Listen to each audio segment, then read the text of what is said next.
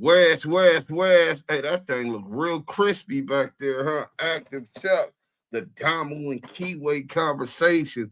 What's the business? Hit that like button on your way in. I'm feeling a lot better, but not all the way better. My shit's still scratchy, but I keep these hot liquids on it, and I'm praying that tomorrow I have no more infections so I can go back to the plantation and go to work. I need money, man. You know what I'm saying? I don't know about y'all. Y'all be complaining about y'all job. I love my job.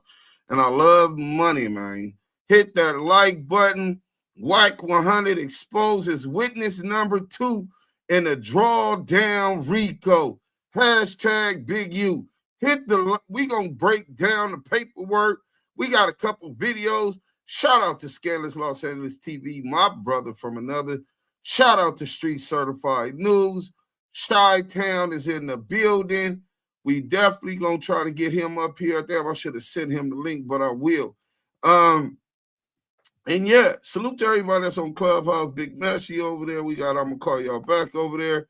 And welcome to the Damu and Kiwe Conversation. Please hit that like and share.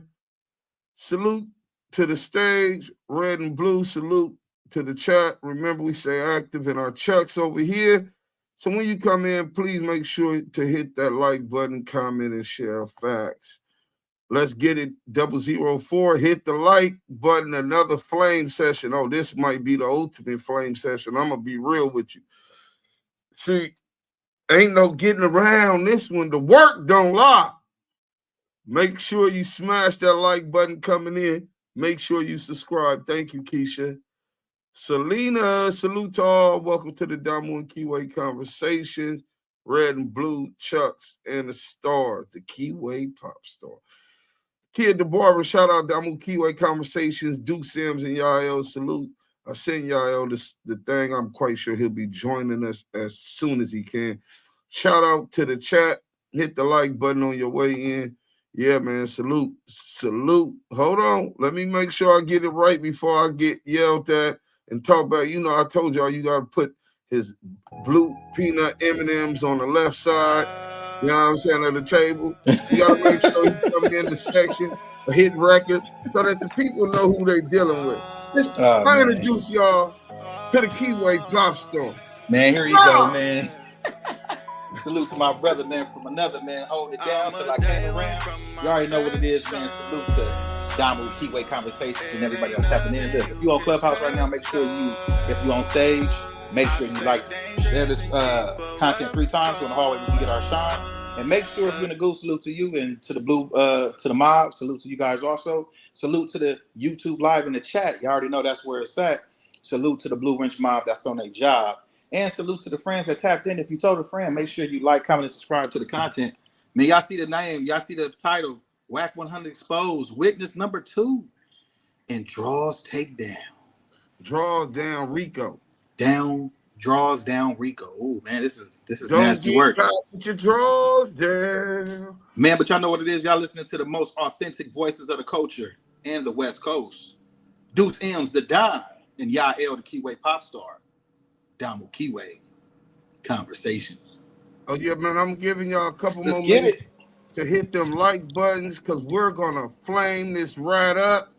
I know that people been speculating, but speculation goes nowhere. Documentation always be speculation.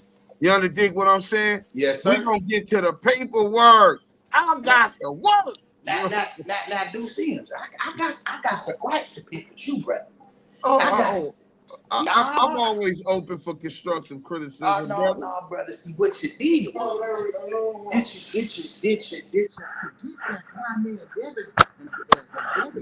far back. I can't hear you. You gotta come out so close. Oh, can you hear me, brother? Can you hear me? There you go, brother.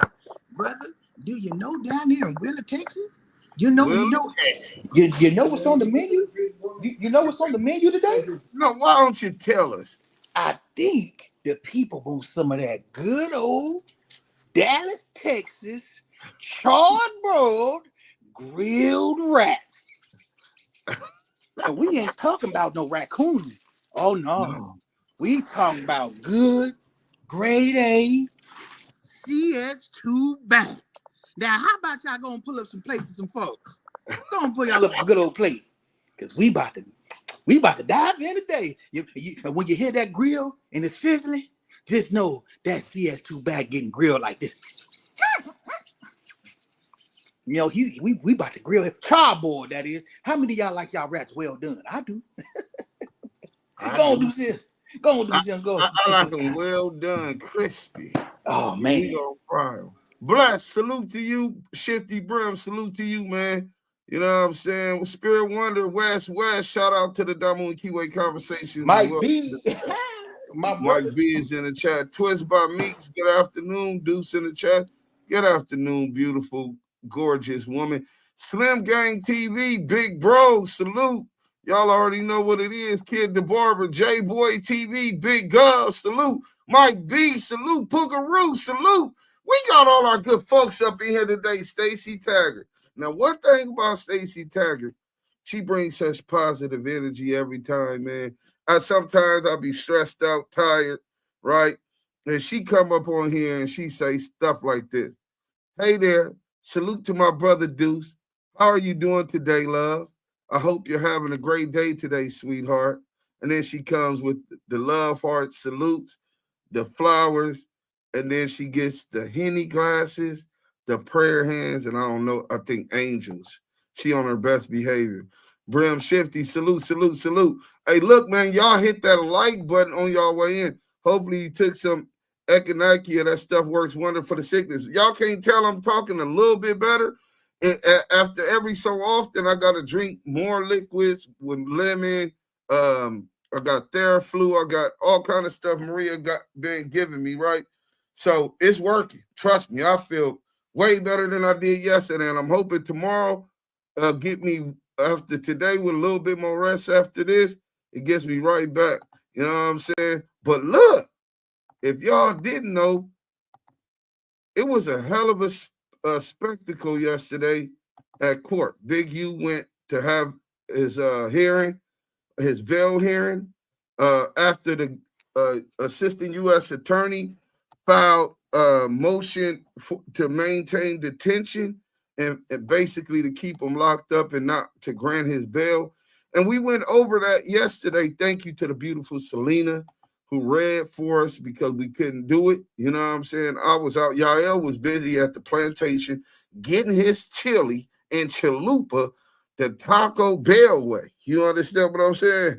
I mean, this nigga was getting to it while we on live. The only way to do it. That's how you stay paid. But and then I was under the weather as I am now.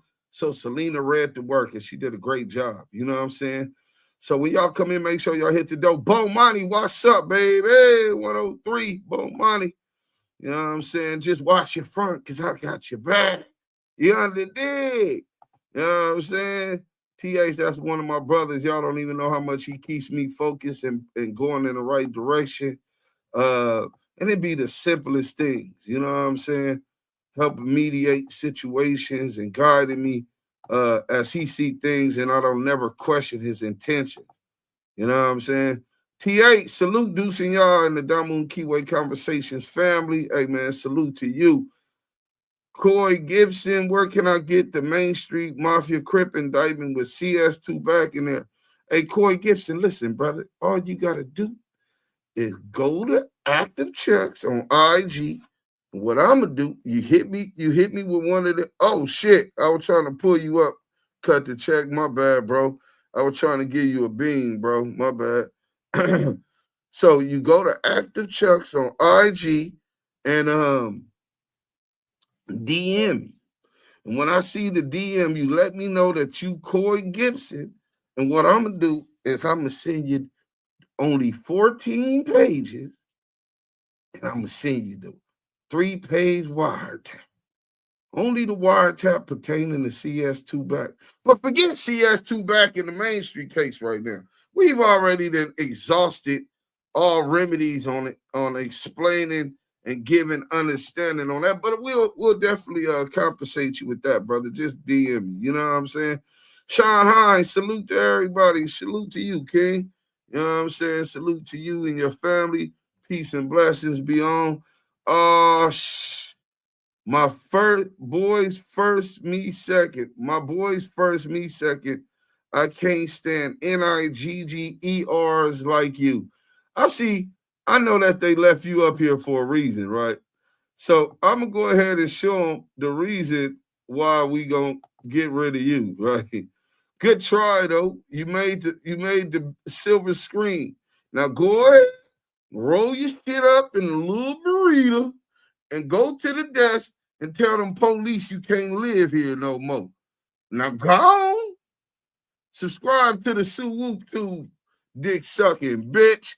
Hey, Scandalous Los Angeles TV is in the building. Salute to the GOAT, man. We definitely got the GOAT in the building. You know what I'm saying? Grateful 15009 with the Henny glasses. Salute to you. I really send my blessings to you also. Corey Gifts, Damu, the biggest TV hashtag Damu Kiwe Conversations. Salute Deuce and Yael. I talk the dog. This still Zooterland just changed my channel name. Okay, I'm about to start reacting to your content, bro. Hey, listen. If you gonna be doing it like that, biggest TV, make sure that you hit me on IG. I'm gonna put you in the ETE podcast Instagram group where you'll be able to conversate, get exclusive content, and you got the right to go ahead and react to whatever we talking about, brother. You know what I'm saying? When you fight the good fight, but on the side of justice and the Most High and His people, and obviously for you to want to cover our stuff, you must feel that that's what we're doing. We always want to support that, man. If you make a hot toddy and take some Jamaican alcohol and rub it all over your body and wrap up in the blanket, sweat it out, you'll be good to go the next day. You know what, Twist Button? I'm going to try that, right? I'm going to have Maria rub it all over my body, but I'm going to try that when I do it, but I have to bring this content. This content, I ain't finna try to sell it to y'all or nothing. Y'all just got to hit that like button. But this content is the content. The content is content. But I don't see them likes. I don't know what's going on down there. Maybe my team will tell me Money Inc. They saying they name in open court by law. They say your name on your case. They saying they name in open court by law. If they say your name, you're on the case. Okay, I see what you're saying.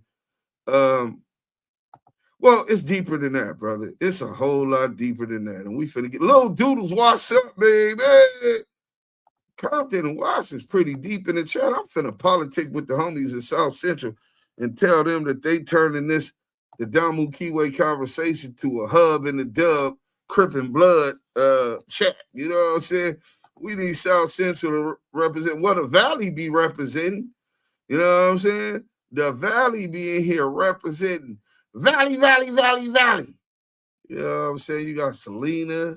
You know what I'm saying? You got G Mac, Raider Q. What up? You know what I'm saying? You got Big Messy Mar.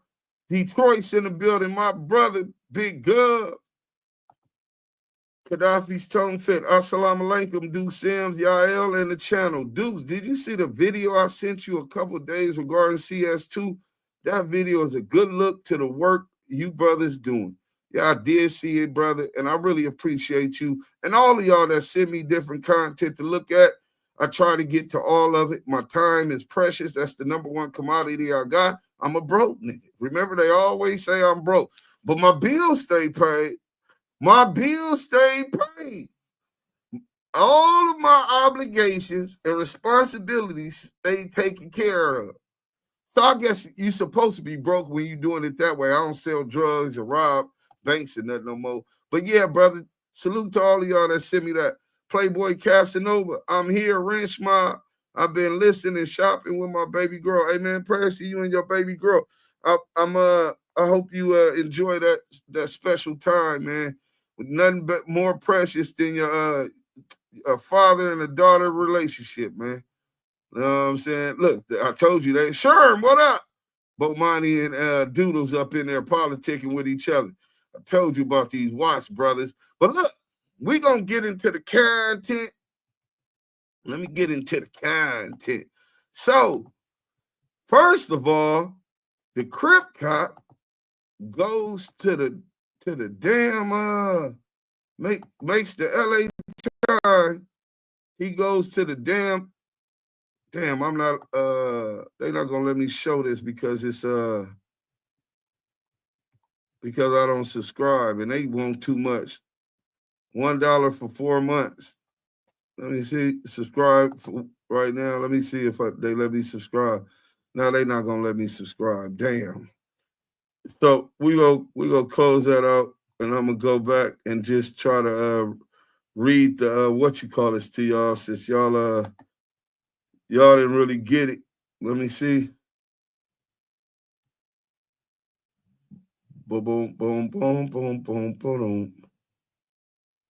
So the crazy thing is, the Crip cop Christopher Love boys shows up and sits behind the police and at Big U's court date. First and foremost, you're not family, you're not a friend. Use the opposition and a composition. Hashtag composition in the chat. You know what I'm saying? Hashtag composition. You're not the opposition. That's the new word for these rats. You're the composition. You know what I'm saying? Feds say LA gangsters spoke of the orange man. Oh, shoot. It still didn't let me get into all of that. Boom. So here it go right here. More than a, hold on. That's not the first one we want to get into. Boom. Bam. It's totally out of order. But we can start here. Let me show y'all this. Hit that like button, man. We're going to tell y'all the story, and then we're going to get into this content. You know what I'm saying? We're going to get into this content. So, I hope everybody can see that. I'm going to blow it up a little bit more so y'all can really see it. You know what I'm saying? And read it. Ahead of the hearing, tensions ran high. Henley's family members confronted Lovejoy, questioning why he was in court and whether he was there to testify.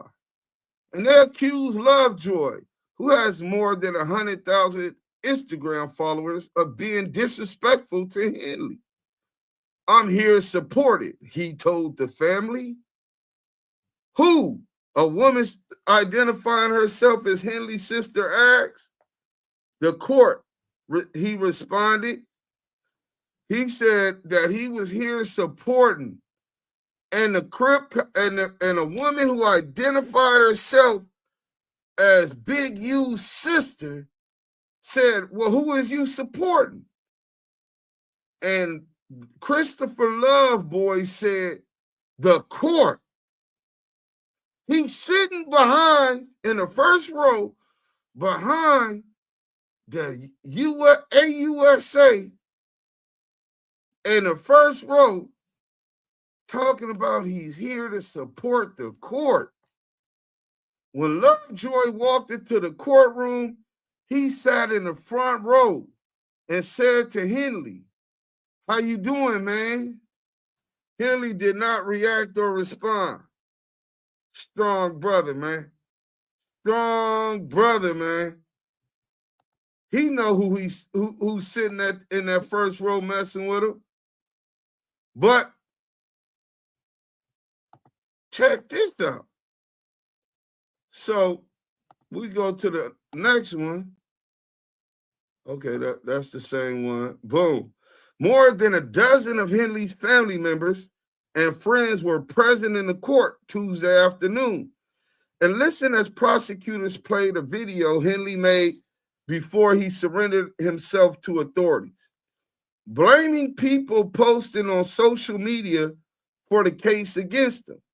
Among those he blamed was Christopher Lovejoy, a boxer known as 600, who was in the front row.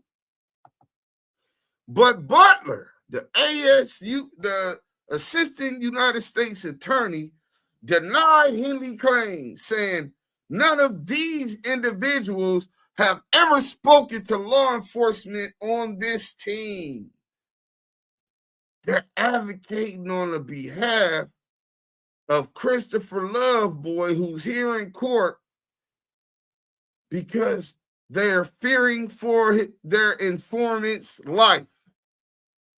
And we're going to get into the paperwork, and you ain't got to believe me. They're talking about some of these witnesses and informants are no longer cooperating. So this is an issue for them, right? Ahead of the hearing, tensions ran high. So it goes into that or whatever.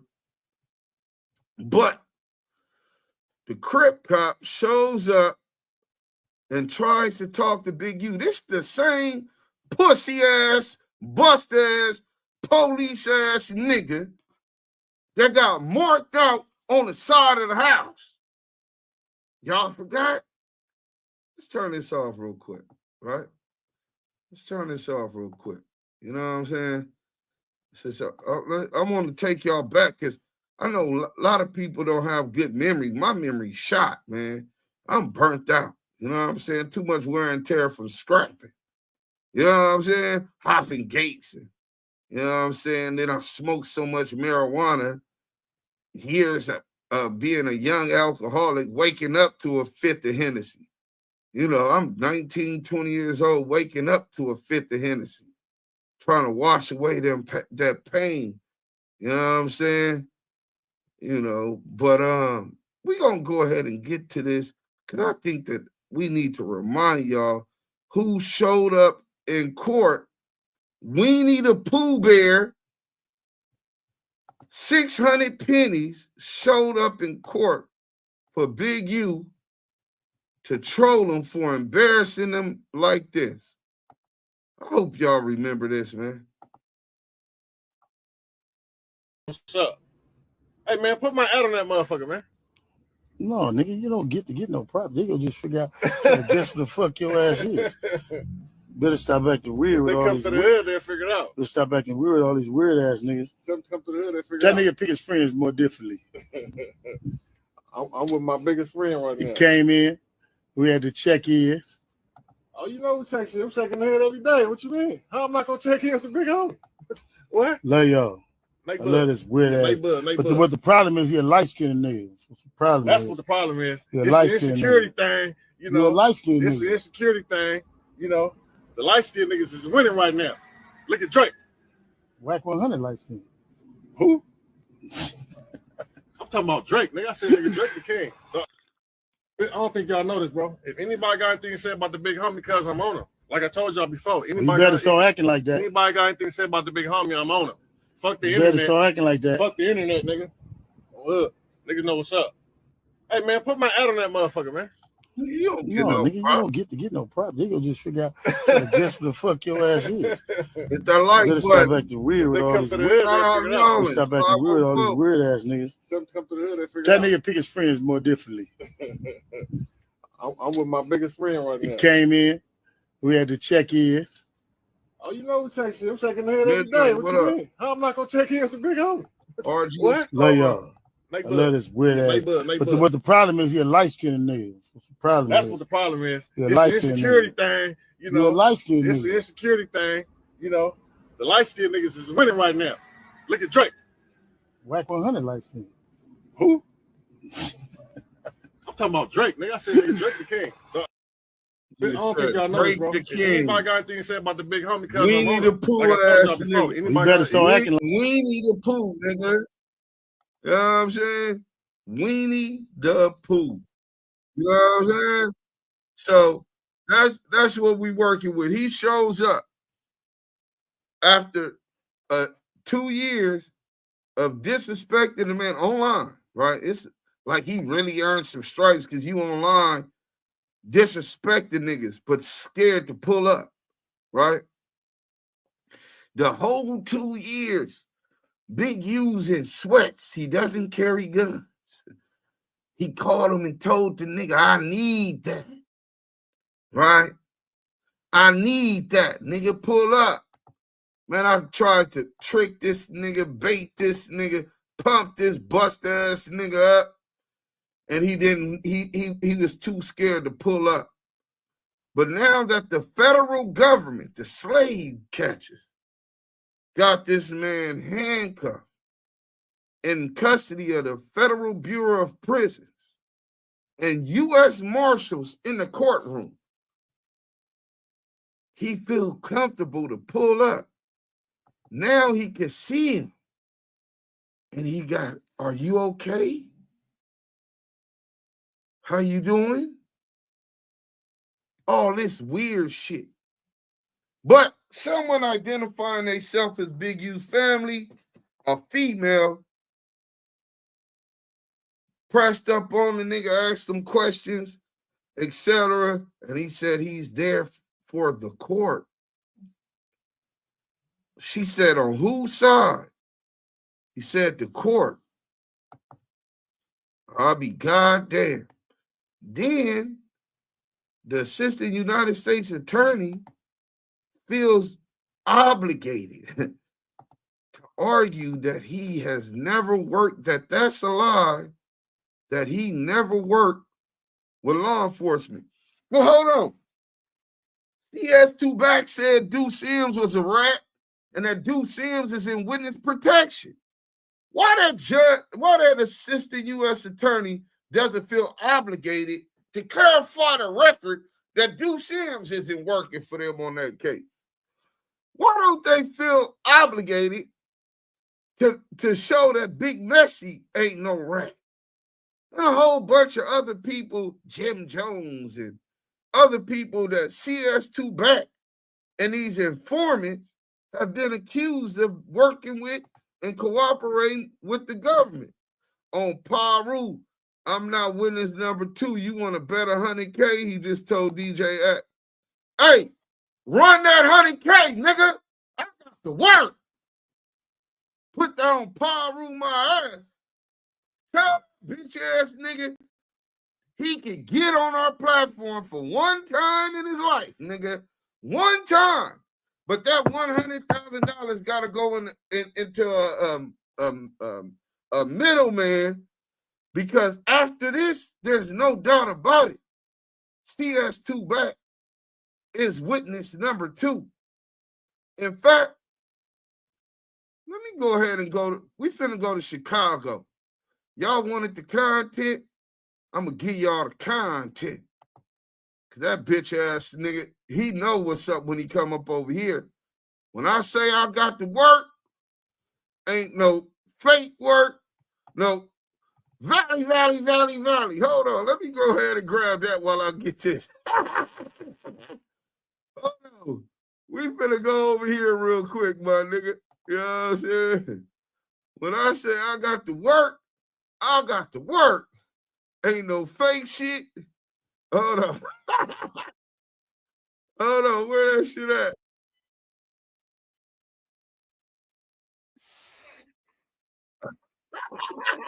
Where we expose the exposers. If you guys have been following what's going on, you know that yesterday was a thing of absolute beauty. Lucy, the liability, strikes again, making his entire team of rainbow rats look like a bunch of lying-ass goofies. Yesterday, we all got to see just how desperate and thirsty the rainbow rats are for content.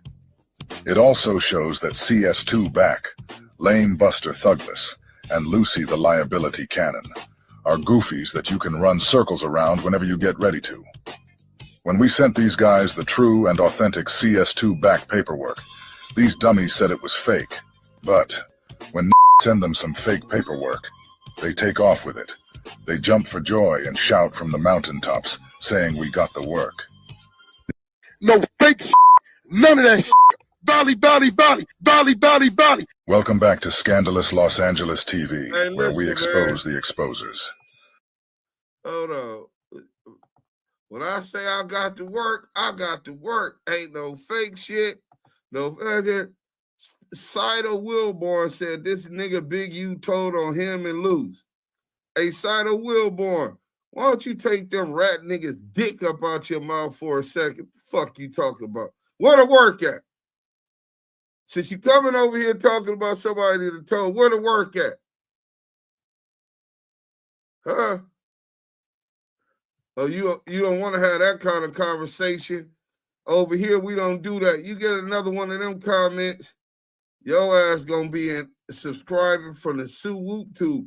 What I'm saying is y'all speaking the truth. They can't give them a bond about saying someone's name who not in fear of his, who has nothing to do with the case. Oh no, that's a fact. But it's deeper than that. You know what I'm saying? Let's go here first. Me and my boy Street Certified News. We talked about it earlier. I shot him some shit. He helped me confirm some shit. Salute to all the brothers that really network on this internet, you know what I'm saying, to bring truth and light to situations. Street Certified News is one of those reputable platform as long as I've known it. And it seems like he got a message for y'all. Let's go! Hit the like button.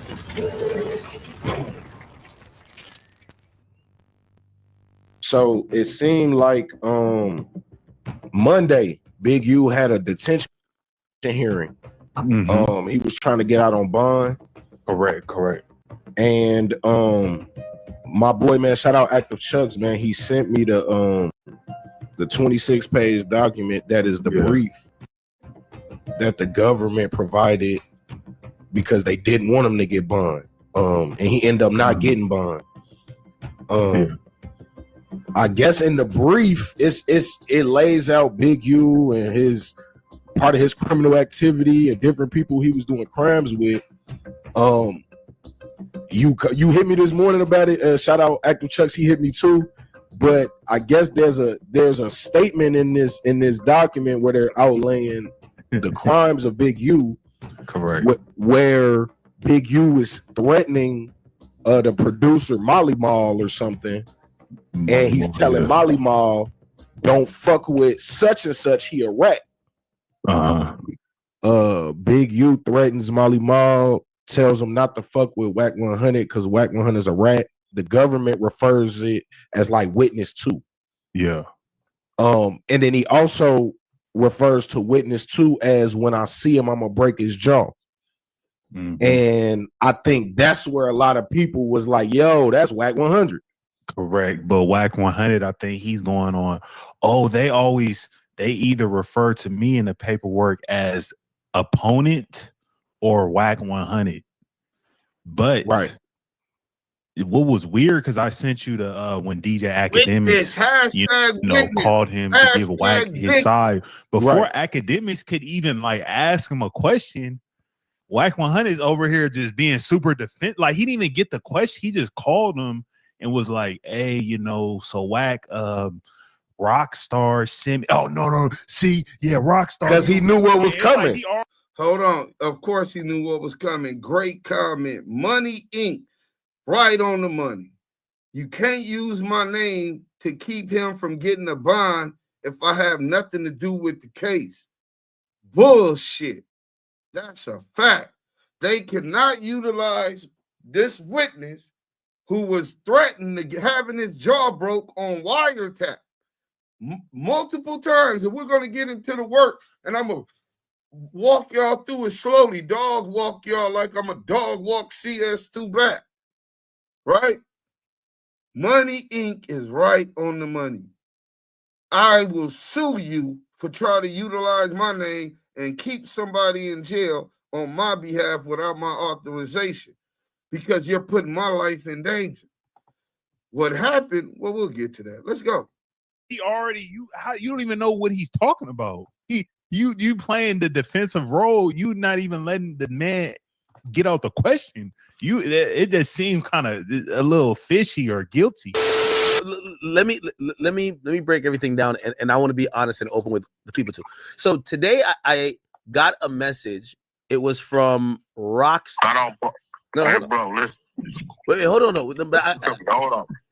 WACK100 knew what Rockstar with all these people and with Academics, he knew what they was gonna say because his name really got mentioned back in the March paperwork in the 75. So in March, there was the main indictment that came out, 75 pages on Big U. In the March paperwork, if you were to read every single page and actually know what they talking about, I believe they mentioned Wack dealing with Molly Mall and being a rat and all of it. They mentioned that in the first indictment. So then when the second, when the statement of facts from the government comes out to challenge Big U's bond on Monday, it alludes to the same story in that paperwork, but it doesn't get as detailed. So if you were to go back to the original document, that's what I'm doing right now to get the exact part. WACK100, I'm sure he's had people read the paperwork or he's read the paperwork himself. He knows that's him. And that's why when academics started talking already on the defense, he already knew where he was going with it. To play, you do it WACK100 semantics, all these moving the goalposts, giving all these different explanations and different examples of situations that is not similar to what he's going through. Typical WACK100 just beat around the bush, because this is the thing with WACK100.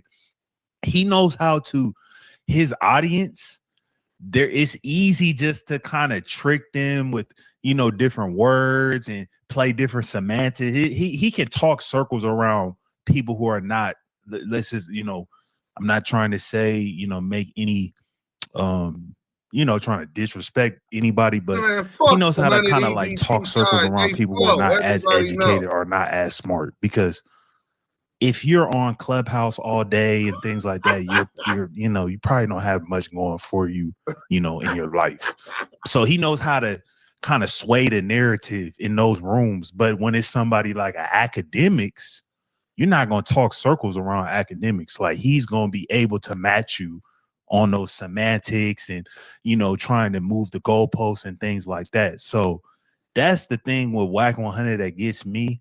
It's like, anytime that is somebody who can match him on the intellect level, then it's nigga, hey, we gonna catch the fat. Then it's when he knows that he can't win on that on the intelligence side, then he comes with the, I'm a gangbanger, I'm a street dude, I'm gonna beat you up. But at the same time, you talking about, the only people I deal with are business people and multimillionaires. If I call somebody, they'll give me $500K. Now, I don't know if that is true or not, but it's like you try to play both sides of the fence. You know what I mean? It's like, are you a gangbanger or are you a businessman? I personally think him and academics did the play before the play. Where I'm gonna call WACK. I'm gonna call you. So just kind of, That's why in what do it say in the title? We got content. Them boys are starving for content over there.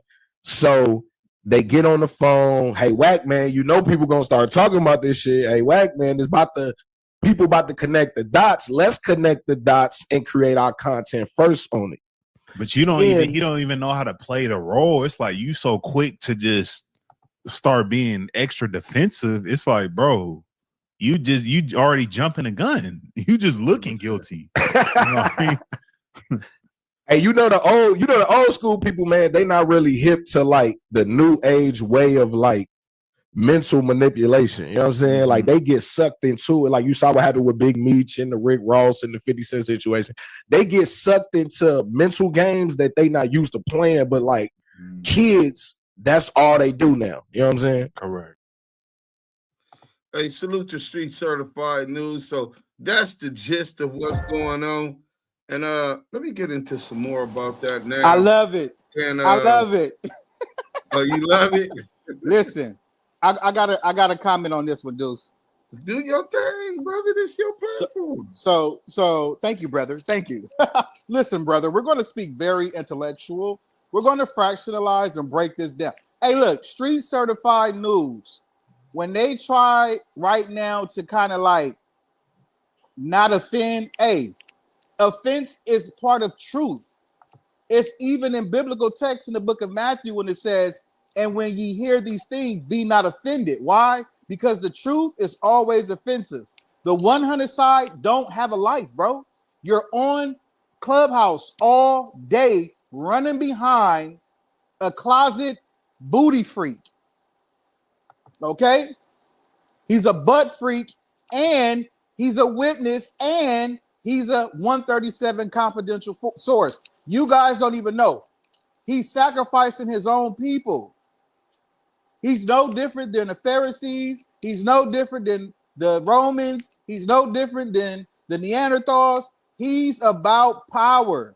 And he's a horny man for content, among other things, because he's a closet freaky dude. And this is what they fail to realize. Offense is part of truth. You're going to be offended. And the fact that these idiots don't got no life and all they do is sit on Clubhouse. Yeah, Wack. Wack, yeah, Wack, because you was trying to corroborate. Motherfucker, you don't even know what you're talking about. But those brothers broke that down very intelligently. Salute to Street Certified News. Salute to Deuce running that content. You guys need to know who is among you. That's why we keep preaching. That's why we keep teaching. And you will never catch us reaching. That's a fact. Damu Kiwe Conversations. Machiavelli C says WACK100 is David Mack, Reggie Wright, Greg Caden setting up Keefe D and Suge Knight. That's crazy. It does go all the way back there. But my boy 504 Street Stories and Gangsta News Network also spoke up on this issue. Hey, we all through the net. If y'all didn't know, y'all in one of the hottest lives on YouTube, one of the hottest rooms on Clubhouse. Why don't y'all make sure that that y'all hit that like button? We got a super chat. Yeah. Oh yeah, brother, I see it. I see the super chat. They coming. Salute to the coolest dude with the 1999 super chat. Salute, salute, salute, salute, salute.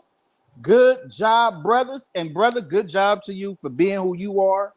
Anything and everything that is donated to the Damu Kiwe Conversation is highly appreciated. Salute to you, your family, and your tribe. And we on. Let's go. Almost somebody that they might be looking into their dance. So it doesn't look like. But I will say, they actually describe you as a rival, basically almost somebody that they might be looking into their dance. So it doesn't look like. But I will say, some of what you may have done may have helped with the timing. Are they saying that you are possibly one of the ones who knows better to speak on Big U? All these guys just on the internet just telling. It's ridiculous, bro. Do you think they should really be responding to you? Because that's being used to keep them in jail. That's being used to keep Big U in jail.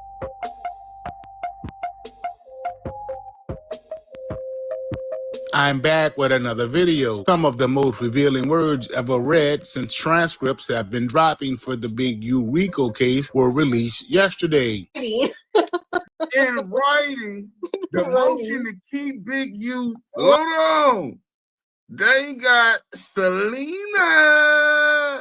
She done made it to the big screen. That's why I tell the team we want to bring it. We ain't shining to the whole team on 504 Street Stories and Gangsta News Networks. Selena, you made it with your shy ass. You know what I'm saying? Now come up out your shell. Let's go. Locked up in detention is because of his threat on wiretap that he was going to break a witness's jaw. This witness being CS2 back to back. So that the AUSA is arguing with the court that this is why Big U should still be in jail. The thing we hear over and over again is, why do I need a deodorant for private parts? I can just take a shower. Let's go. So to protect poor little Rat 100. Nasty work. In a packed federal courtroom in downtown Los Angeles, the hum of anticipation was thick. The ongoing Rico case against a powerful West Coast criminal enterprise had captured national headlines for months. Nothing prepared the public for what came on weeks before the trial, when a newly filed set of court transcripts revealed the unexpected identity of a witness. Many would speculate that Cass Jones, aka WACK100, was that witness. Known as a controversial figure in the music music industry, WACK100 was no stranger to headlines, but his alleged cooperation with federal prosecutors sent a ripple through both entertainment and street circles. According to the transcripts, allegedly Cass Jones was a witness that needed to be provided protection, due in part to his ongoing war with his longtime associate turned rival, Eugene Big U Henley. This nigga need protection. They gotta keep that nigga in jail. I'm beefing with him. Can I get a witness? Oh, Lord, we at the church. We ain't going nowhere. Can I get a witness? Not the big bad pay rule, nigga.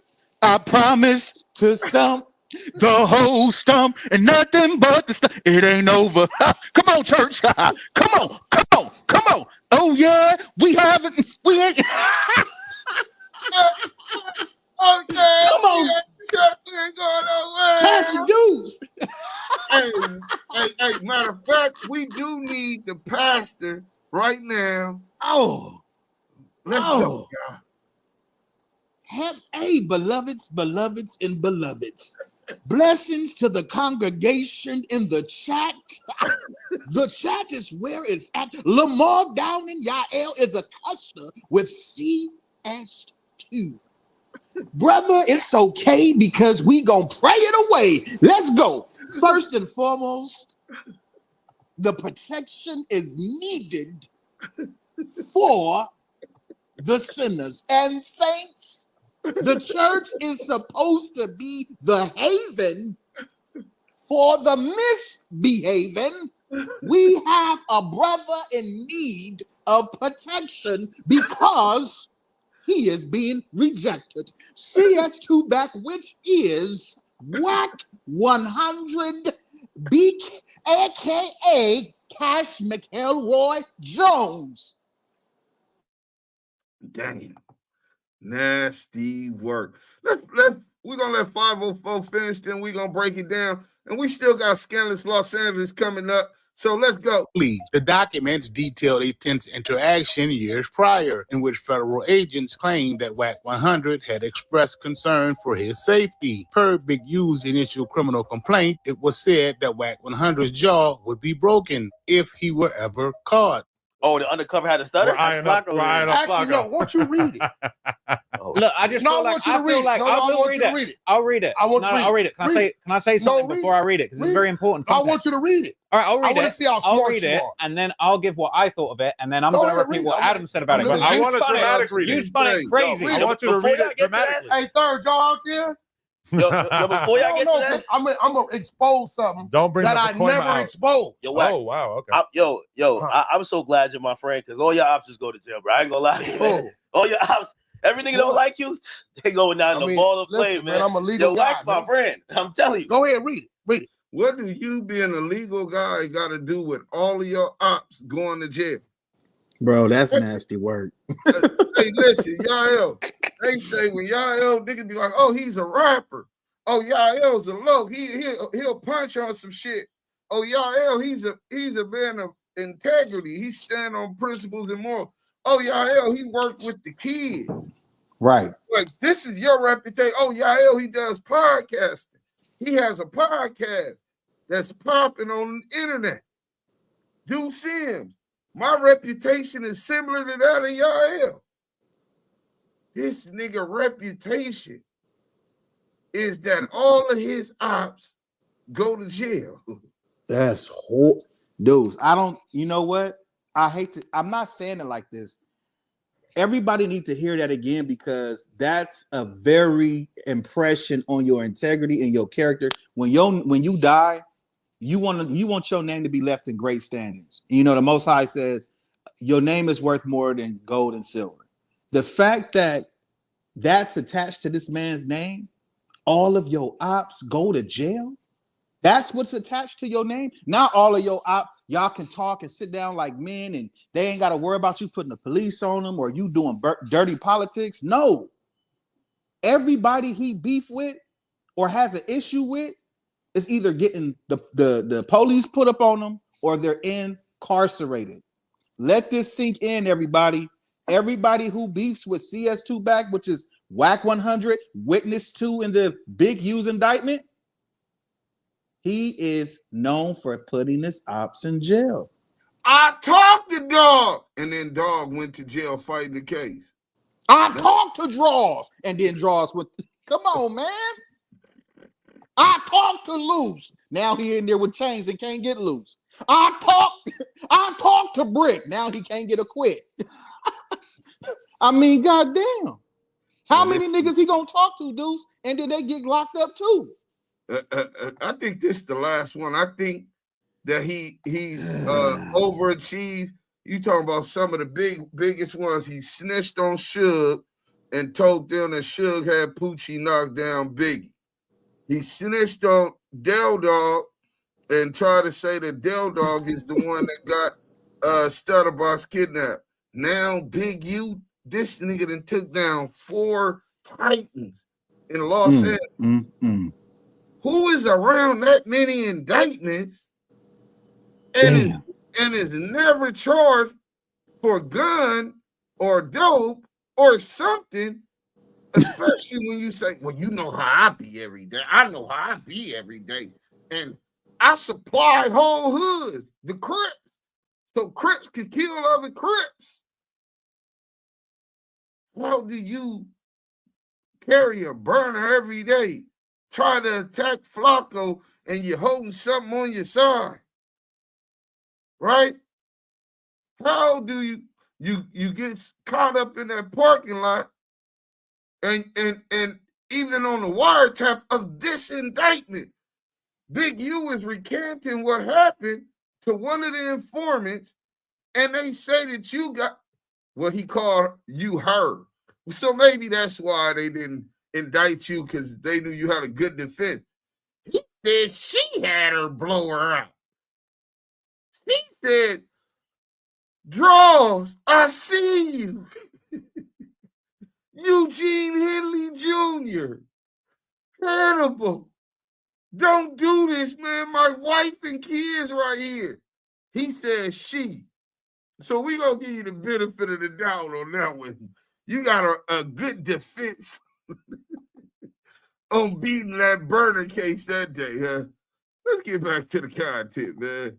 This shit is nasty. I'm on him for doing his weird shit. Go ahead. Henley recounted to victim 1, and then this is on a wiretap, right? So bear in mind, this is very important. This is Big U bragging about doing this on a wiretap to somebody else. On a phone. Not knowing that he's being listened to, right? Read it. Henley recounted to victim 1 an incident in which Henley and Rolling 60s gang members chased down WACK100, attempting to hurt him. Quote, there's 15 to 20 dudes with us with hoodies tied down. I got my hoodie on, all black, tied down. She boom. She jumped in the car, paid for, redacted, and then took off. Boom. This dude screaming. My wife, Draws. I see you, Eugene. I see you. Eugene Henley, I see you. He's screaming all of that. He's got his blower.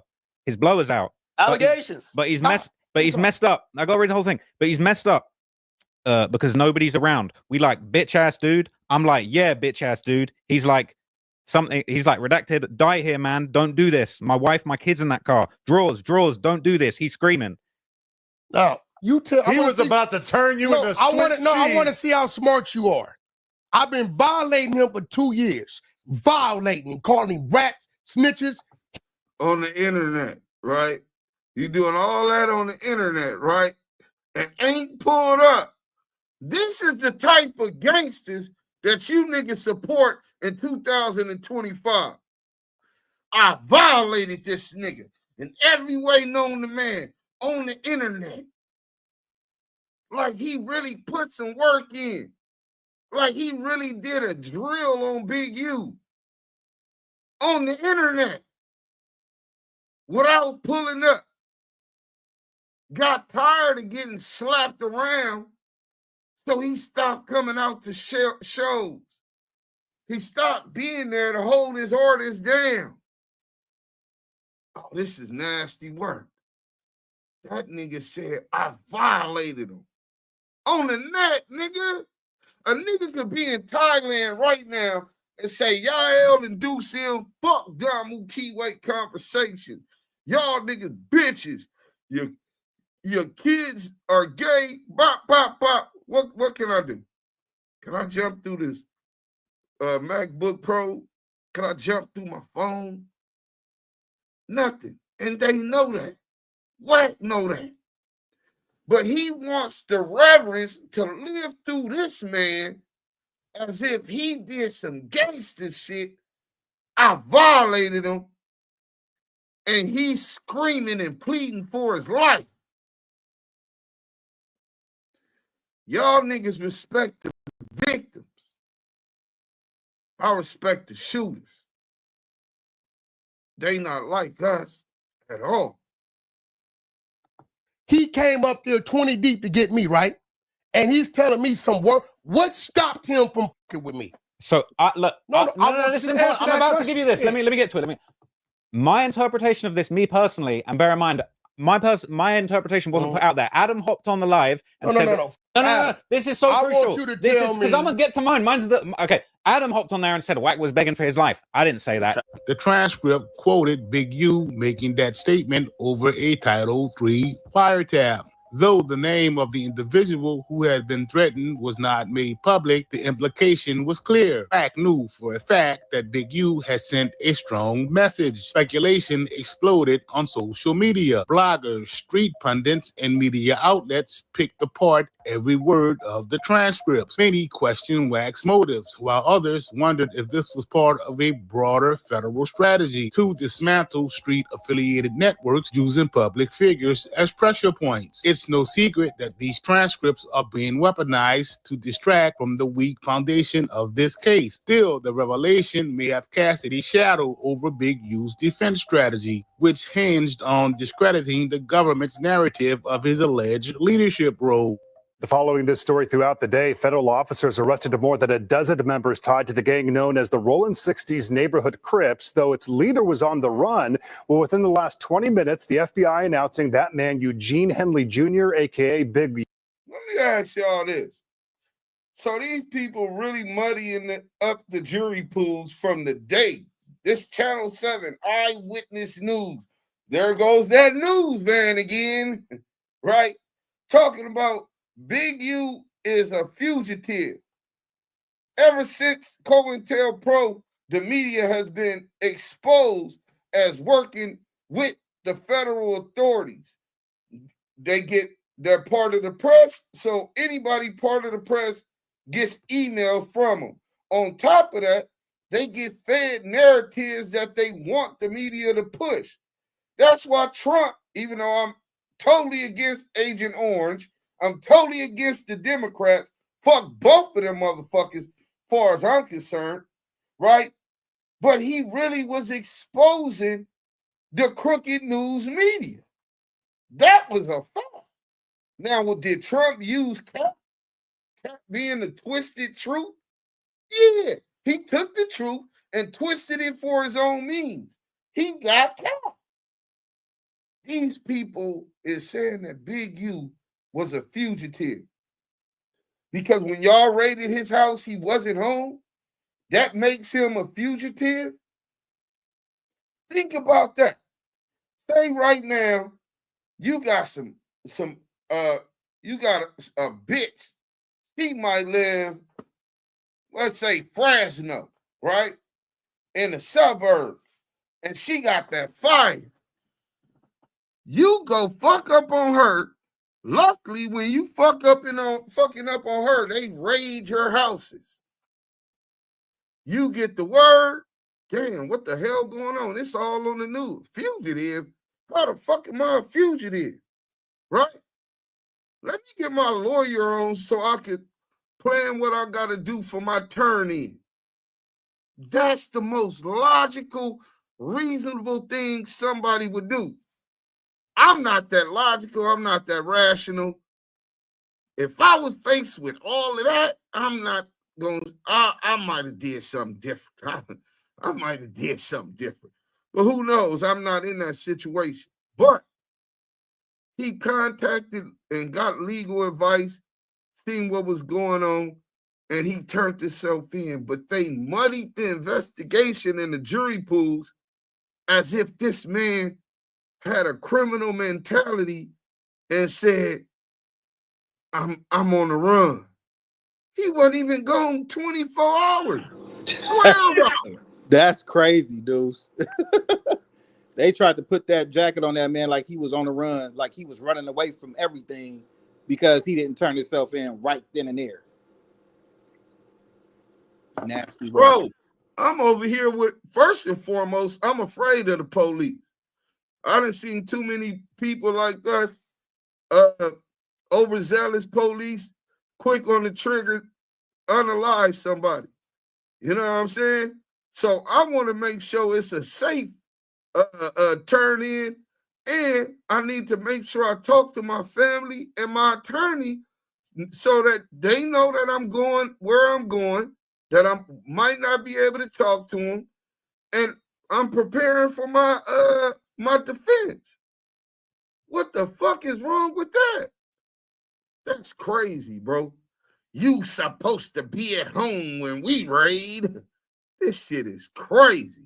Let's go. Big U is now in custody. We have just learned new details that Henley turned himself in. Earlier, Air 7 was overhead as some of the alleged gang members were being processed at the FBI's LA field office. 19 were indicted. The FBI says Henley headed up the local Crips gang for decades.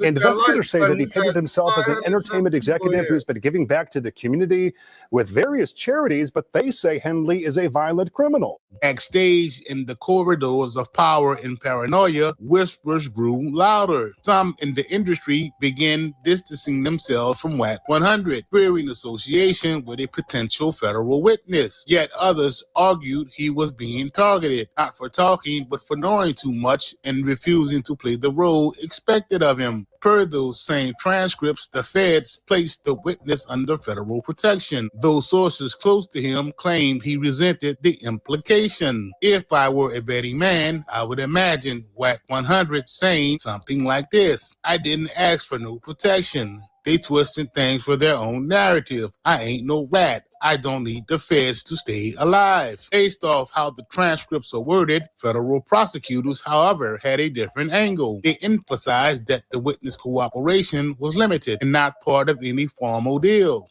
As Big U's trial date nears, the alleged mention of WACK100 in the transcripts will indeed become a lightning rod, not only for legal pundits, but for a culture that blurred the lines between fame, fear, and street code. Whether he intended to or not, Cass Jones, aka WACK100, has become a symbol of a larger tension between loyalty and legality, silence and survival. If you were to ask WACK100, he would tell anyone that will listen that he has nothing to do at all with Big U being indicted. It's very out of the ordinary for there to be an oncoming Rico and for so much of it to already be being discussed on social media and on podcasts. Who's doing that? When does that happen? You and 600. In a recent stream uploaded to his YouTube channel, academics would challenge WACK about his involvement in Big U's case. And in typical WACK100 fashion, WACK would fly off the handle. If WACK don't answer, media shit and then police shit. What's that line? Oh, hey, real quick. Hey, John Stratton says, for asking people for capital for the babies and keeping it for self is some devil shit. I believe that you're right about that, but are you sure that that's what happened? Or is that just what the federal government is accusing? Because last thing I heard, you was innocent until proven guilty. But thanks for the comment, John Stratton. I don't know if you're black. I doubt that you're black. If you, and all skin folks ain't kin folks. So I hope y'all remember that. But you definitely ain't kin folks. Talking about, it seems like you already convicted a man and he ain't even had his preliminary hearing, nigga. You worse than the federal government. What's wrong with you weird ass niggas?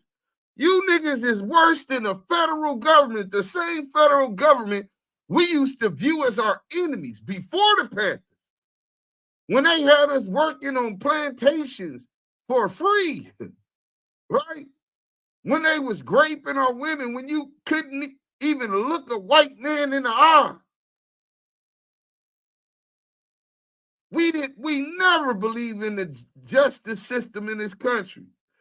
But it sounds like you have a whole lot of faith in what the assistant United States attorney has alleged that you just ran with it. No defense, no preliminary hearing, no trial, no pre-trial, no trial, no nothing. Because he's guilty because they said it. They also said I broke a federal correctional officer's nose. I was found not guilty of that charge in a trial. Federal indictment. They said that I dropped another federal correctional officer with an uppercut. I was found not guilty on that on those allegations in a trial. So for you motherfuckers that convict niggas without due process, I hope any of your family members go through this shit, you got that same kind of energy. Because it's innocent until proven guilty. Since you believe in the government so much, isn't that your American values? American? Weirdos. Let me go, man. Oh, shit. I sent it to him before it went on the internet. Okay. Now, what? Don't get mad at me. I'm going to ask this question. And I'm not trying to get jammed up, but I'm just thinking out loud.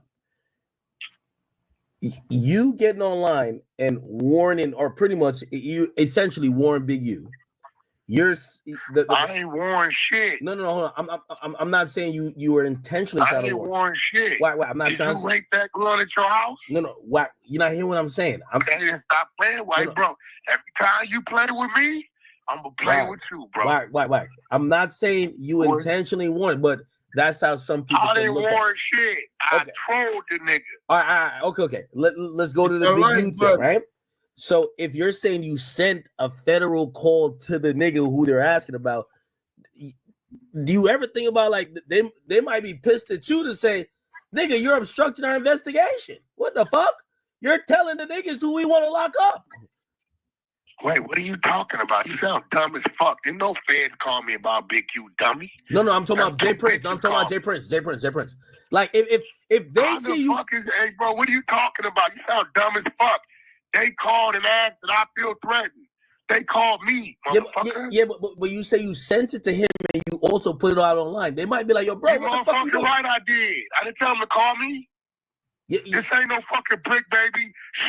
Don't nobody know what else. Fuck out of here. Yeah. I'm only asking because maybe they're like, yo, you're obstructing our investigation when you're. That's not obstructing, nigga. No, I'm just asking. I don't know if it is. That's not obstructing because guess what? There was never a crime committed against me. There was never a crime committed against me.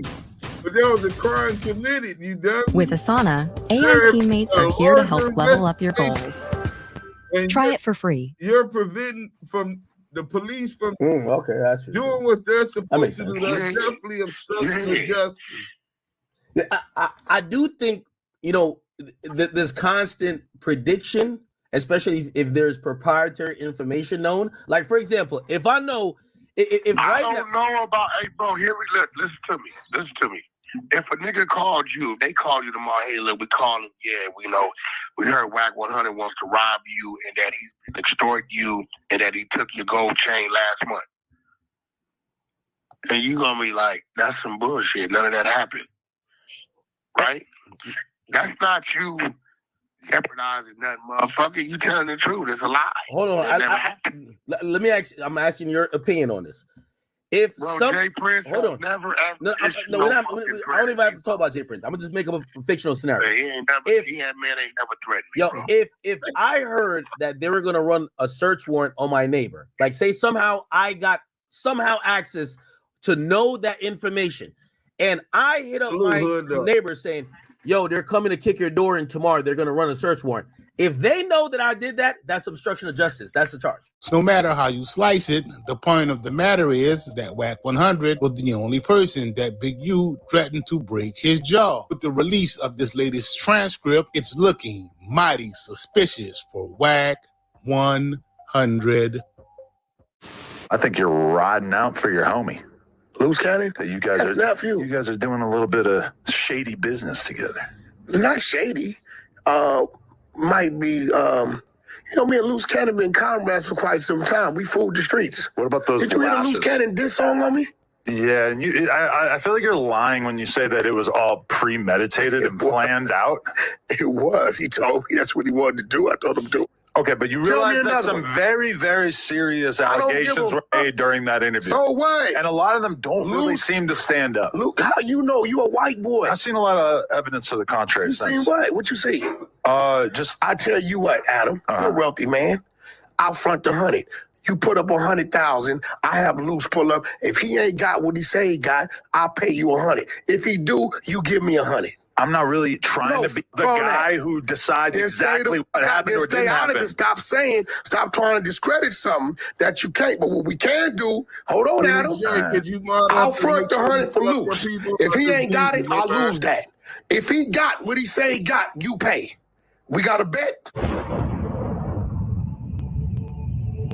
Hey, listen, man. This is Google Pixel 9 Content is it's free at content. Rest, with plans starting at And in this sector, 504 Street Stories and Gangster News Network, the Street Certified News.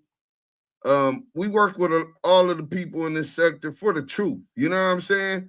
To keep focused, not get spent, and to stand on business. You know what I'm saying? So let's get to this. Let's get to the content. You know what I'm saying? We got to work, nigga. We got to work. Hit the like button. Let's see what they say. Active Chuck's Damu Kiwe Conversation, y'all. The Kiwe pop star and Duke Sims, the Don, and the chat. It's Duke Sims, the Don. Yeah, fact.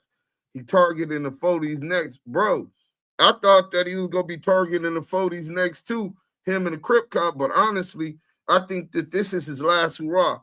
So far, he's been a 137 confidential source, and this one he is listed as a witness, a victim.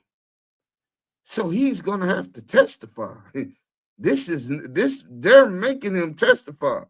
So he's no longer 137. Let's get to this content real quick. Because, see, I was going through the paperwork after last night when I had came across what I came across. You know what I'm saying? And what I found, wrong way. Let me go the other way to get the right documents, right? Oh, this is some nasty work. So, when you get, let me go to this one first. Let's go here first, right? So that y'all can see what's going on. In court yesterday, the motion to keep Big U detained, they utilized the threat against a witness. And what witness is we talking about? We're going to break it down to the very last compound, right? Witness number 2. Kind of like he was CS number 2. But he's a witness and a victim. So if you go on page 8 in the detention motion filed by Assistant United States Attorney in the case on the draws down Big U Rico case, it reads as follows. On multiple intercepted calls, defendant, who is Big U in this case, right? Big U talked about beating up or at least breaking a witness's jaw. So whoever Big U, this is just common sense. I know common sense ain't really that common. You know what I'm saying? But breaking a witness's jaw. And while defendant may claim other reasons for feuding with that witness, this court should protect them. This is one of the reasons the AUSA argued to the court to not release Big U on bail because of a threat against beating up at least one of the witnesses. Now, let's be clear. This ain't something that was intercepted or call intercepted since he's been charged Oh, no. This ain't something that they got on him calling out, hey, look, that nigga snitching. Break that nigga jaw. No. These, at least one occasion, right? On multiple intercepted calls. So not just once did he say he wanted to break this witness's jaw, but multiple times he said that, right? And this witness is somebody that he was feuding with. And he might claim that there's other reasons for feuding with that witness, like he found out that WACK was CS2 back, so he cut his bitch ass off. He might say that's why he's feuding with that witness, right? But the court should protect him. The court should protect this witness and keep Eugene Henley Jr. locked up as he fights for his life and against a 600-year sentence in federal penitentiary. This is what it's saying. So with this description, as soon as I read this, I told my nigga Scandalous Los Angeles, bro, they talking about what? He said, well, yeah, you know, he playing devil's advocate, which I respect. We definitely don't want to go head over heels. We want to cover all bases, cross all T's, dot all I's, as our journalistic reputation depends upon that. Pop LQ did the exact same thing. So we're believing that this was WACK100. He said, well, who else did he say he was going to break their jaw? I said, well, there was one time he said he was going to break Molly Mall's jaw, or he was going to, or was it Dale, one of the other victims, alleged victims, right? That he said that, but he said that one time. They said multiple times about this witness that he was beefing against. Who else has Big U? Big U has never spoken publicly about Molly Mall. Not once. Not on any evidence that we got from wiretaps have they accused that he spoke publicly about Molly Mall. Right? The only persons that he have addressed, and then you go to the date, right? Let me make sure that y'all can see this, right?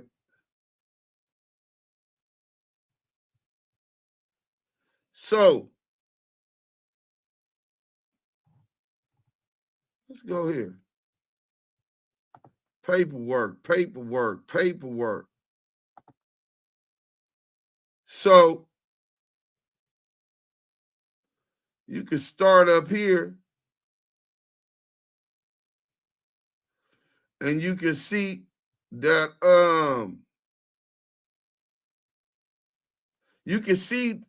the feds is very, very slick too, right? So it says, in talking to former NFL Pro Bowler, Henley stated that he was going to beat the shit out of witness 2 for starting shit between Henley and WACK100. So you would think that witness 2 would have to be on this case. But if you pay attention, there's more than there's witness 2 on the murder case in Vegas, which has not been charged in federal court. And then there's witness 2 on this Rico indictment. 2 different jurisdictions. They're both witness 2s. So they try to spin you so you don't know who they're talking about and to throw you off the scent of who these informants is. But back to common sense, right? So we're going to get to this on 12/30/2022. Can y'all see that? 2022, 12:30, Henley again stated, meaning he stated this previously. He needed to break WACK100's jaw. Ain't that what they said about this witness? So if WACK100's jaw gotta be broke and he's witness to and his jaw gotta be broke, then he's the witness that the AUSA is talking about and defending in the LA Times. These motherfuckers went and defended Christopher Lovejoy, the Crip cop, Christopher Love boy. Busted Thugs and CS2 back, saying that that's a lie. They never conversated and worked with this team. They've never cooperated with this team. Well, first and foremost, you can divulge the evidence of your informants at period, unless the court forced it upon you, especially in 137. But why would the prosecution feel obligated to defend someone like WACK100's honor? And why was the Crip cop at court talking about he's there to support the court anyway? What gang member you know supports the court? But again, Henley again stated he needed to break WACK100's jaw. That's not the first time. The first time that they spoke about it in the wiretaps was when they said witness 2's jaw, right? Here it goes again. A couple weeks later, not even a couple weeks, from December 30th to January 2nd, 2023. So that was 2022. And now, 3-4 days later, Henley told DS he needed to at least break witness 2 jaw, right? So here it goes. He's steadily talking about breaking WACK100's jaw. WACK100 is Big U's adversary. He's the only one that Big U has addressed. Now let's go to March 2023. Okay, that's still not the right date. Let me go over here a little bit more. Boom. All right, March 2023. March what? March 25th.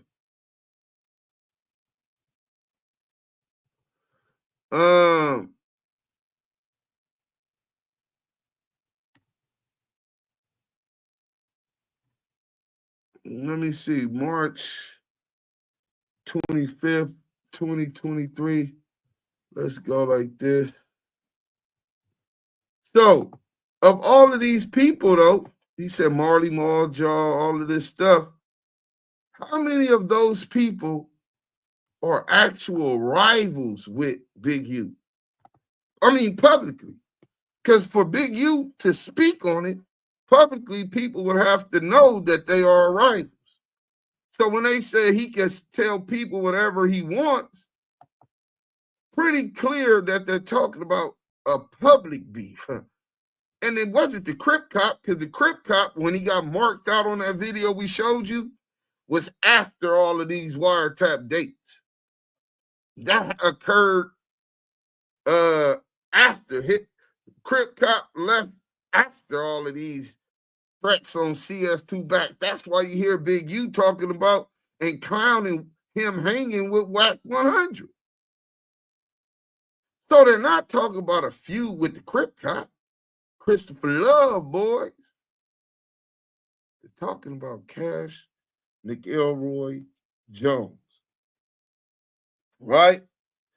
So witness 2 for the murder, which is yet to be charged in federal court, and more than likely will come up under, if charged, Las Vegas jurisdiction.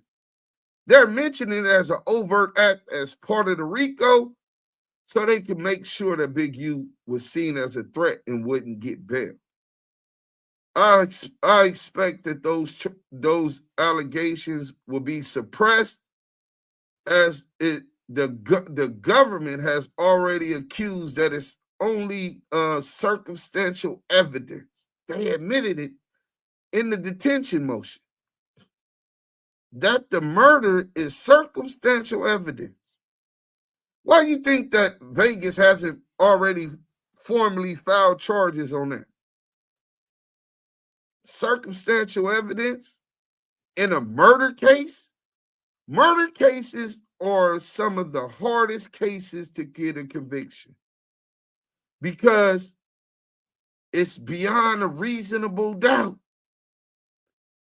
And it could be reason, could be place and time. Big U's in Vegas. His phone's off for several hours after he was allegedly last seen with this guy. Well, what if the girl comes and says she was sleeping with Big U, just like I would do if I was cheating and wasn't supposed to be with a woman also? I'm just giving a hypothetical. That's reasonable doubt. No murder weapon, no DNA, no GPS tracking, no eyewitness. That's a problem for the prosecution. But to bring up this alleged unaliving in the news would definitely help muddy up the jury pool, convolute and cancer the jury pool. It would also be hard to get a bail with such allegations. The AUSA knew that. You know what I'm saying? They make him climb a mountain before he gets the opportunity to even think about getting a bail. You know what I'm saying? So then they utilize this fact.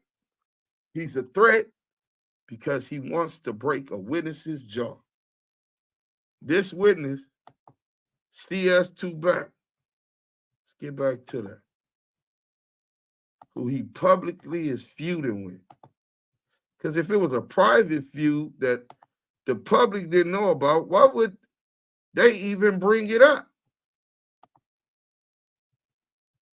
And WACK is telling people that the transcripts and paperwork in the court absolves him of allegations that he has anything to do with, is a witness or a victim of, or have participated with law enforcement at any point in this investigation of Big U. The FBI, the AUSA, or the Joint Task Force cannot come vouch to the people in the community that you're not working with them. If you're working with them, it's in their interest to tell us you're not working with them because they still need to use you. They need to protect your identity so they can continue to work with you as you set up other people. Because you're a fucking plant, nigga. You're a piece of shit informant that's been planted since Reggie Wright Jr. brought you to death row.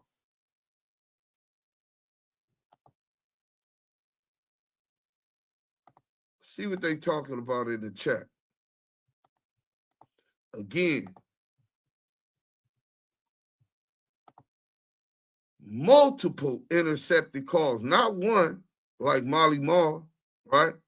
The Grammy award-winning producer. No, not him. They said he need to break his jaw once. But who else did he have a public dispute with everywhere? Dale, quick to tell, long tail, Dale the rat. Nobody knew who he was until after this case was public and they had already arrested these guys. Who else do we know that Big U has an issue with? The Crip cop was still around him at the time. Who else? Loose Coochie Cannon? We don't have nowhere in the wiretaps where Big U says he want to break Loose Coochie Cannon's, Loose Coochie Ashley's jaw. Not one. So, just keeping it real simple. Witness that is feuding with Big U. Ain't nobody feuding with Big U. The government itself said if it was a beef, ain't no ifs, ands, or buts about it. He gonna be here or he ain't gonna be here. One way or the other, whatever it's gonna be is gonna be. If there's an issue. So they gotta be talking about feuding on the internet. Like a lot of this hearsay shit they have cited in the indictment and in the federal complaint. On multiple intercepted calls, defendant talked about beating up or at least breaking a witness's jaw, while defendant may claim other reasons for feuding with that witness. This court should protect them. Now, before we go further, I want to get to the bottom, and I want to see what everybody's saying. Who is this witness that they talking about? Let's see who this witness is. Everybody in the chat, get active on Clubhouse, also on Instagram, also on Twitch, also get active in the chat. Let us know who is this witness that they're talking about.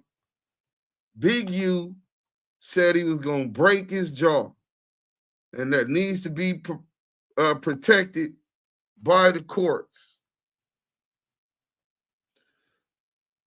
In the chat's where it's at.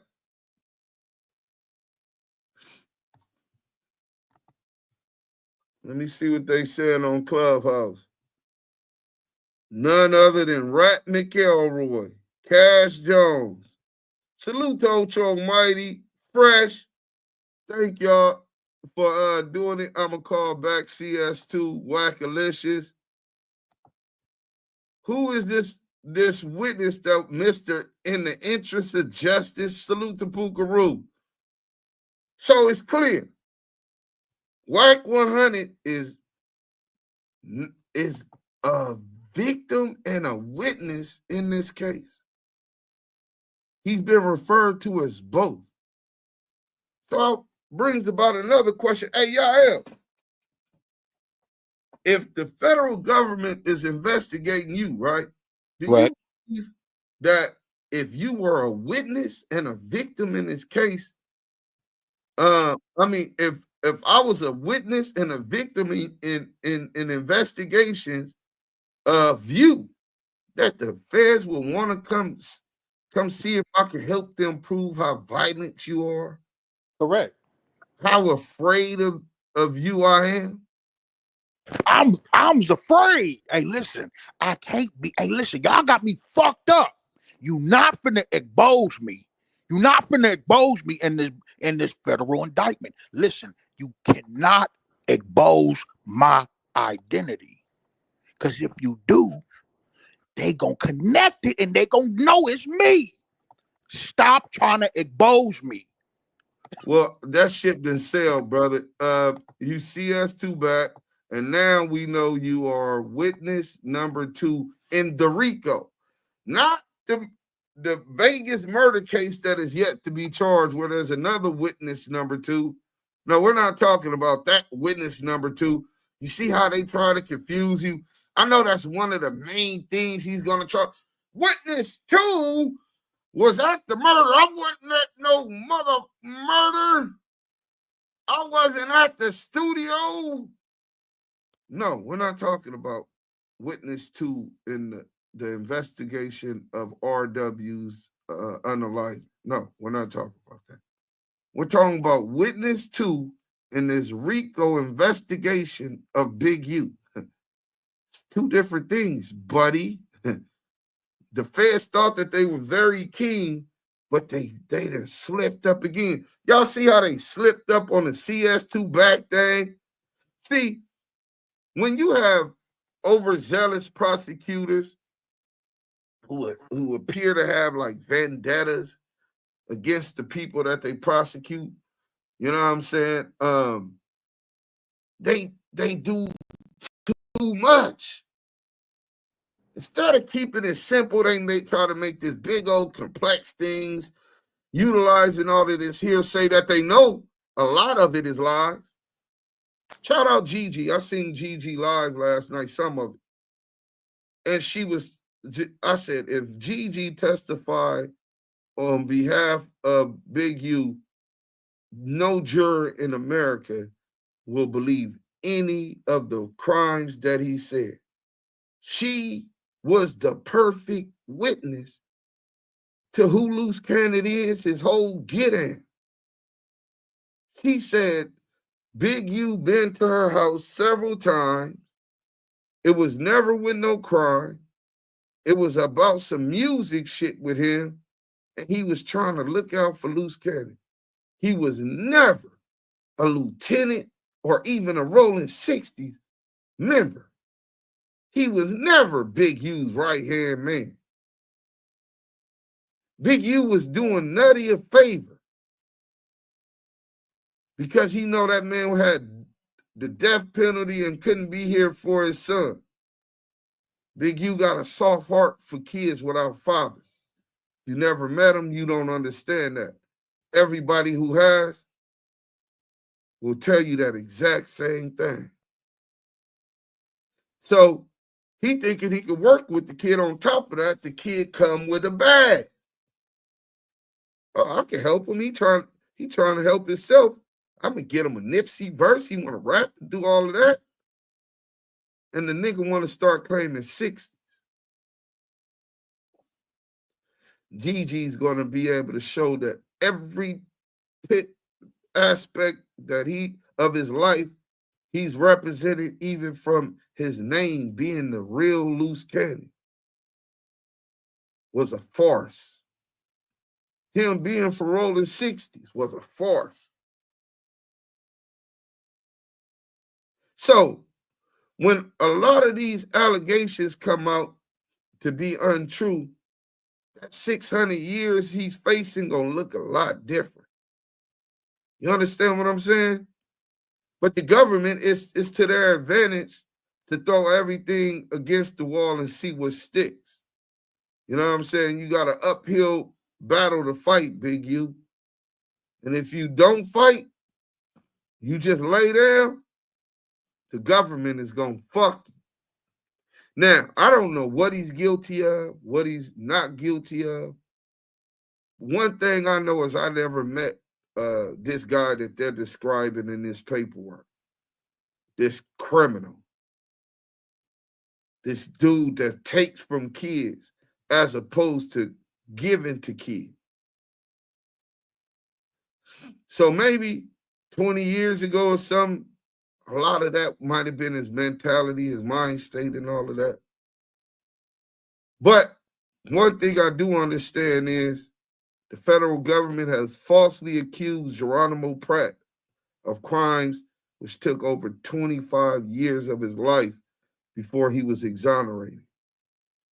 They falsely accused Afeni Shakur of crimes while Tupac was still in her belly to slow down the movement of the Black Panther parties. Thank God that lady had the wits and smarts to represent herself in court while she was pregnant with Tupac Amaru Shakur and defended herself and was acquitted of those allegations.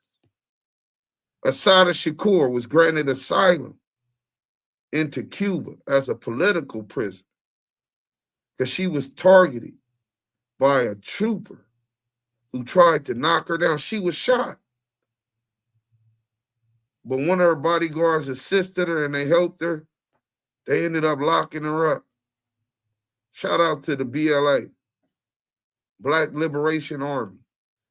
See, while they paint the Black Panthers as being violent, no, they was all about self-defense.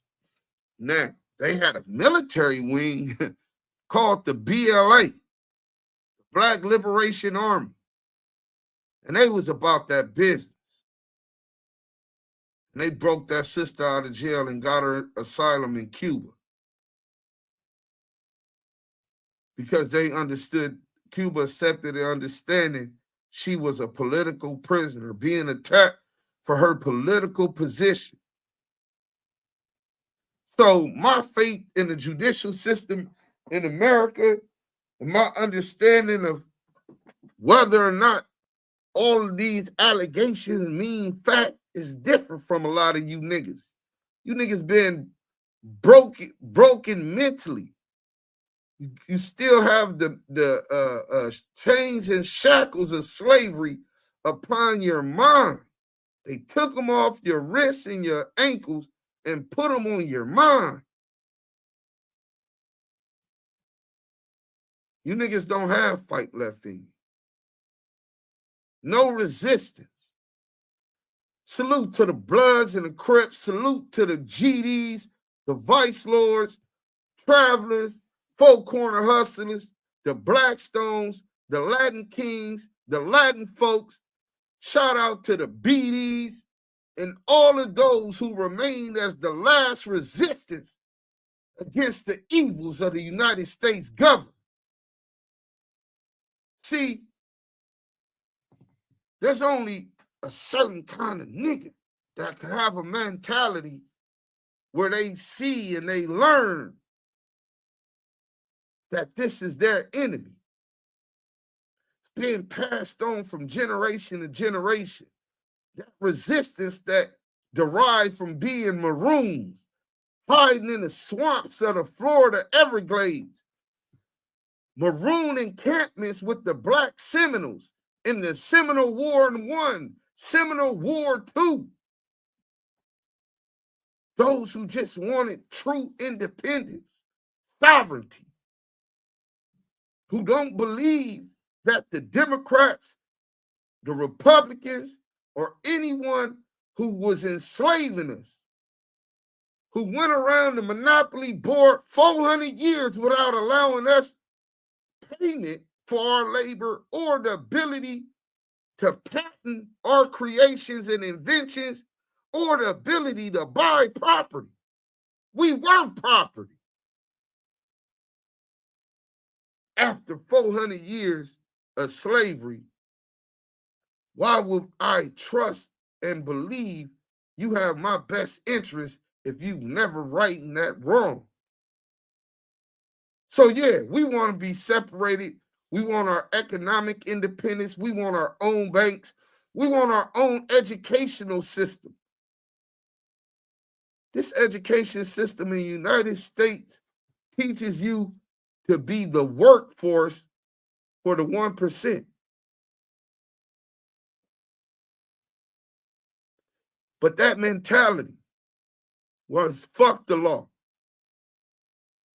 Y'all, oh, the law of this, the law of that. 100 years ago, under the law that you support so highly now, a lot of you niggas that look like us will be slaves. But not only would you be slaves, you niggas would probably be house niggas. Just like CS2 back. And they gonna tell. Now, don't y'all go start no uprising in the field. Massa be a good massa. He give me 2 dresses. My last massa only give me 1. Boy, don't you, and this is what's been embedded in little boys' minds and little girls' minds. Nigga, you niggas ain't shit. Boy, don't you go getting in your head that there's better to do. Use a nigga. Niggas ain't shit. The same thing you hear these female rappers yelling in our own culture on the radio today. Damn. Can you hear me, dude? Yeah. That's deep. That's deep. And you know what's crazy? Broken A lot of slaves, people, bro. Psychologically. niggas play with that term. They're like, man, you know, nigga ain't shit. But you know, that subconsciously is like that identity marker has been implanted in our people to really believe that we ain't shit. Yeah, That's bro. deep. Yeah. But it's mental slavery, psychologically. They made us live by their standards of beauty, European standards of beauty, bro. I don't know. Matter of fact, speaking of it, look at Steffi West. And you gonna tell me Melania Trump got something on Stephanie? Hey, man, it ain't even a comparison, man. Y'all see all that junk in her trunk, man? I said, listen, right there is a picture of the Most High's artistic passions, man. He's very passionate about being an artist, the way he sculpted and curved that woman, a melanated woman. But back to what I was saying about broken slaves. You hear young niggas always talking about old niggas. Hey, Deuce, can I read the super chat real quick? Yeah, go ahead, bro. We got Iceman Vamp with the $5 super chat, man. Willie Lynch syndrome, alive and well. Salute to Iceman Vamp with the $5 super chat. Any and everything that is given to the Damu Kiwe Conversation team is highly appreciated. Salute to you, your family, and your tribe. So that's where I was going, brother. Thank you for letting them know that you already with me, and I appreciate your wisdom, King. Yeah, the old niggas. Fuck them old niggas. The old nigga can't teach me shit. Only thing, you been living longer than me. Well, because he been here longer than you, maybe he got some experiences and seen some things and been a couple corners you ain't been before and could tell you what's around them corners. Come on now, brother. Come on. Maybe you shouldn't stay divided because of your age. Right? And old niggas that's afraid of and speak down on these young niggas. Right? Keep the old fighting the young. Keep the women fighting the men. Right? Generational gap. Right? Then the religious gaps. The Muslim community, they're not necessarily intermingling with the Christian community. They both believe because of their beliefs that they're necessarily infidels, right? And that goes for other religious sects, right? Races. Then amongst our people, you get the debate about, oh, we're not from Africa, we're indigenous to America. We're not indigenous to America, we're from Africa.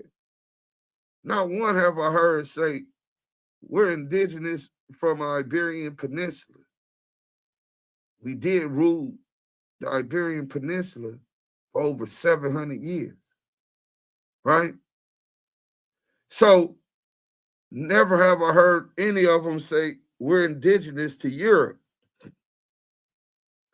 You don't know where you indigenous to or where you originated from, because our people originated Homo sapiens on planet Earth. All four corners, north, east, south, and west. There's been migrations for thousands, hundreds of thousands of years.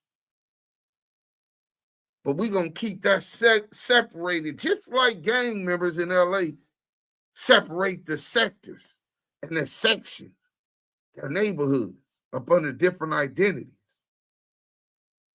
So much separation and disunity amongst our people. And then you got separation through class.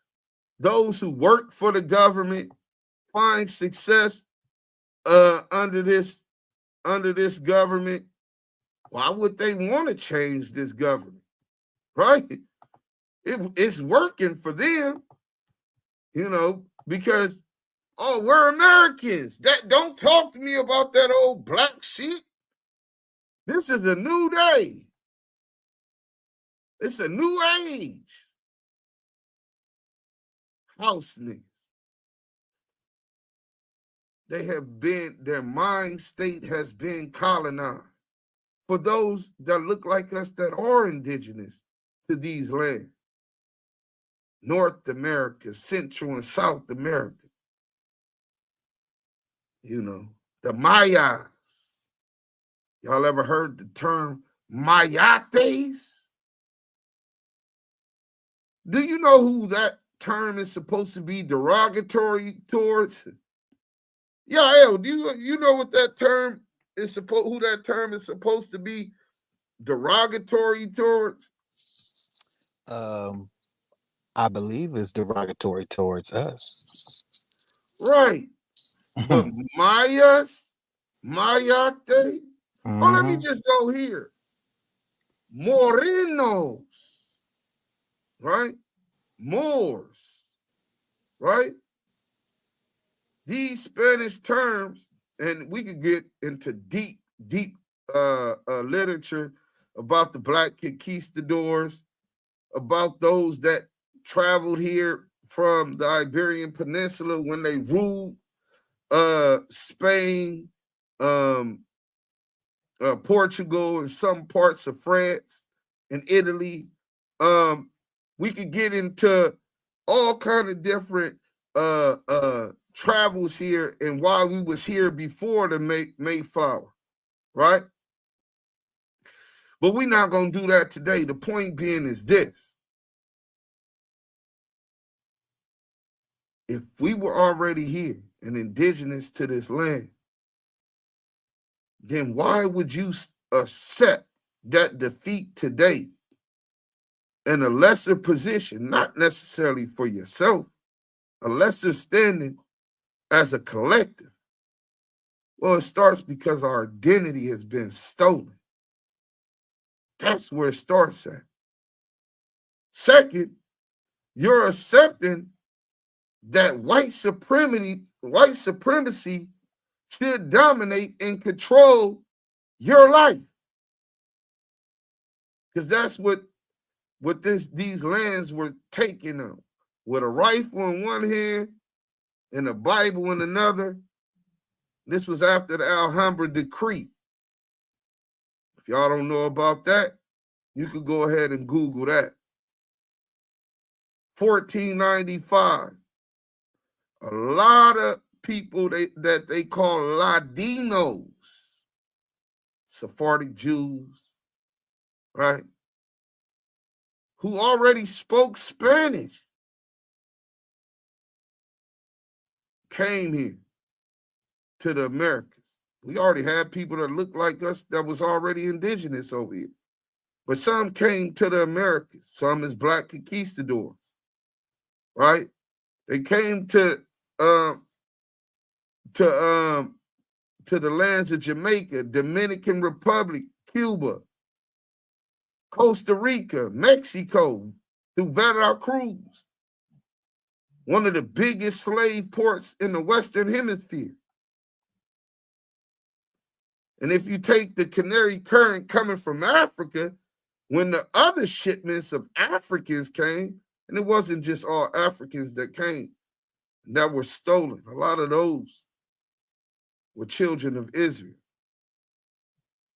That African kings were tired of because of their knowledge, because of them sticking to their religious perspectives, because of their arrogance, being the children of God, the chosen. So when they take your identity away from you and you don't know your history, you're bound to make the same mistakes. But the biggest mistake that we can make today is to be supporting the federal government. When wages aren't going up, we work. Yael, salute to you, bro. You know what I'm saying? He probably at work right now. With multiple companies, with multiple endeavors that we do to gain financial gain legally, right? But the cost of living has been going up for the last 30 years. Federal minimum wage is not going up. The cost of living is continuously going up. Rent super high. For a fucking dozen of eggs, they charging $11. $11.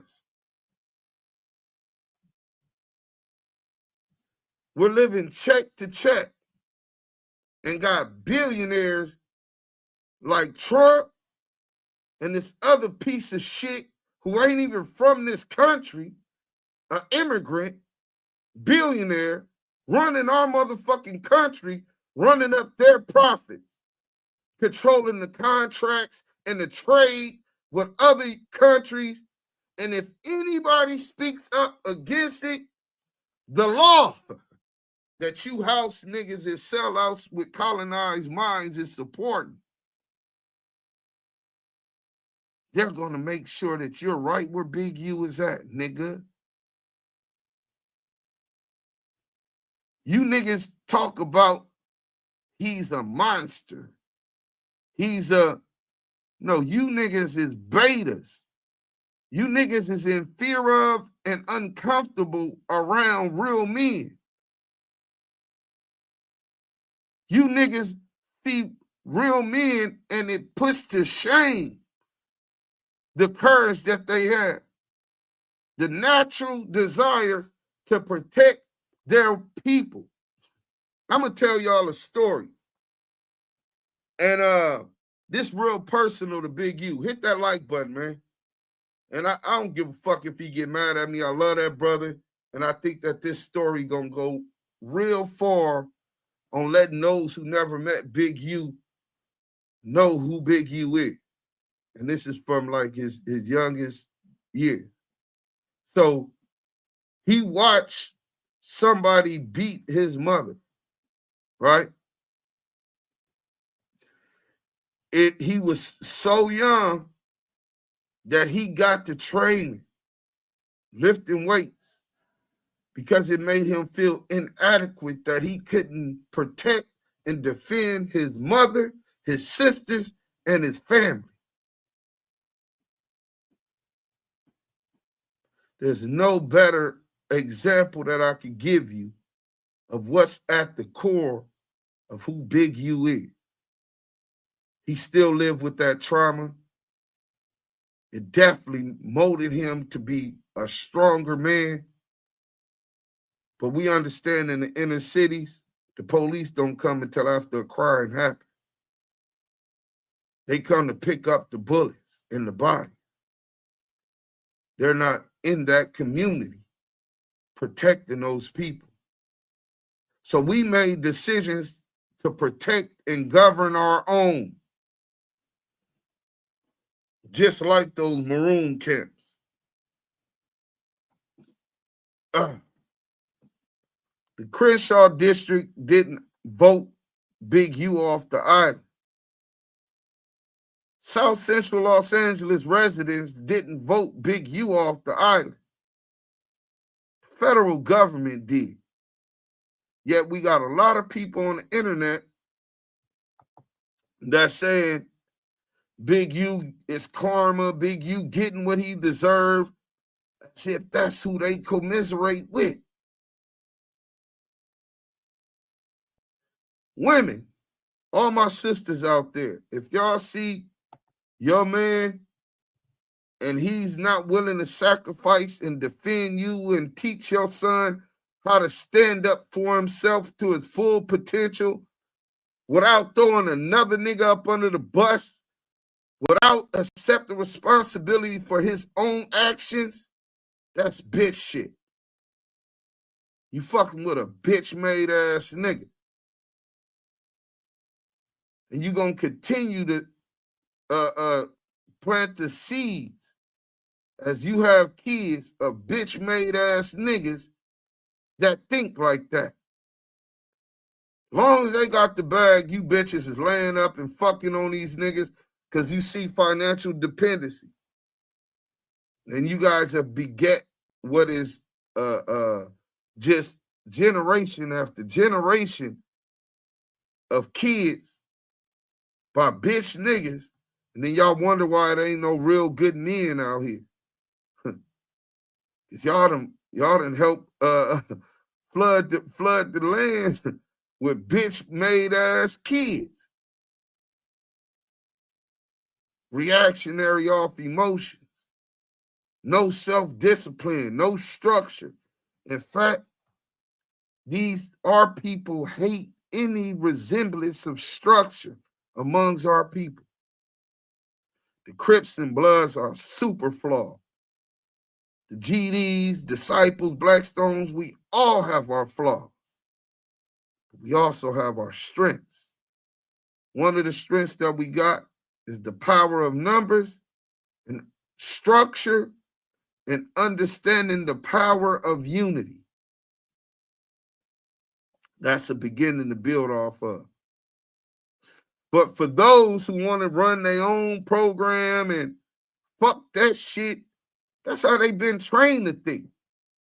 They watched what happened with the Maroons when they formulated, and them cowards never had it in them on the block. Couldn't come off the porch. Got ridiculed and beat up all their life. They were never in the in crowd. They couldn't hang around that type of shit. And that's cool. But that's why they hate it. They know they soft. They know they pussy. They not cut like that. Right?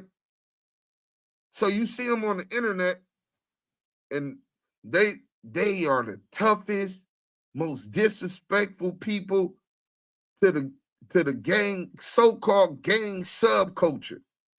See, once they criminalize gangs, they criminalize organizations, period. Let me say that again. When they started the war on gangs, using that name, gangs, they criminalized Black organizations. I think now they calling it Black radical identity extremists, Black identity extremists. How could you be too extreme in your blackness in a country that has criminalized being Black? Black identity extremists. So when you hear them talk about and trying to run with narratives about them gang members in LA and them Crips or them Bloods, them motherfuckers is a joke and they look bad. Why? Because of WACK, Loose Coochie, 600, Snoopy Ride Ass, and there's a couple more, but maybe 10 people. Well, 10, let's say 25 people, right? 25 people to you who never been to our district, our communities, don't really give a fuck about our communities, saying that our communities look bad because of 25 people. Do you understand the population of Los Angeles is in 8 figures, bro? Millions upon millions. And you're so ignorant and looking for a way to downplay a community where they have some resemblance of organization, some resemblance of self-discipline, some resemblance of love for their community. Let me talk about Crip Mac real quick. Shout out on 5-5 Crip, right? Let's talk about Crip Mac for a minute. Everybody can look at Crip Mac and understand he's dealing with mental health issues. Shit, he admits to it. You know what I'm saying? He struggles with depression, suicidal thoughts. And he wants to be a gangbanger, recognized as a gangbanger. But even in his delusions, even in his mental instabilities, he always gave back for the community. Where do you think that came from? After school program. Where y'all think that came from? Structure. Us wanting to take care of our own. The FBI stopped the Panthers and the LA Brams and the other organizations in Los Angeles after school programs, and they implemented them to take that independence away from them. So we're dependent upon them. Our kids aren't seeing black men being providers and leaders and making sure that they're all right in organizations. No, we want the government to be seen as the father of these black boys, as the father of these black girls, so they can further worship the image of the beast, the image of the devil, and buy into the deception that we were given and granted independence. Fuck, we independent when we don't own our own banks. How the fuck we independent or given independence when we don't own our own school? When we don't have our own militias that protect our community. Salute to them brothers in Ohio when the white supremacists just came out there trying to stop them little kids going to school. But fuck that black shit. This is America, and racism shit been over. That shit looked like the exact same shit that was going on in Mississippi when them little black kids first went into the schools and integrated those schools. Salute to those brothers who strapped up militantly, organized together quickly to protect their family. While the police escorted the white supremacists terrorizing the community. Where are all those trolls at pointing fingers at them? And what is you gonna do when they come to your community with that shit? Where's the Bloods and Crips? You guys aren't fighting the KKK. How the fuck you gonna tell us what we doing and what we ain't doing? What the fuck is you gonna do, nigga? Cowards. Bitch, man.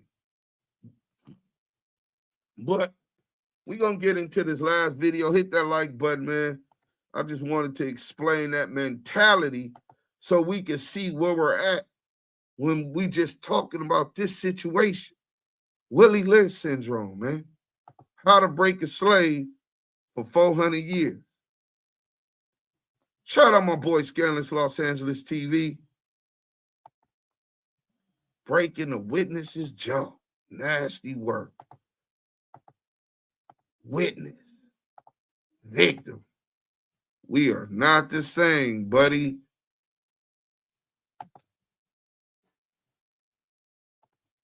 If y'all don't know who Scandalous is, hashtag GOAT in the chat, man. For there to be an oncoming Rico and for so much of it to already be being discussed on social media and on podcasts. Who was doing that? When does that happen? You and 600. Welcome back to Scandalous Los Angeles TV, where we expose the exposers. Ever since Lucy Coochie got picked up by the feds, the energy's been different, especially from the people who were once closest to him. Most noticeably is his handler, CS2 Back, better known on the street as Porky. Now that Lucy's in custody, Porky's doing everything he can to distance himself. The same guy who was backing every story Lucy told, co-signing all the lies, is now calling him a liar, saying he never believed a word Lucy said. Porky was the one verifying those claims, and now he's acting like he was never involved. In this video, we'll expose how CS2 Back, being Loose Cannon's official handler, has been the Porky puppet master, pulling Lucy's strings from the very beginning. This is deeper than YouTube content. This is about handlers, the feds, and how the streets are waking up to who's really who. For anybody who still questions whether Porky the Porch Monkey puppet master is working for the feds or not, I want you to listen to what he said a while ago about Vlad TV. Man, you better let you know that Vlad, look, bro, I told y'all the other day, Vlad was working with the police the whole time. Vlad was working with the police the whole time. Yeah, you did say the whole time he was working on the interviews. Certain questions he was asking was direction from them. Certain questions he was asking was direction from them. The whole time he was paying us to come in there so he can do that. But they bit, they went for it. Now, if we continue, even like little Bootsy, to go over there with that who don't look like us, to go over there with that who don't look like us, he just showed his head. He cooperating with the law, motherfuckers. He cooperating with the law, motherfuckers. Right? And that's on y'all. That's what that is. Did y'all catch that? Because Porky just said a lot in that little rant he just went on. He just said that DJ Vlad is working with the feds, and that they're feeding Vlad specific questions to ask his guests. He also claimed Vlad is paying certain celebrities to come on his platform, just so he can ask them the questions that the feds want answers to. Then he called out Lil Boosie by name. Porky said if Boosie keeps doing interviews with a guy who doesn't look like us, then he's showing his hand, basically saying that Boosie and anyone else doing Vlad interviews are cooperating. So now that we know how Porky really sees Vlad, and the people who look like us that sit down with him, let's take a listen to just one of the many statements he made on Vlad, who Porky again said was the feds. After the murder, when Quando went back to Georgia, what did he immediately do? Drop his flag? There it goes. What was he claiming? Roll 60 script. Where Brick Baby from? Roll 60 script. What you think the police told Quando? That the Roll 60s set him up? Who you think he checked in with? Roll 60s? With who? Okay, I see where you're going with this. I'm not going to say it. Listen. Yeah. Listen. I'm not going to say it. No, listen. You just heard Porky sit down with the feds and attempt to implicate Big U in another murder. At this point, I really don't know what else needs to be said. Okay, I already know the answer to this because I heard you say it on No Jumper, but I know a lot of people be asking on what, and I can repeat what you're gonna say, but I'll ask it. Why did you get in bed or be cool with Luce and bring him on and start exposing them to No Jumper? I know the word is he had a TV show. Your enemy is my friend, but go ahead. He had a TV show coming out. Okay. Because you got to remember, I didn't really know a lot of shit of people Luce had dealt with, right? Because remember.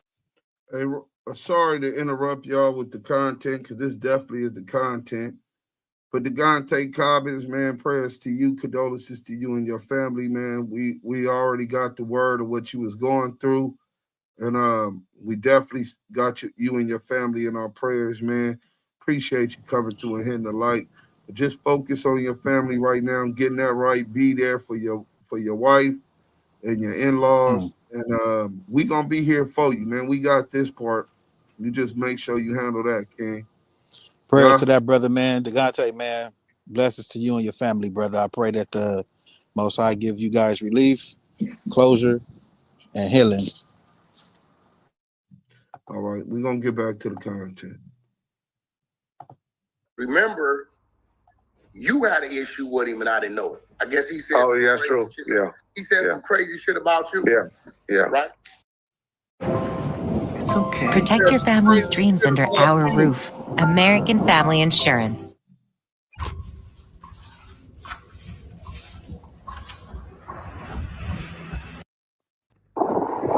Reggie Wright. Listen. Let me hear one more thing you talking about me, you fat bitch. and I'm gonna expose your ass. You know the story what you said, what y'all used to do when y'all was at death row? Yeah, I know. Don't make me expose you and make your fat ass get off that couch, bitch. I thought you was protecting me. Some people would tell me you sicked him on me, but I know better than that. Reggie might be laughing, but deep down, he knows the truth. And the truth is that Porky is the one behind Luce's attack on him. Porky isn't just some background character. He's Lucy's handler. Chuck, we all have a handler, bro. Stop it, Wack. You do? I got a handler. I'm Lucy's handler. Hey, my handler tried to throw me. I got a handler. My handler, yo, Chuck. We all got handlers, Chuck. We all have a handler, bro. Stop it, Wack. You do? I got a handler. I'm Lucy's handler. I'm Lucy's handler. I'm Lucy's handler. Hey, my handler tried to throw me. I got a handler. My handler, yo, Chuck. I didn't know that was a handler. 6 months ago, my handler, you ain't noticed, I didn't bagged up off the app about 50%. Yeah. Because my handler said, Wack, contract's about to close, time to start shutting that down. My handler told me that. Who your handler, R&B, See, a handler ain't gotta be. Hey, that's the real Bimmy. Michael Clay, y'all aren't going at them. Y'all are killing us just like them. LOL, the BLA was about us. Y'all aren't the same. Well, who is us? Who's us killing them? You buy into that narrative? Who is us? I ain't no killer, man. You know what I'm saying? But look, as far as you talking about who we is and who we ain't, do you even know who we are? Do you know what we stand for? Do you know our history? But even more than that, what the fuck have you done, Michael Clay? Obviously, you feel triggered, bitch. So today we got time. Michael Clay says that the BLA was about us. So you want us to defend you. We don't even know who the fuck you is. And all skin folks ain't kin folks anyway. But you want us to defend you. Who are you? Why don't you educate us on what kind of work you're doing in your community? You know, since you triggered, you know. Bitch ass nigga. Bimmy or let somebody troll it? What? That's Bimmy. I already sent him an invite. Oh, Bimmy, yeah. Bimmy, I told Bimmy to pull up. Listen, a handler don't gotta be like, you know. Yo, Bimmy, you gotta accept the invite. You know, like Luz. Man, if I wasn't in this crazy ear, this would have been on some other. Man, I do be on the other. You just be stopping me. Man, I do be on the other. You just be stopping me. Man, I do be on the other. You just be stopping me. Yeah, the handler's a motherfucker that you will listen to because you respect them and you know they got your best interest at heart. Lior has Kevin's best interest at heart, right? I got Lou's best interest at heart. I got Lou's best interest at heart. I got Lou's best interest at heart. Whatever Porky says, Lucy follows. I'm with you, Steph. If Porky tells him to stand down, he does. But that didn't happen this time, because Porky wanted it to happen. He gave the green light. And Lucy's not the only one carrying out Porky's agenda. Porky is also SBGB-TV's handler. Hey, no, cut different. Victim 2 is Marley Marl. See, it gets real confusing. Victim 2 is Marley Marl. One thing for sure, the witness that they're talking about that needs protection is him. The victim that they talking about that needs protection and Big U locked up is him. So you can put him as victim 1, witness 1, because he's a witness and a victim anyway. In this case, in the paperwork. You know what I'm saying? Let's go. And right now, like clockwork, SBGB-TV is out here pushing the same narrative about Reggie, the one Porky's been fueling all along. Back in the day, Reggie got caught up fucking with a dude named that was working for Suge as a personal assistant. Woo! Hold up. See, I knew Wack got some dirt on Reggie Wright. Reggie Wright liked to fuck with those old boys. Hold up. Reggie Wright was fucking with them boys. Hold up. Or was he in the streets fucking around?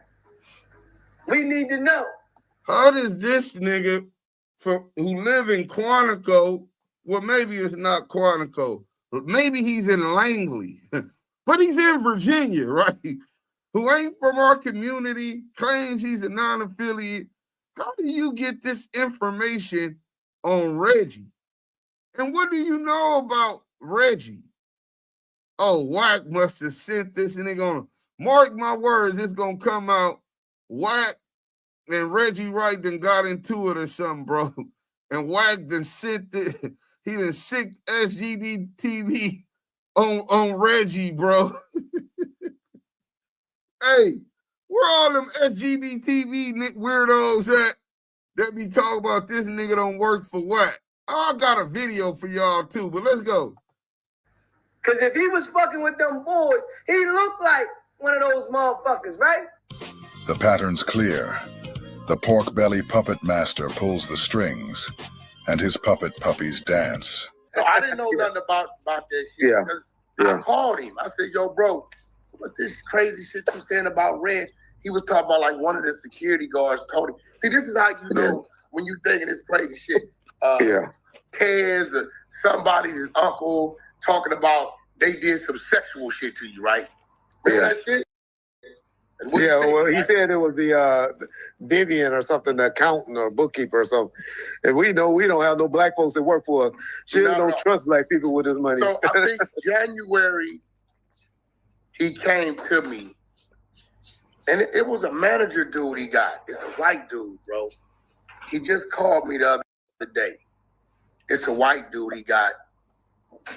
Maceo or Marcio, some shit. But he the one originally called me. He like, yo, Loose Cannon got this show, and can you help him market it? So at this time, Loose said a bunch of crazy shit about me. Loose said a bunch of crazy shit about me. Loose said a bunch of crazy shit about me. But I didn't pay no attention because I didn't really know him. But I didn't pay no attention because I didn't really know him. But I didn't pay no attention because I didn't really know him. Hold on.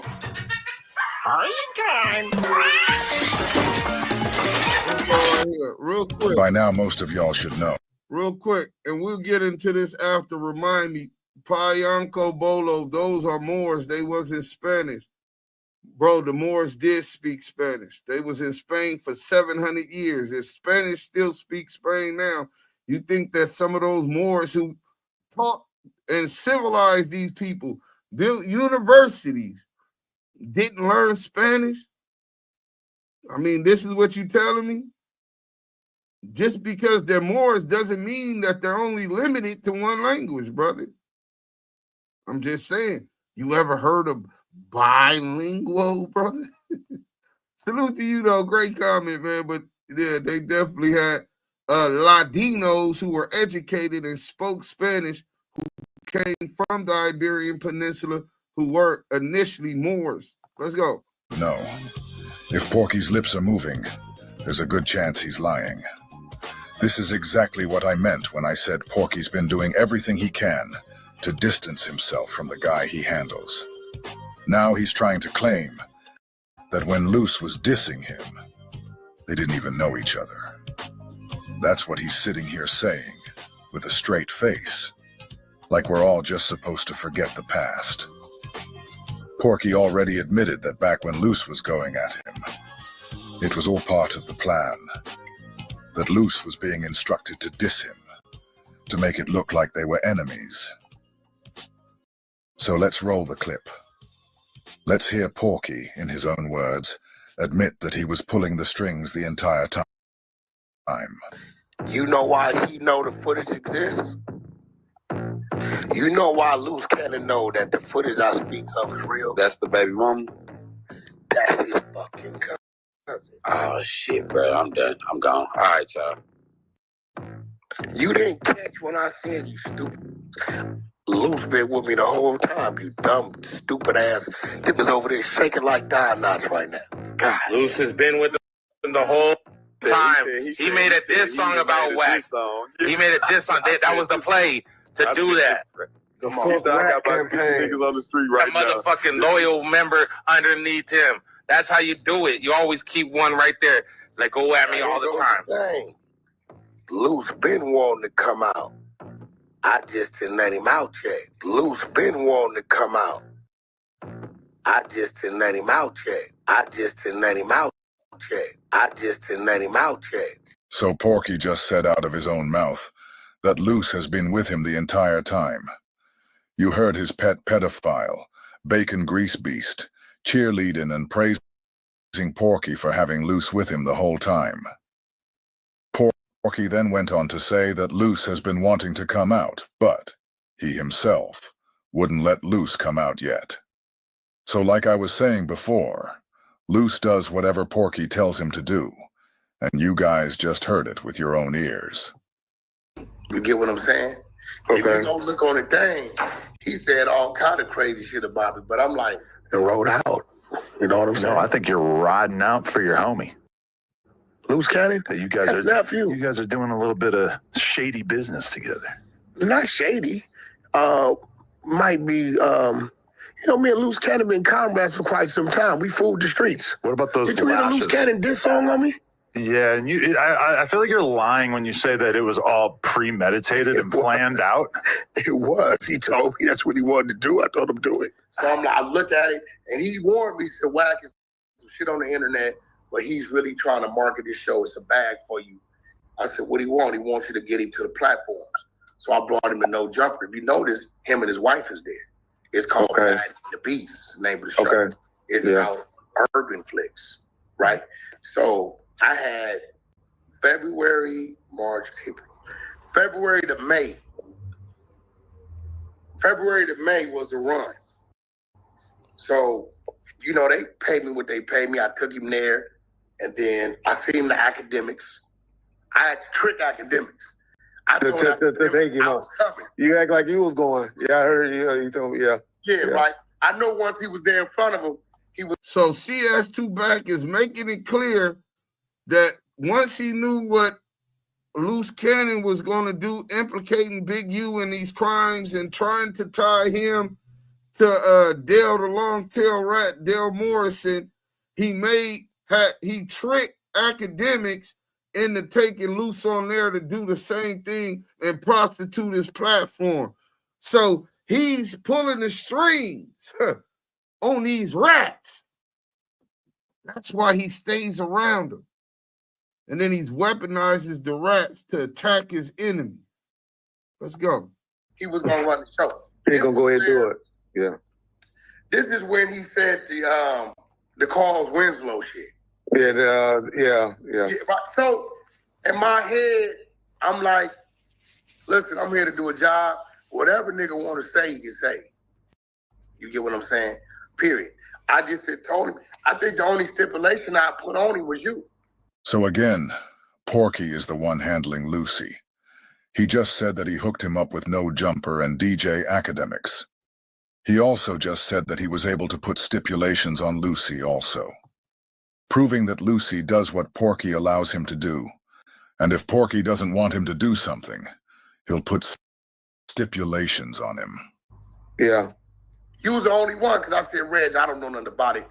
I'm getting paid to promote this show. But you know what I called and asked you. And I got mad at you because I said you was protecting me. Because I wanted to know. I said, Reg, I'm not protecting nobody. Yeah. I don't know nothing about it.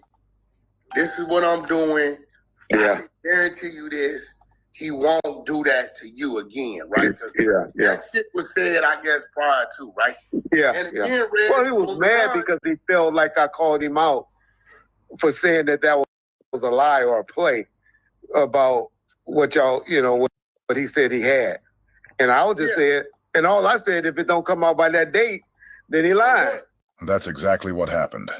Waiting to see how they gonna cover up February the 14th if this doesn't come out. And if it does come out, whoa.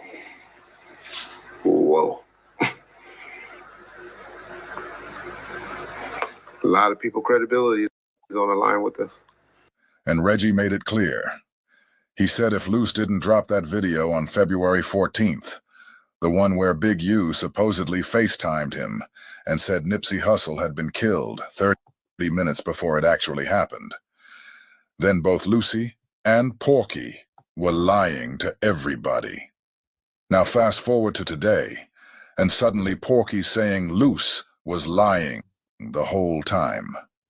But let's not forget, back then, Porky was standing right next to him, defending everything he said. He was even acting like he was ready to bet money on Luce's claims.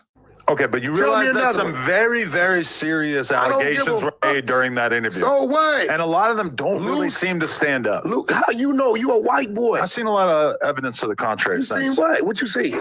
I tell you what, Adam, you're a wealthy man. I'll front the 100.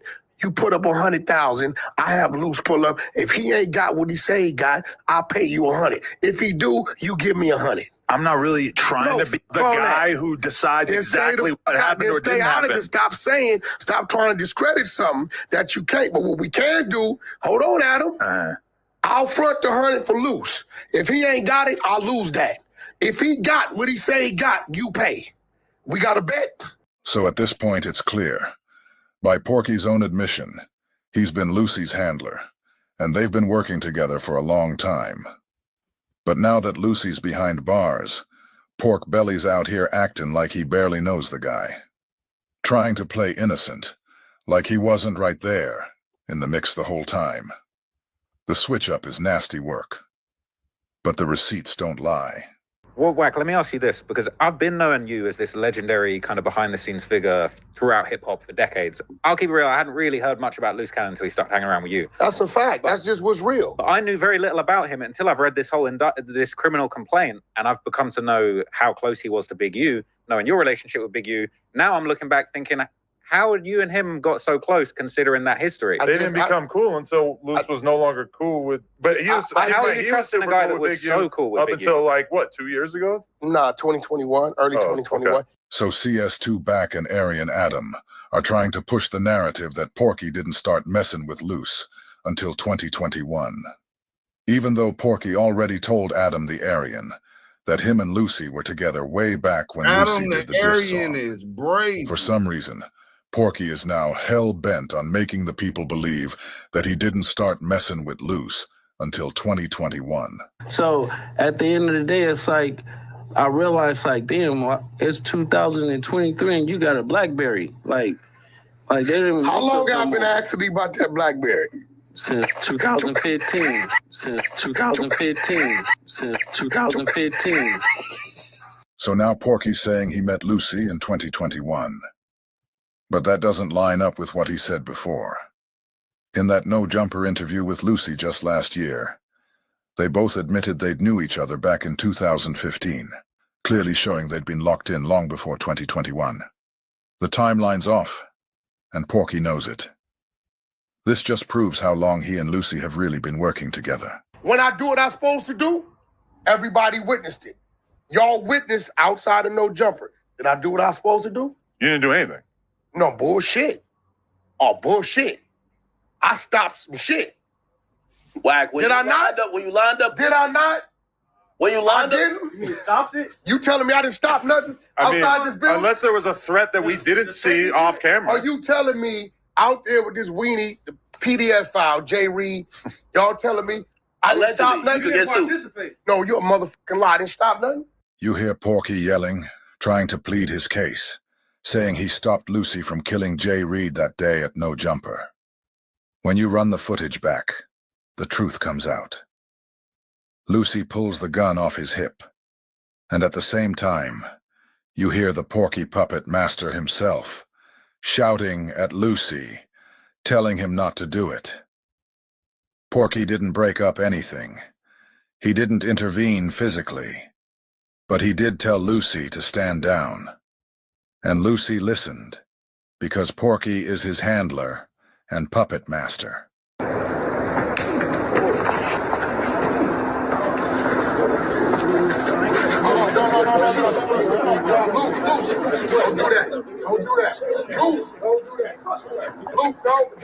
Porky wasn't lying when he said that he told Lucy to stop.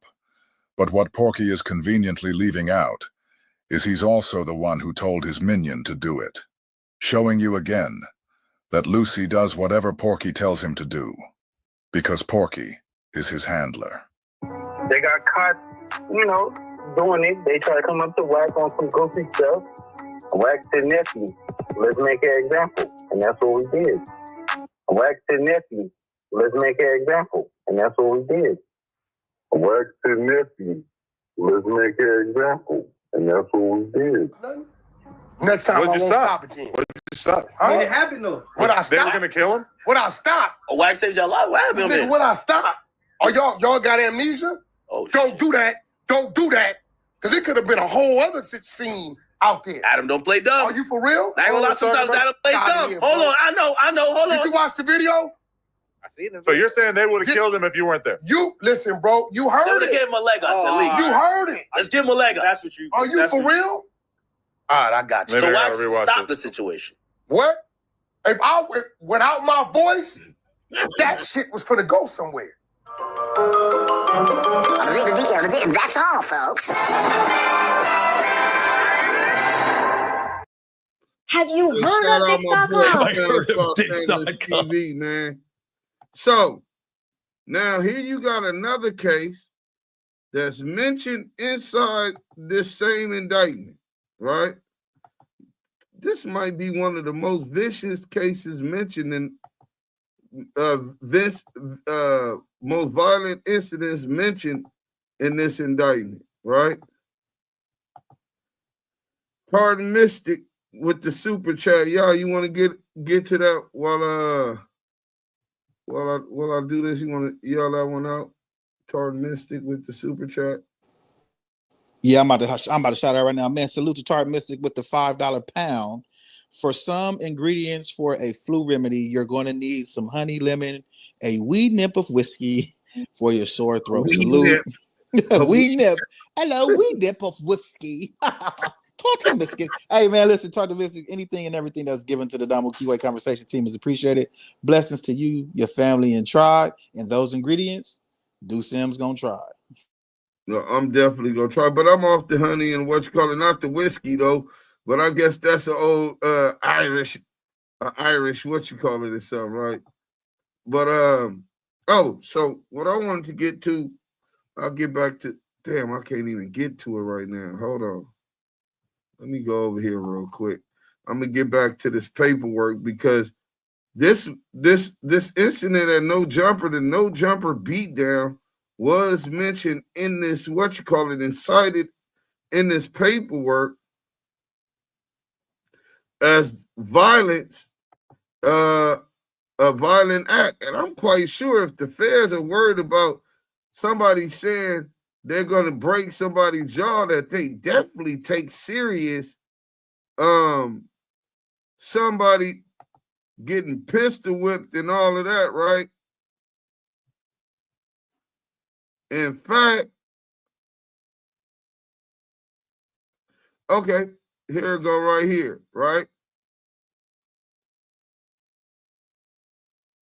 All right, so first they talk about CS2 back as he corroborates this story about a crime, which is you on a platform wet snitching with a nigga that you just admitted you brought on No Jumper. You trick academics to push on academics to link these and break down this straight crime, a setup, right? We'll go and do something, and then the same niggas we do it to show up to the house like 10 minutes later as we trying to count everything. And we be like, how the fuck? Williams said that Henley would state, well, we just going to give like 40,000 back. WACK100, who is a rival counterpart of Henley's for the Bloods, So they saying he's a rival and a counterpart of Henley for the blood. Well, let me ask y'all something this. Let me ask y'all this. Where was the first checking in episode shot at? Yael, do you know the answer to this question? Say that one more time, dudes. Like you went out. Where was checking in, the first episode, filmed at? I believe it was recorded in a, if I'm not mistaken, in a Winnebago. Was it an RV? In an RV park in the back of somebody's studio. You want to take a guess at whose studio that was? Yes, sir. Well, let me hear the guess. Who's your guess? Just one quick guess.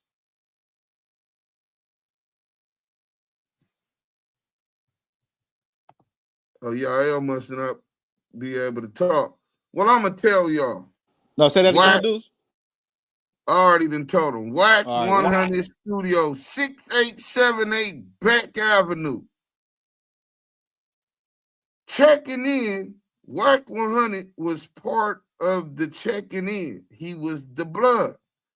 How does checking in work when bloods from Atlanta or New York come? They're supposed to check in with a Crip? Is that what's going on? So let me get this back up. I thought y'all was watching this when I was reading it, but I see that y'all wasn't, that y'all couldn't see it. So now I'm going to show it to y'all.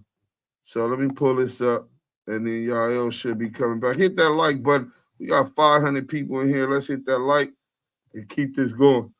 So WACK 100, who is a rival counterpart of Henley's for the Bloods, was also on the podcast and stated, you know why he wanted to give the dude back the $40, right? Because he was going to make the dude give him $20 for letting it back, for getting it back. Williams then agreed. Of course, he did that to two famous rappers. Williams then detailed demanding $50,000 from the celebrity rapper RR, which is Rick Ross, Rose, or they would unalive the celebrity rapper MM, which is Meek Mills, right? So you have, according to further No Jumper and Vlad TV segments, Henley then served a cease and desist order on No Jumper, and this podcast episode was removed from the platform, although a recording of the episode remained available elsewhere online. So let's get to this. Similarly, on February 25th, 2025, Williams posted a video on his YouTube channel in which he threatened anyone that is at odds with him to do something bad to you. Your mama, your daddy, anybody. In that same video, Williams walked through the checking in process and walked through the fact that he would rob any celebrity who did not check in, including at an Airbnb and restaurant, a car wash, or anywhere. Williams also said that he was with Henley when rapper Rakim Hashin Allen, a.k.a. PNB Rock, was robbed and unalive, that they told him to comply and that they would get the jury later. Williams also walked through the kidnapping of a famous rapper that Williams and Henley committed together, and then discussed several Big U Enterprise associates being good in Los Angeles because they have checked in. Some of those mentioned were, and then they go into names or whatever, right? That was on the DNA, and that was on the grid. And I think that was pretty much it that I wanted to get into today. Except I'm going to go into this Latinos thing. Oh, Yael came back. My bad, Yael. I was reading, brother, so I didn't even see you come back. 600 lied and said it was a gang of 60s at Big U's court day yesterday. Like 60s are trying to appear in a federal courthouse. Fucking lying-ass weirdo. Nigga, if I was the 60s, nigga, I wouldn't appear at that motherfucking. I'd be afraid that somebody done told about some shit 20 years ago trying to get off a case they got caught on with this indictment. You know what I'm saying? I just watched that East Coast documentary on Doc Tone and seen a nigga tell on Doc Tone in 2015, 16 about an alleged hot one in 2003, nigga. Nigga, I would not, man, I'd be shivering in my Timberlands, nigga. You know what I'm saying? Facts 5-5 always gave back. I'm driving. Says Panthers, my bad, plus Wick 2. God don't want y'all to do nothing but focus on yourself and follow the word instead of thinking you saving the neighborhood. Are you saving somebody? Save yourself. I'm good, but I wonder how you know what God wants.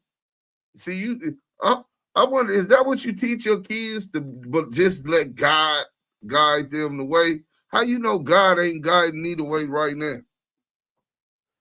You talk about Moses and his crusade in Egypt. You talk about all of the prophets who were really spiritually guided and messengers that were spiritually guided by the Most High, divine prophets and messengers. Who engaged on this, even to the prophet Muhammad, peace and blessings be upon to him. And you talking about God don't want us to do nothing, sound like a slave teacher. You know what I'm saying? The word in itself says, faith alone, you gets nothing accomplished. And this is what you probably taught your kids. That's crazy, Kimberly. Remember earlier, y'all was talking about broken slave mentality? Be right back driving. Only thing CS2 back give is AIDS to females on Clubhouse. Damn. I can see him doing some foul shit like that. The Draconian used their own Barack Obama, Michelle Obama to convince you they were black. It was a distraction. They used H1N1 to kill us and diseases to a war to kill humans. They killed Osama bin Laden. Mike BR ass really is quick to draw. Let's go. Kabir Thomas said they unalive people in New York City 9/11, blame Muslims. Well, the Muslims didn't take them bodies in the Twin Towers. Where did they disappear to? The Draconians took them, said they couldn't find them. Lies. They ate them. Great content, dude. Hey, Sean Hines, thank you. And salute to you, King. Scanless Los Angeles TV, you supported me this long, brother. I'm proud of you, brother. You getting up out of your selfish ways, brother. You've been supporting all this time, brother. You know what I'm saying? Porky getting them overtime hours in. Hold on. Yeah, you with me, bro? Watch out. I'm here, bro.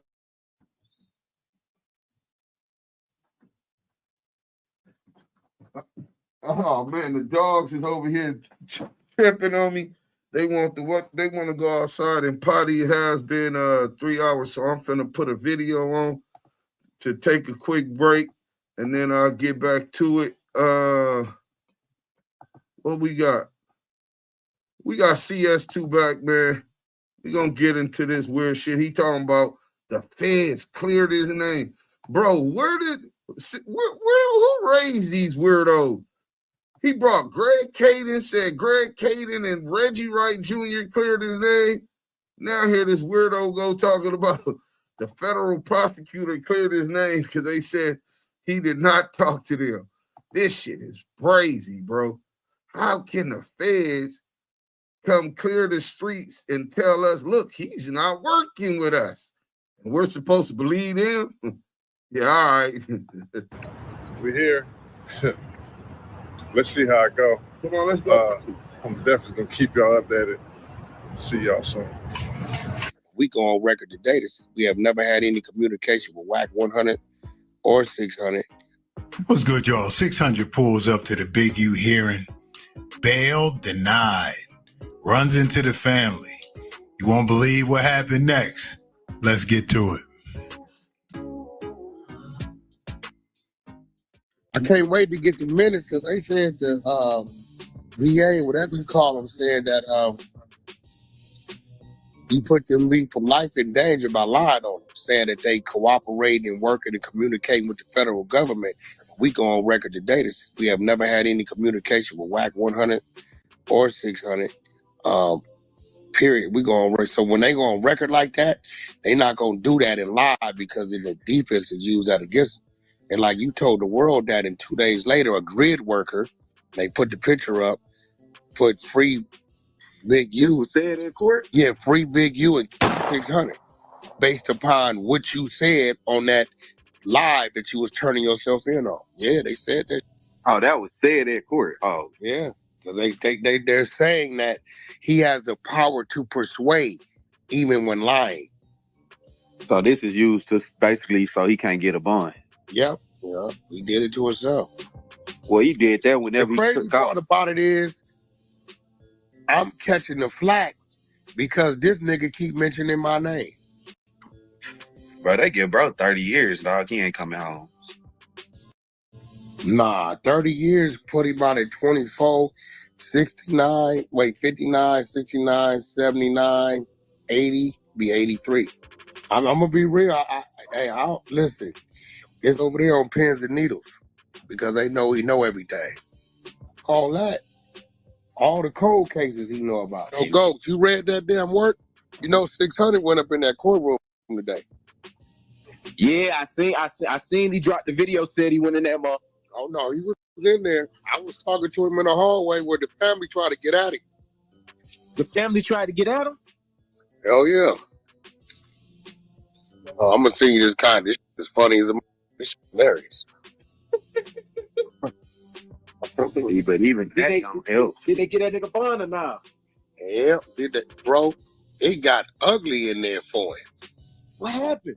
It got ugly, so they come in there and ask for the bond. The people go over. He ran. Him and the whole family left the house. Boom, boom, boom, boom, boom. All this. Then they go over. They say he's a threat to witness.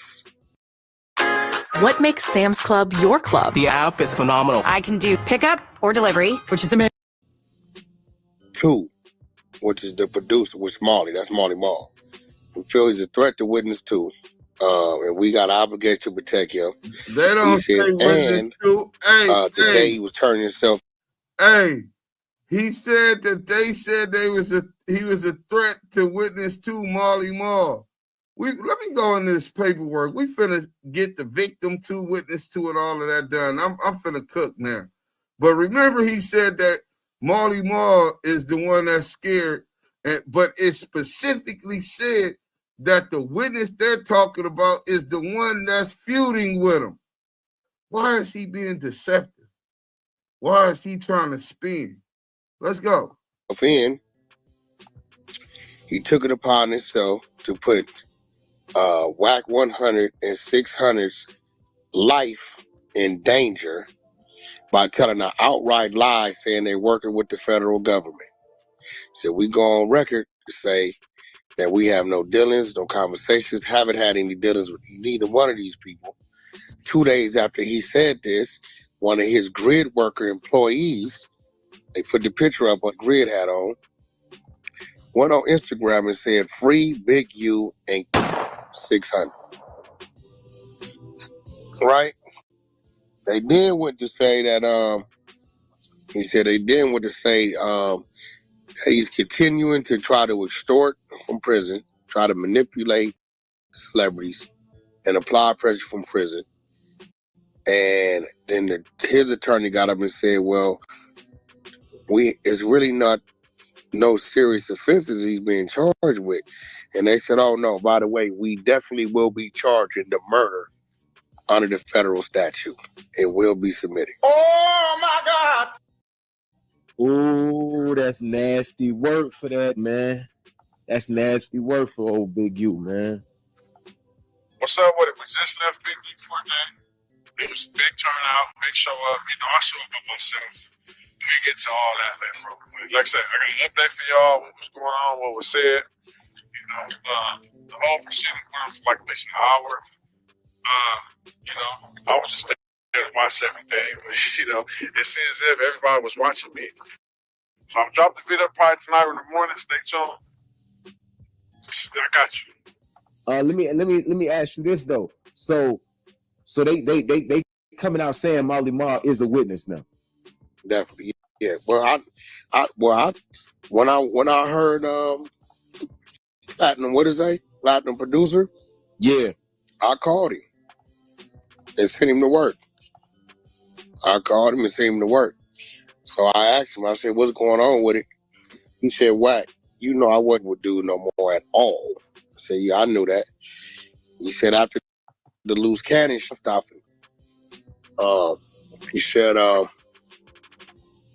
was going at the Aria. I had no idea this dude came to my house. I have no idea the little rapper dude was at his house." He said, "I'd never seen a rapper until."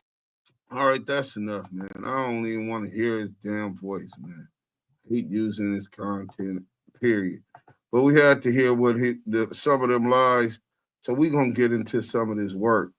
How about that? You know what I'm saying? Let's get into some of this work. So we could go to, is this the complaint? Grand jury complaint. Yeah. So let me go ahead and show y'all this.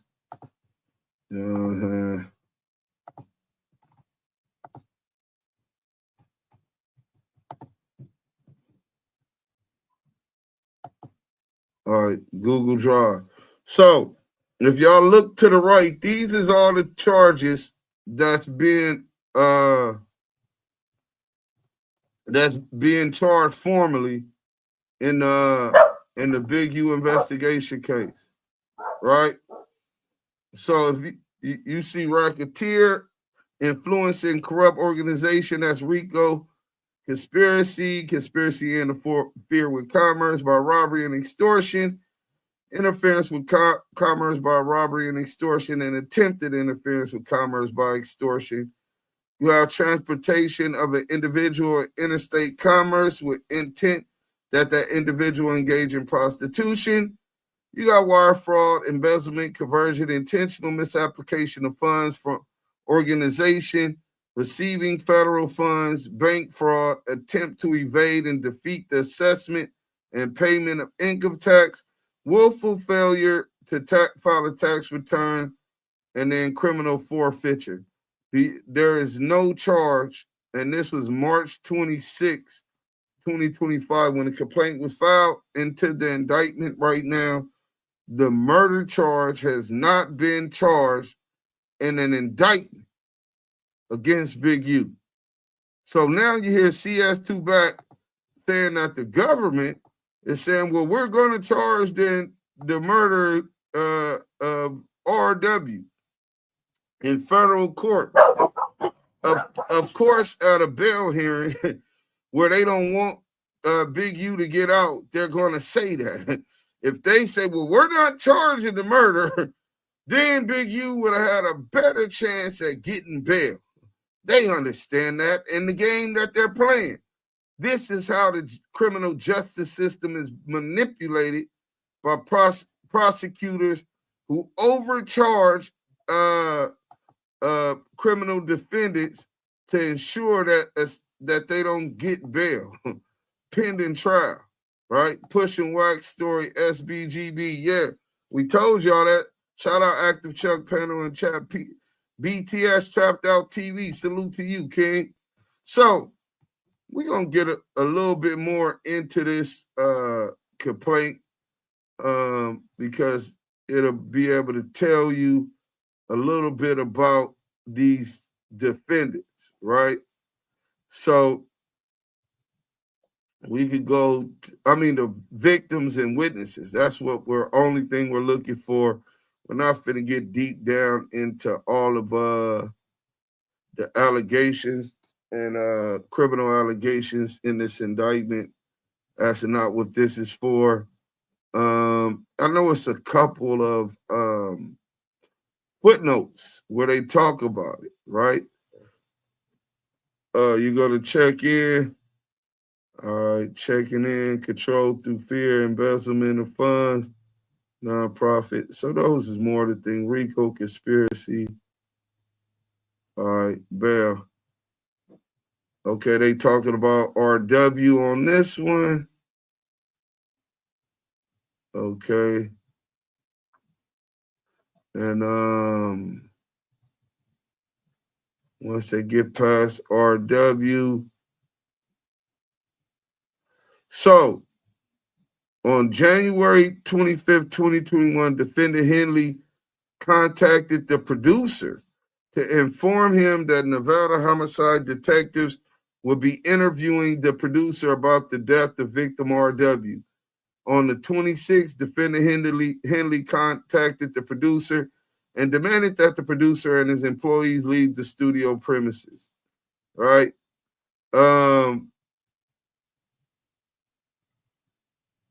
They said on the 26th, he also removed the security footage. And let's get back to this where they talk about these witnesses.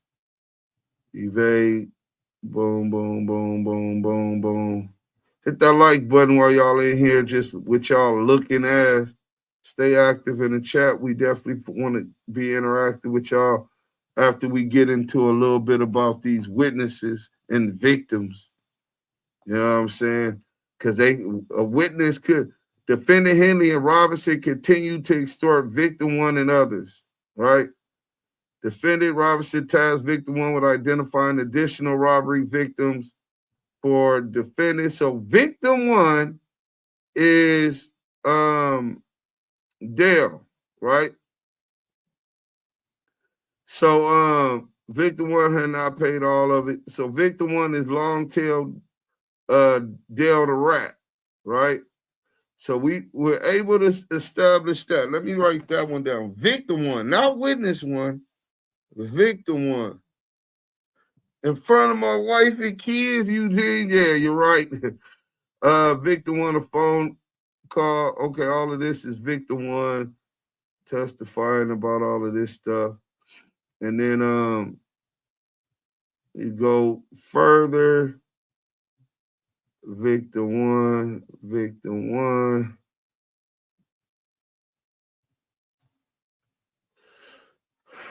Damn, victim one said a whole lot. Well, he got all them charges. He's a chomo pimp. He got caught with that work. He gonna come up and tell a hell of a story. Jew boy intercepted calls. All right, boom, and he fucked with the wrong guy. Victim two was hosting defendant Henley's birthday party at an adult entertainment club in Los Angeles, for which victim two was a promoter. On December 2nd, 2021, defendant Henley demanded a $30,000 extortion payment for victim two hosting defendant Henley's birthday party. So this is victim two, right? Defendant Henley threatened to have 5,006 destroy victim two's business. So this is who victim two is, right? Muhammad Martin transformed that night. All right, Dennis Manny. Let me see. I think it might be the other paperwork which goes into witness 1, 2, 3, and all of that, right? Donor 5. That's what they're talking about there.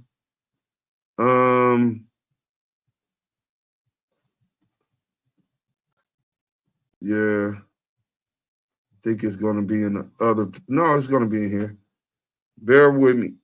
Oh, man, my back hurting. If I'm sick and I'm cooking like this and taking my time to get to it, I hope that you guys are enjoying y'all day. All right. So, overt act, November 14, 2022. On the wiretap, Big U described to a former NFL player that defendant Henley would beat the shit out of the producer who owned the studio in Las Vegas because he started shit between defendant Henley and WACK100. right? November 22nd, 2022, on an intercepted call. Hold on, and maybe them other ones is important. That NBA player, okay, boom. Henley always has two blowers on him, boom.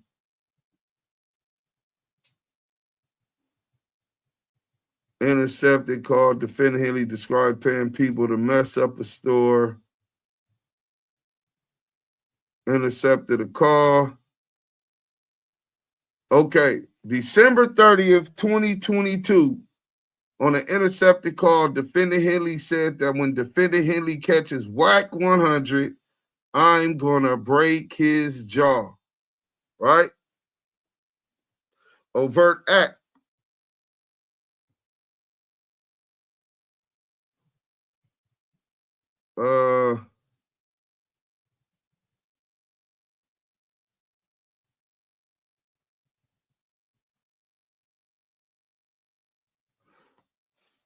The January 2nd, 2023, which was about a month after he said he gonna break Wack jaw, he said he would break a producer's jaw, right? So that's two people, right? That he said he was gonna break their jaw. So you got this producer, January 12th, Henley said he wanted to beat the shit out of WACK100, right? He talks about the Jew boy.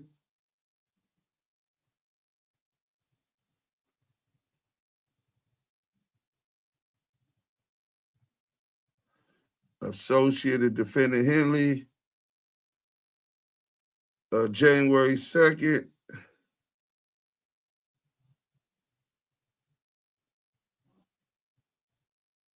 Relative told him he needed Henley, met with the victim father, intercepted call with victim relative. Henley told him go get the criminal case. Turned off on airplane mode. Oh yeah, here we go. March is coming up. God, what up, man?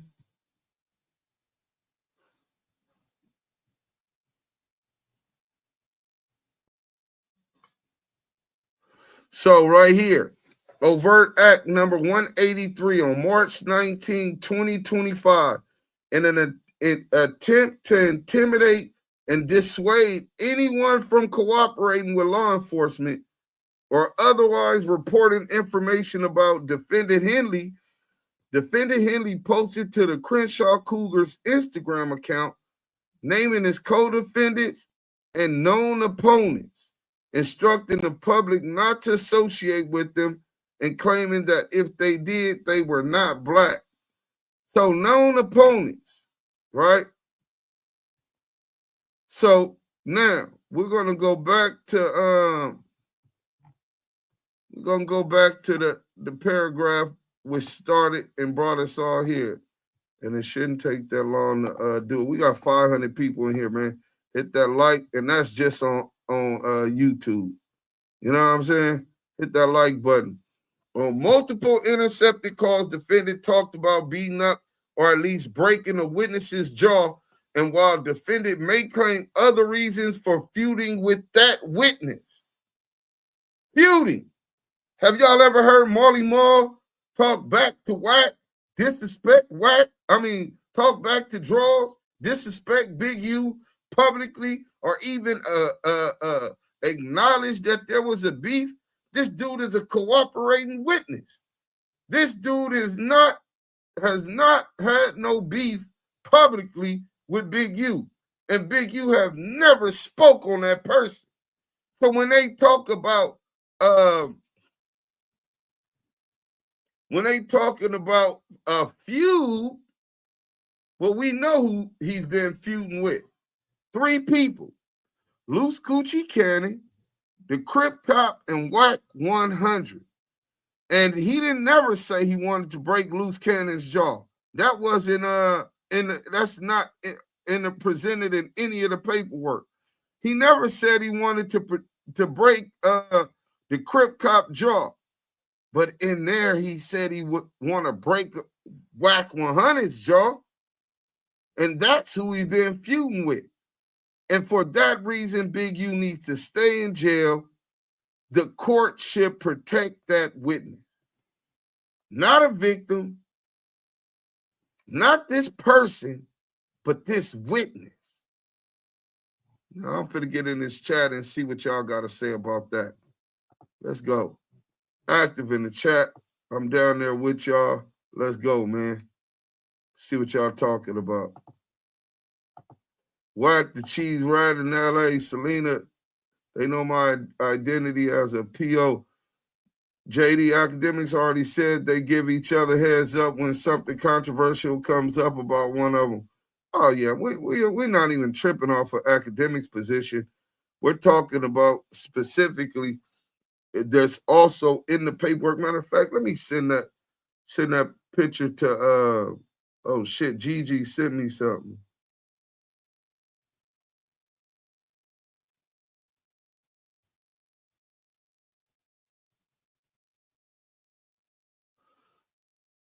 Oh, yeah, I see what's going on.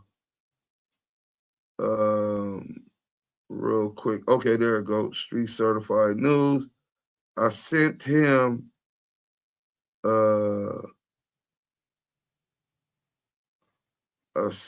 something earlier. Oh, it's in his damn Instagram. Damn, hold on.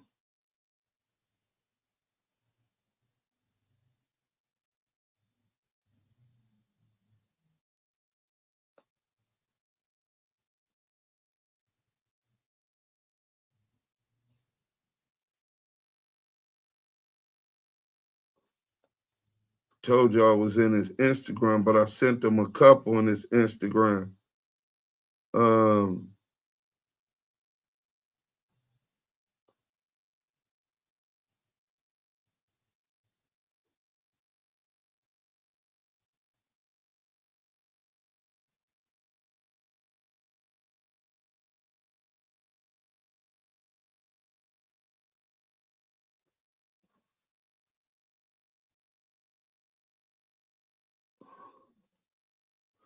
Okay, so page 62. Let me send this there. Okay, so at least I know where it's at. Boom.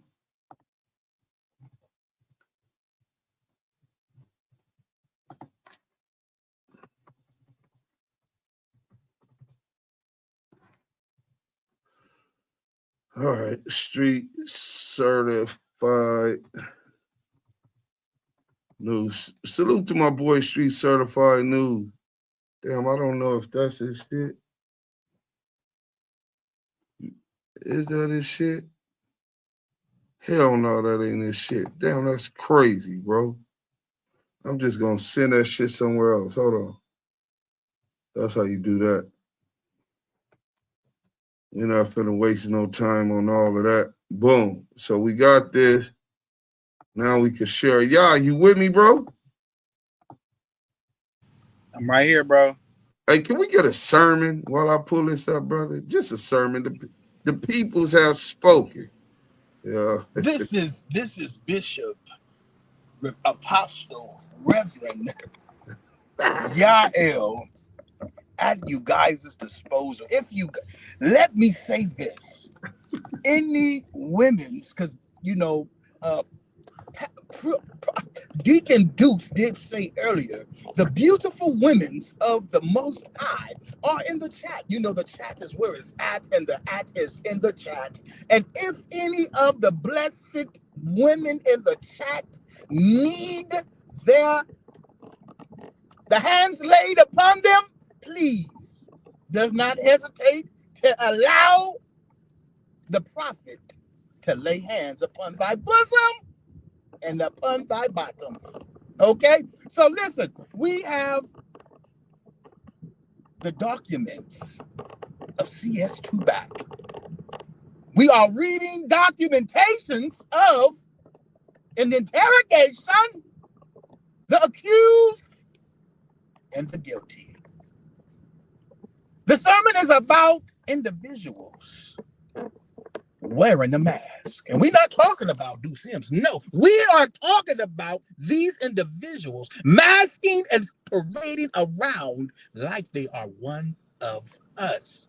Sir Kendrick said it the best. They are not like us. And we vow to expose the demonizers, the accusers of our brethren, including Big U. You cannot stand with us when ye are against him. Blessed be to those in the chat who are coming to like and subscribe to this good word. Least it be that it behooves you not to do so. May the truth pierce you like a two-edged sword. Blessings to those in the chat. Blessings to those on stage.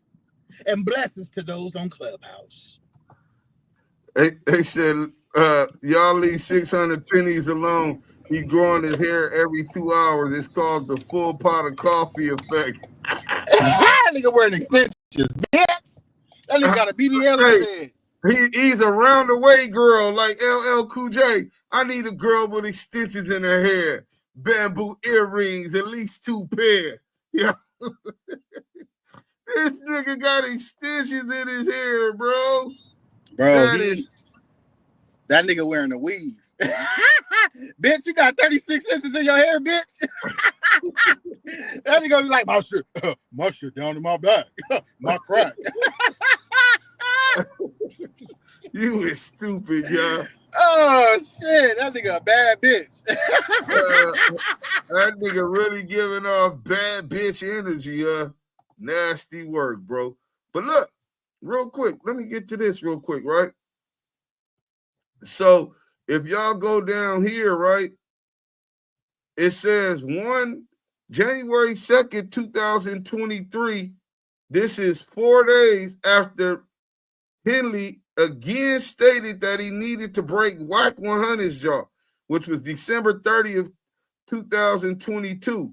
So you got New Year's Eve, 31st, New Year's Day, the day after New Year's, he's still on that. He want to break witness 2 jaw, at least break witness 2 jaw, right?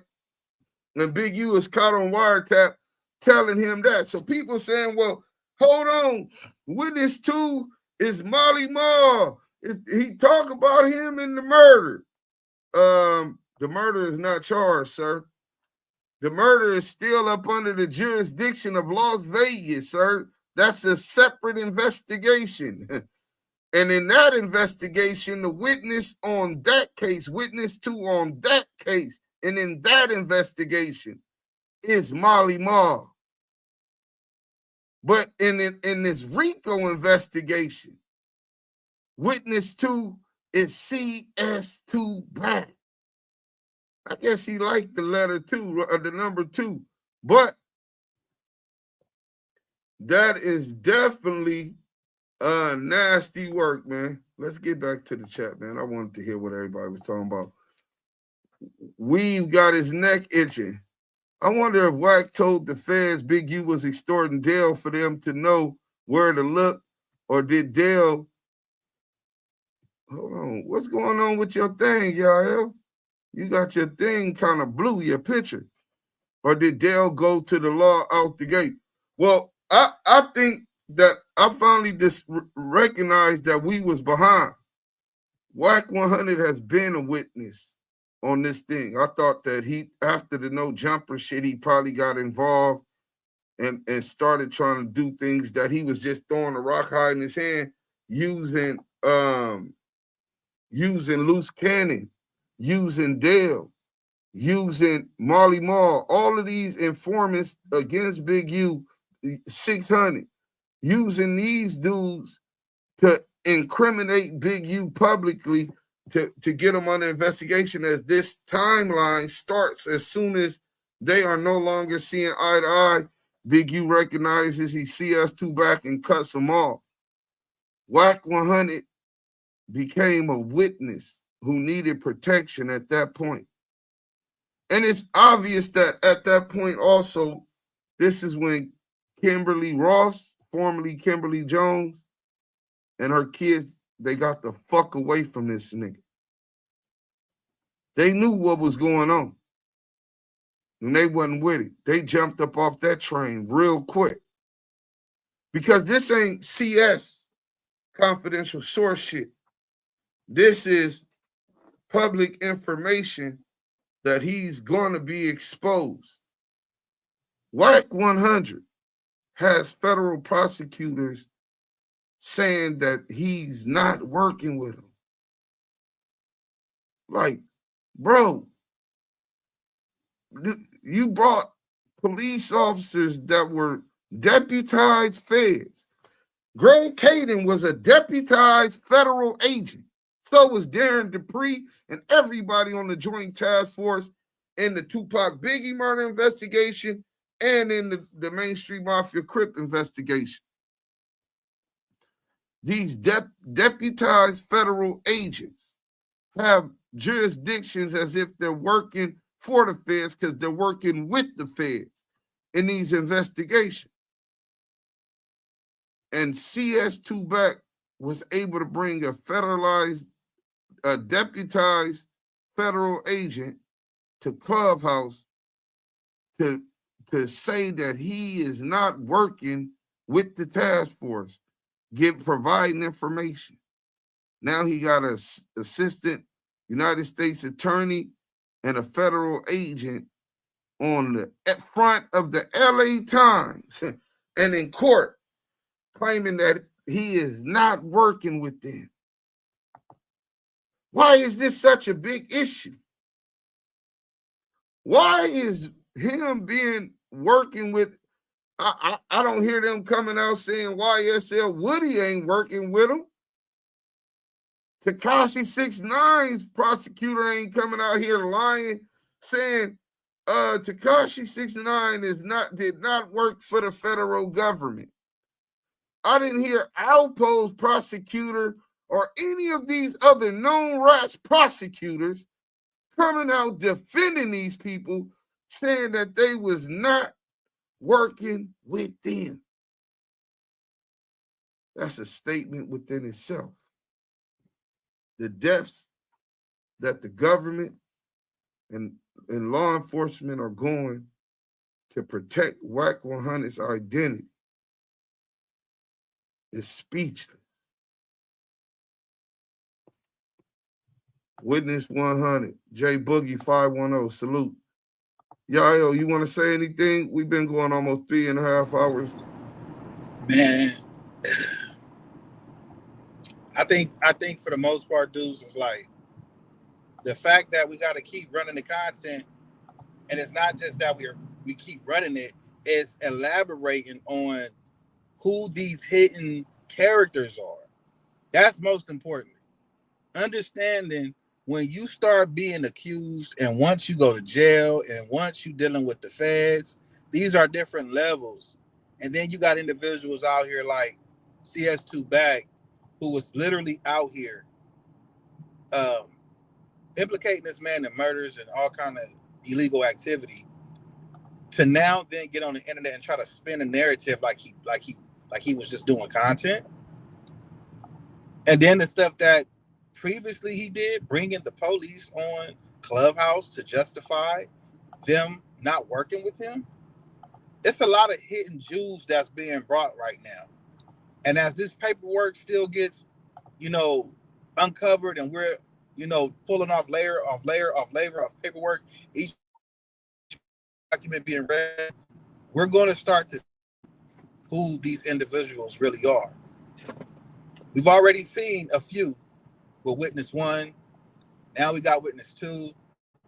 And a lot of these people don't want to believe it. They don't want to believe what's right in their faces right now. But the sad part about it is a lot of these people have to see it to believe it instead of believing it and then seeing it. That just lets you know your faith isn't there. When you ask for truth and when you tune into content expecting the truth, and when you actually get the facts that is being justified on what was being elaborated, and you still don't want to believe it, that just goes to show that you're being blind and you're doubting. A lot of these people doubt in their religion that they believe in. So I don't even, it doesn't surprise me that they doubt in what we're saying, Deuce. But for those who don't doubt, for those who understand discernment, for those who understand clarifying receipts and bringing, we don't bring nothing to the light if it ain't facts. This content is for you. This is for the innocent. This is for the individuals who are being slandered by individuals like 600 Pennies, Luz Coochie Cannon, and CS2 Back, and the Rat Rose. So let this be a lesson to y'all, man. Anybody can be Big U right now. Any one of you guys could be Big U right now. Just pray to the Most High that it's not, and that this is something that you have to endure. But this brother's enduring it, and he has his brothers behind him, along with his family, along with all the supporters who understand you're innocent until proven guilty, not guilty until proven innocent. Salute to everybody that tapped in on Clubhouse. Salute to everybody that's on YouTube Live right now. Salute to the chat. Y'all know that's where it's at. Salute to the mods that was on their job. And if you're a friend that tapped in for the first time because of a friend, make sure you like, comment, subscribe to this content. Again, you just sat through 3 hours and a half of hot content with Deuce M's, the Don, and Yael, the Kiwe pop star, with the authentic voices of the culture and the West Coast. Damu Kiwe Conversations. Well, salute to everybody, man. I want to take y'all back to a hell of a time, right? And yeah, if you want to go, you could go. If not, you want to hang out, we can hang out. I want to hang out with the crew, not just running content, but I want to go over a video. I think it was when Big U rated Matter of fact, it was Big U. Yeah, he invaded the Damu Kiwe Conversation room on Clubhouse. It's a classic. And then I would think we also go into when Yael and Big U pressed Deuce M's over snitch allegations. Oh, that was, you know what I'm saying? That was hilarious. So, hold on.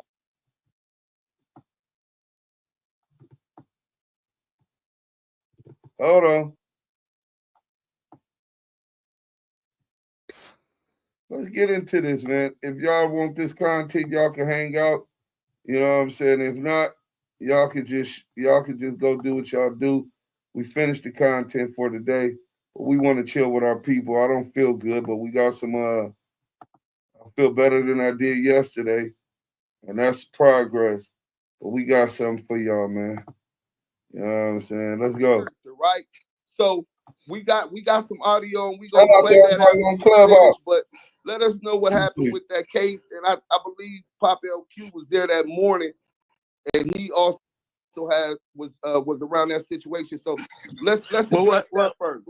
Let me give you the history on it, because I'm gonna do a movie on it. So I really didn't want to talk about it because it's a part of my story. It's a part of my movie. It's the whole thing. We took the whole thing down because it's a part of my movie. But I'm gonna give you all the part of this, the actual facts. That early that day we was pulling plays. So my crimey called me about my half of the money that he was running the show. So how we used to do it, we'll show it, and then when they show it, we give them half, so we come back, we bag them, and then take them back to the rest of it. Quan then was at my house. So I was already under investigation, right, for some more shit. So I used to jump out the back of my apartment and jump in my whips and get on where I'm gonna go do what I gonna do and come back. So we do that. I do that. Quan was in a whole nother area when we go meet Al and them. But I don't go on the first meeting with them because my crimey had his own situation going with some of the other homies whose name I'm not gonna mention, but he rests in peace though. And he was in a wheelchair, right? So when they was seeing the situation, they seen and they felt like them people wasn't no good.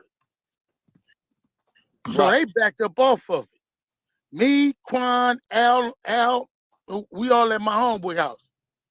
I called Big Bro and say, Big Bro, we get the call. They said, no go on that one. Let's roll. So it's 4 crimies. Only 2 people went to jail. It's 4 of us. So stop right there.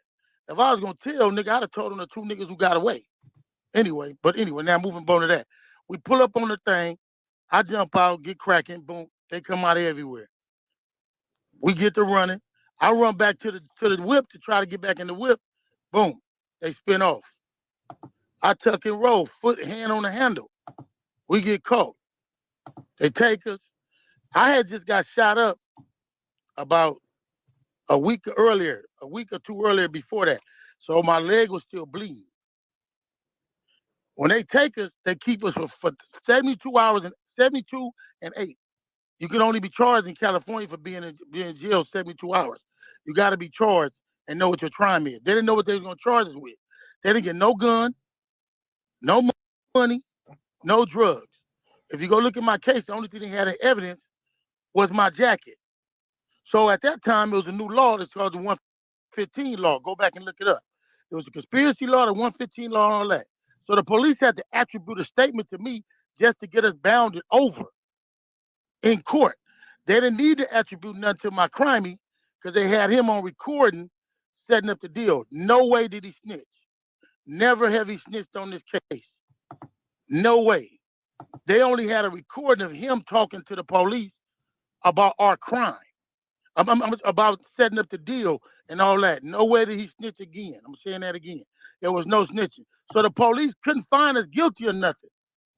We sitting in jail for 72 hours. I ain't seen nobody. I ain't talked to nobody. Cuz ain't seen nobody. He ain't talked to nobody. Now they come and saying we finna be transferred to the county jail. We don't even know what our charges is yet until they giving us the charge sheet to say we finna be the paperwork saying we finna be moved to the county jail. And if anybody know what California was back then, nigga, you wasn't getting nothing. They'd have kidnapped your ass back in 1981 and you'd have sat in jail for a month if they wanted to. We go to court, they bound us over. And if anybody, see, y'all younger than us, but everybody knows it's 2 places you wasn't gonna come home from. Pomona Court and Long Beach Court. He should have said Torrance Court too. The LA shot caller, great point. He said 600 said by Big U saying online that he and WACK were working with the feds, that put their lives in danger. But 600 and WACK been on YouTube and Instagram for 2 years saying Big U is a snitch. Damn. They didn't want to protect Big U, or they didn't put Big U life in danger, right? With them saying that, but Big U saying that put their life in danger. Make it make sense. Hey, salute to the LA shot caller. He ain't trolling today. He cutting up. Let's go. So they bound us over with a statement from the police. They say he go to problem with got a lace front. we never accepted the statement. From day one, I said that was a lie. From day one, we appealed it.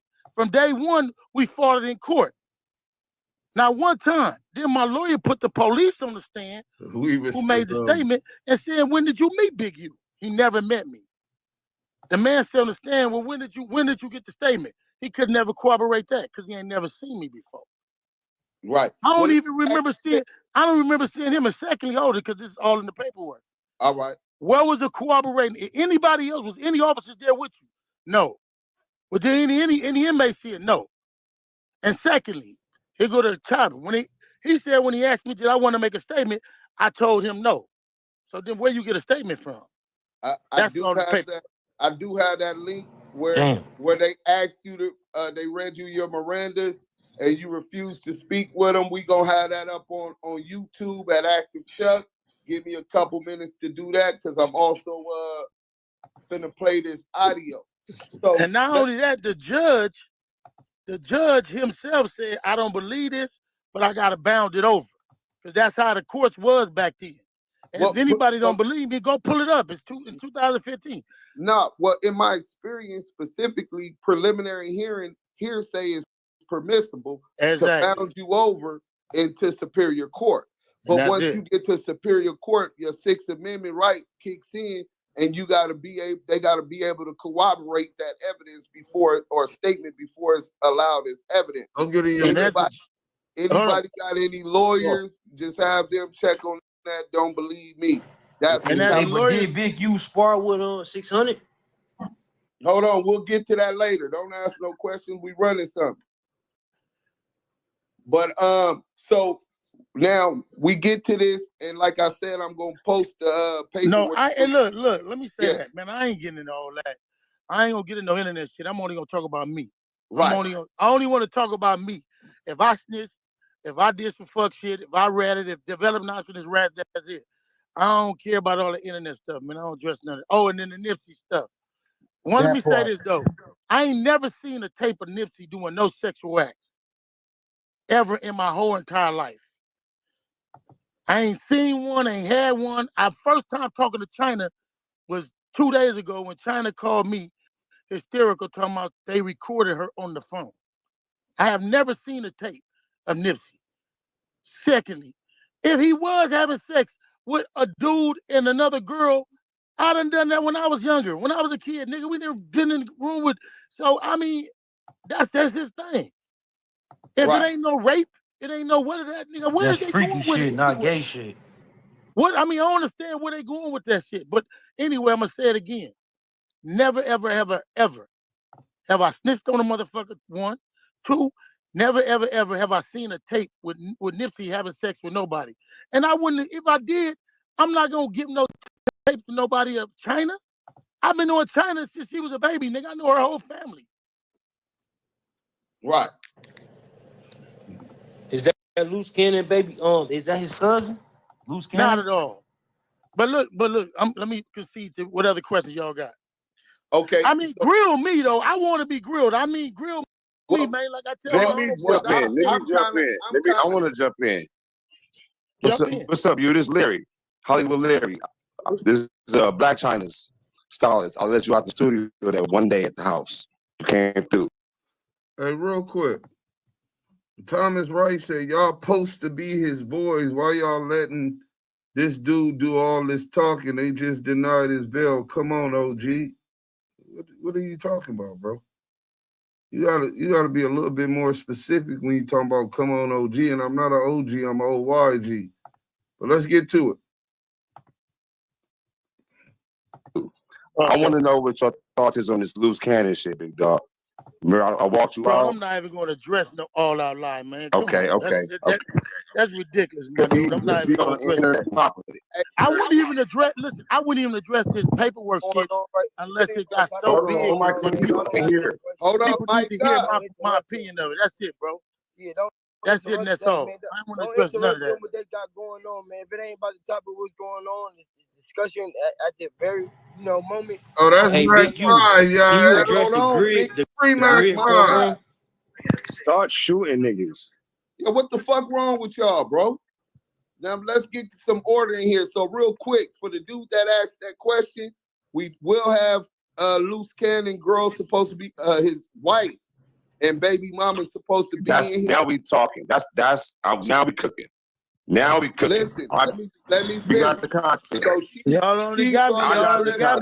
Y'all only got me for a couple more minutes, dudes. Let's get to it. Right. So look, so that'll be addressed later on. She was with Loose Cannon the day that Nipsey Hussle died, so she's going to confirm that motherfucking lie and expose that. So we not on that. As far as the Eddie boy, I'm the one that first dropped Thomas. the audio with Eddie boy, and where we come from, bro. If it's the police word against somebody else word, especially when the statement was ruled inadmissible for trial purposes, and it can't be corroborated, your homie word or against the police, 10 times out of 10, how our politics go, your homie get the benefit of the doubt. So when we play that Eddie boy audio under the politics, first of all, the facts don't even match up, bro. The facts don't even match up. So what word would it need to be? I ain't never worked for no nigga, and I wouldn't have never said I went to work for. I didn't even know this nigga real name. Nigga, we was what 20, 22, and we was full gang banging. Nigga, that nigga didn't write me no letters. I don't know half the nigga's real name. And then secondly, nigga, we didn't get caught with no dust, and we didn't even feel like we had no case. And if you know my history, what I have been incarcerated for prior to this, come on, dog. Right. Me going bad for something that simple, wake yourself up. Hey, Yael. What's the deal? No we only got Big U for a couple minutes, so I want you to get into that other question about the Long Beach situation, bro. Yeah, Big U, this Yael, bro. What up, Yael? No, he hasn't. Big dog.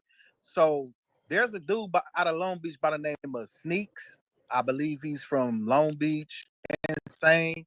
This nigga claiming he know you. He got a lot to say. Now move He can elaborate. too far, allegedly. If it's true. Do you even know this individual?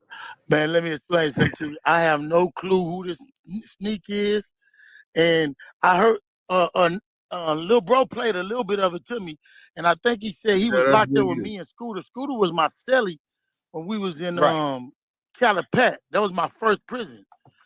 We was in Calipat, and it was no dude from Long Beach claiming Insane that was on the main line with us named Sneak. Now, only person I can gather that could have been close to being and that may have been doing that Sneak, he was a homosexual. He was in a cell. I mean, I'm not even gonna put all that out there, but he wasn't good and he wasn't talking to me.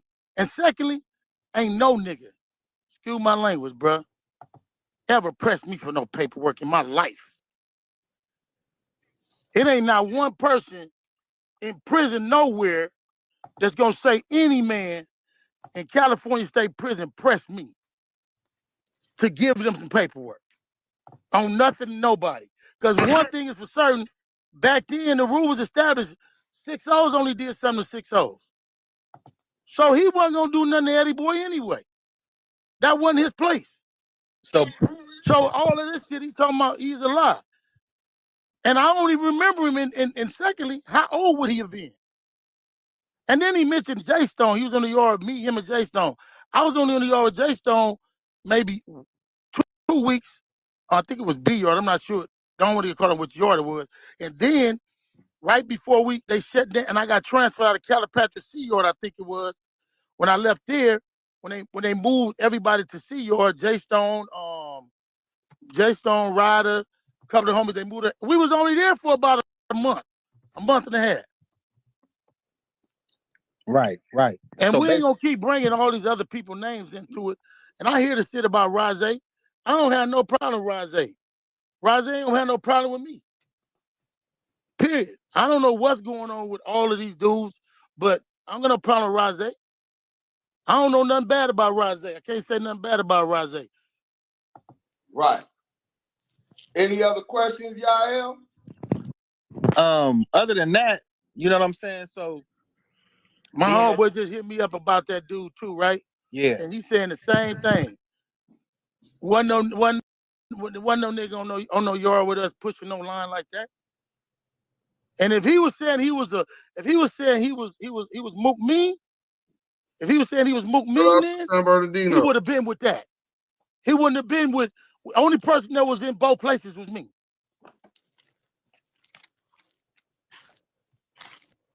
Right.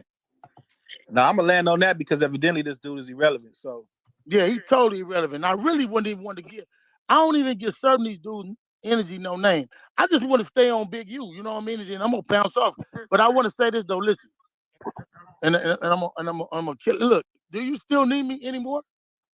No, we if we only addressing the situations where motherfuckers specifically talked about you, and obviously you debunked that. I'm gonna play the Eddie Boy audio, which he says the exact same thing I said about the politics and how that go, and then you showed that the facts wasn't even what he was saying, right? And you were there, right? And here go another thing. I had 2 crimies, right? I had 4 crimies. It was 4 of us.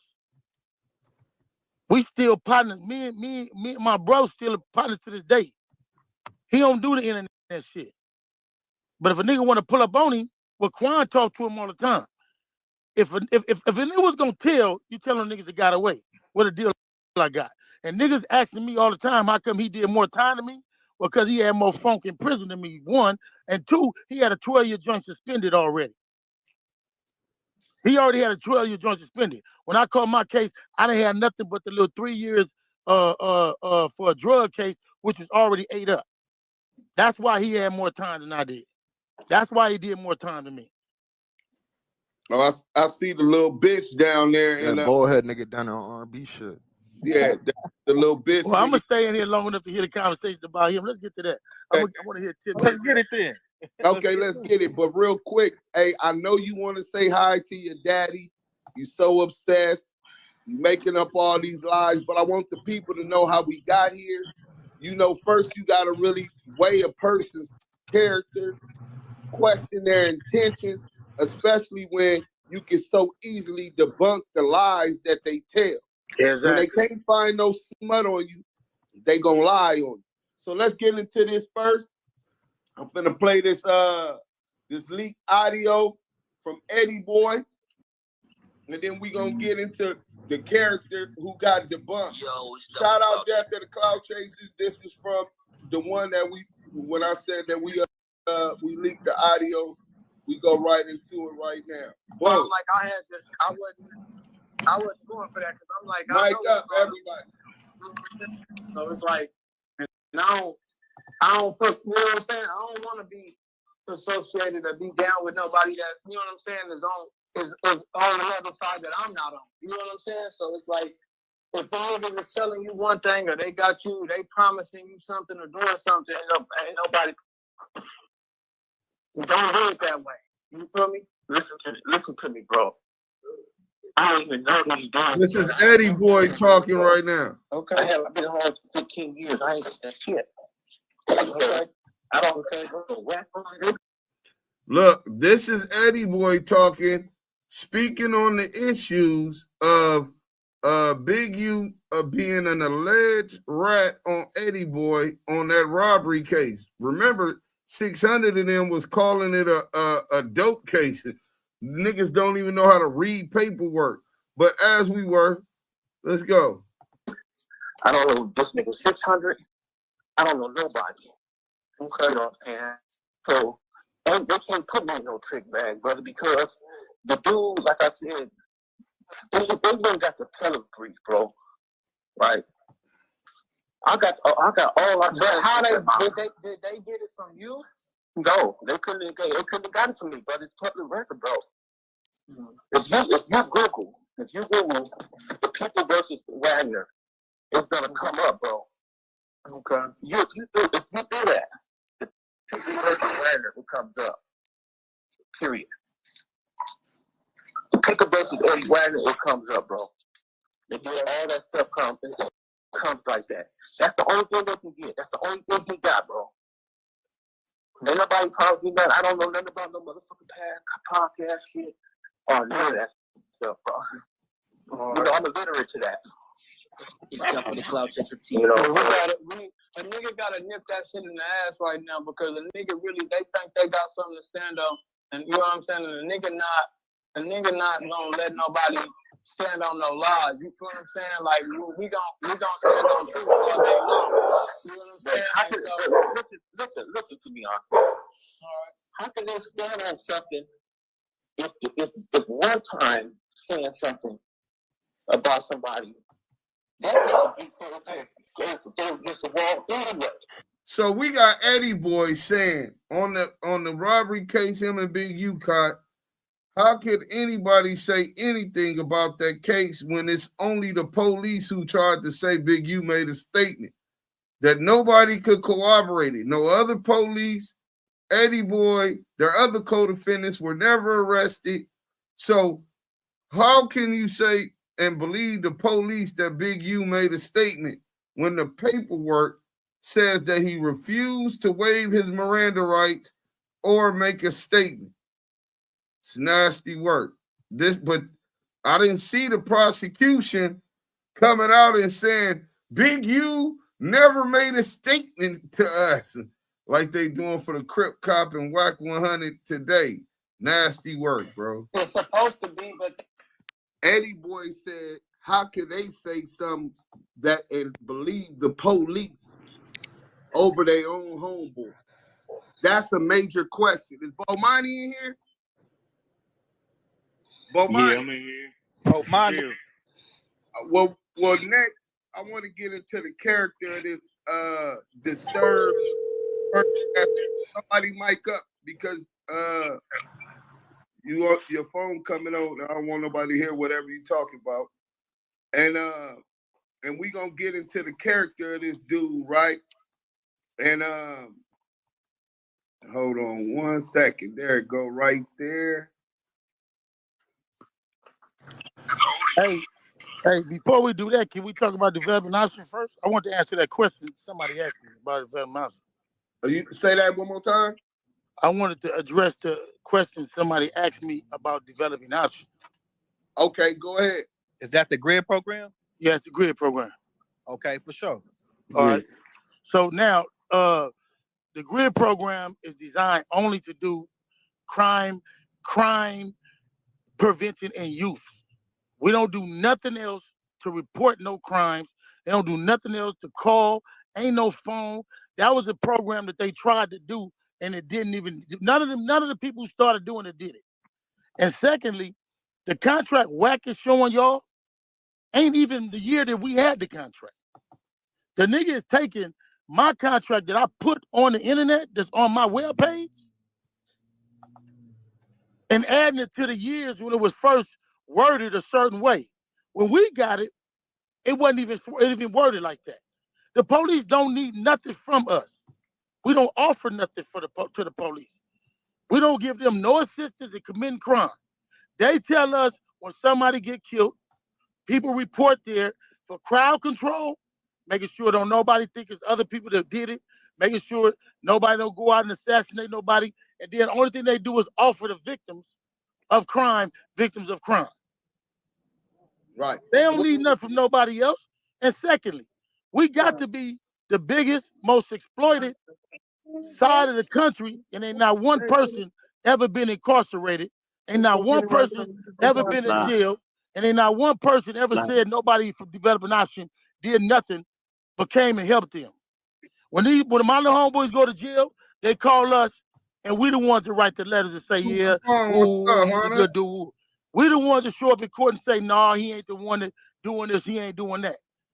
So tell me one time when you accuse somebody of being a rat, this was supposed to go with it. You're supposed to do the business. Right.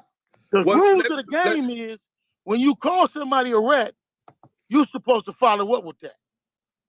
Hey, that's 100% correct, Big U. And this is what I want to get to, because the first time, because I heard a false narrative that some little small guy thinks that he has so much control in his fucked up mind. I don't know if it's these dudes on the internet that got him feeling that he's relevant in other people's life.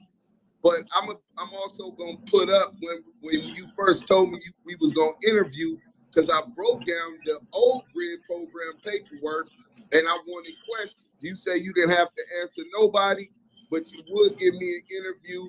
And I think that was about May. I got the receipts though with the text when you told him to tell the humble for Brim. You remember that, Draw? Yeah, yes, sir.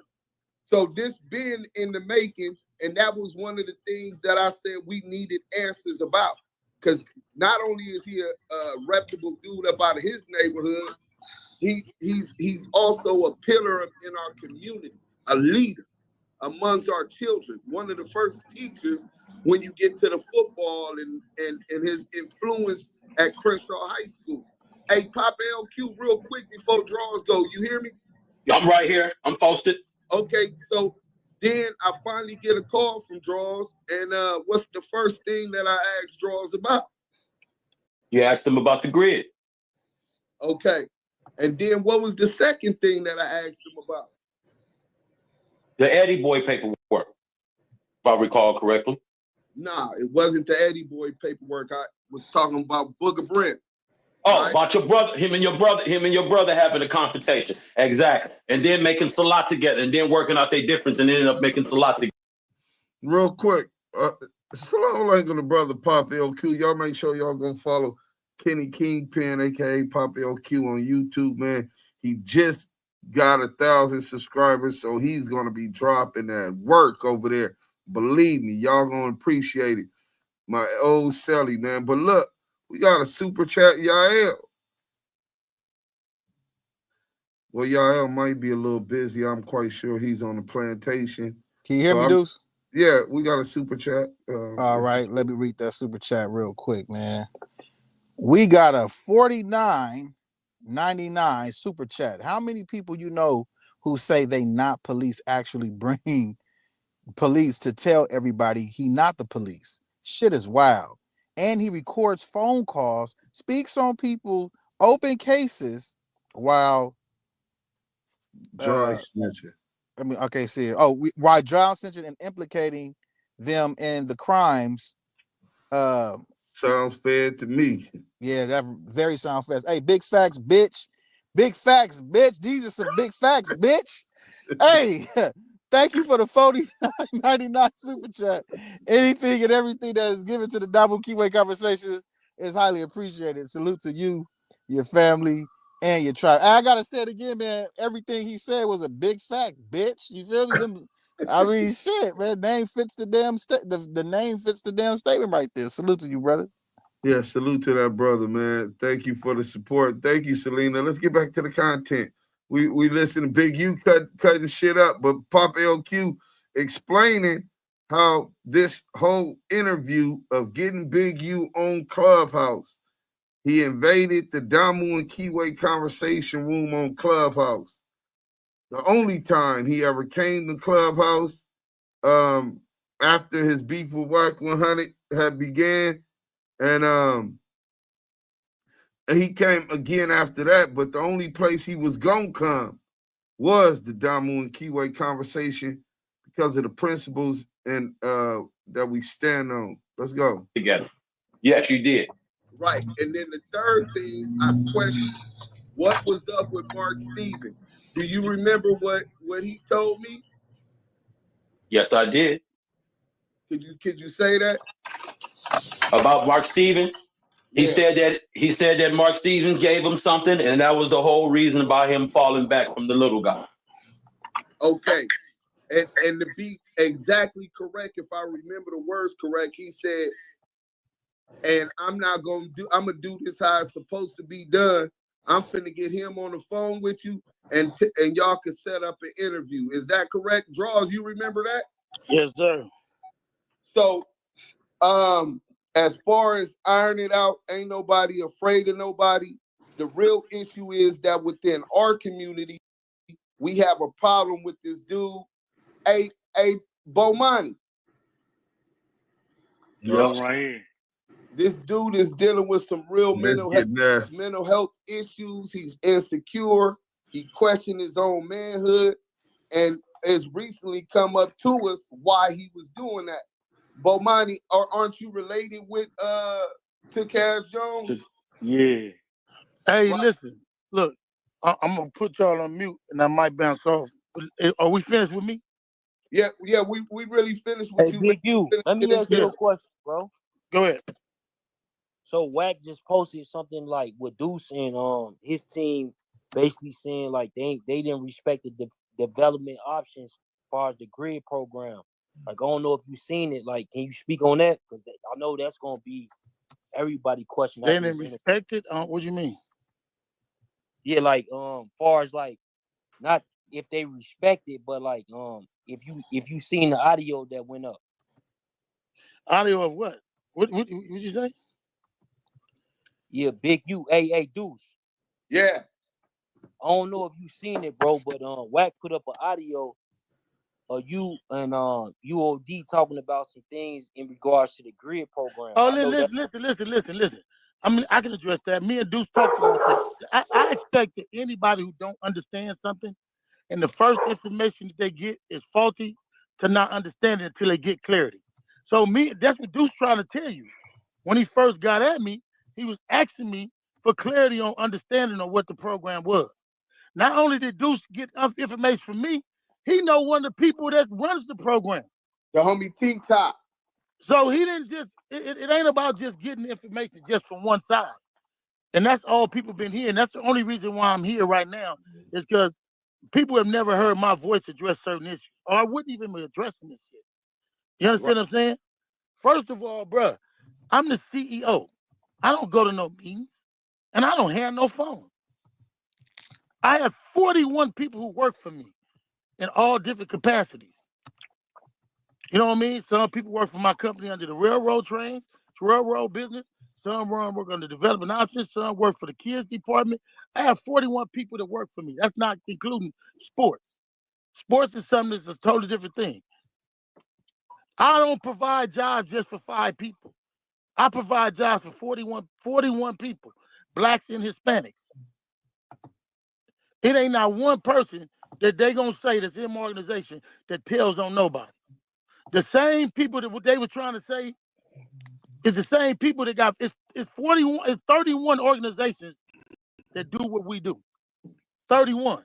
It's 55 that get paid out the same grid money that we get. We're not contracted, nor do we get paid by LAPD. The money that we get comes from like, what's up with a grant that was written. Excuse me? BlackBerry. Can you speak on the BlackBerry? Because I know that be like something. I just spoke on it. I don't have a phone. Hey, the crazy part, CS2 back sent Cheeseburger Chuck up there, and he's sending him all these questions. This nigga Cheeseburger Chuck was riding back dick back then. Nasty work. Bad luck, Cheeseburger Chuck. Now here come the rat. I ain't never had a phone. And it ain't nobody in my organization carries a phone, a issue phone from the city. Period. The only thing the city is gonna do is send a mass email out to everybody. And it don't even come from the police, it comes from the city. So that's where his information is faulty from. Now I don't know if you can answer this though, Big U, but I know they've been saying that you gonna lose your contract when it comes to that. How would I mean, there go another one. If I'm gonna lose my contract. Oh shit. They've been saying WACK got his minion saying that they're gonna lose their contract. Hey, you see how long ago this was? Listen, bro. These bitch ass niggas 2 years ago were coming for Big U's contract. This is one of the reasons that $2 million contract, these bitch ass niggas is implicating Big U in crimes. They're trying to get the fucking contracts. They wanted him out the way because he wasn't working with the police. Nasty work.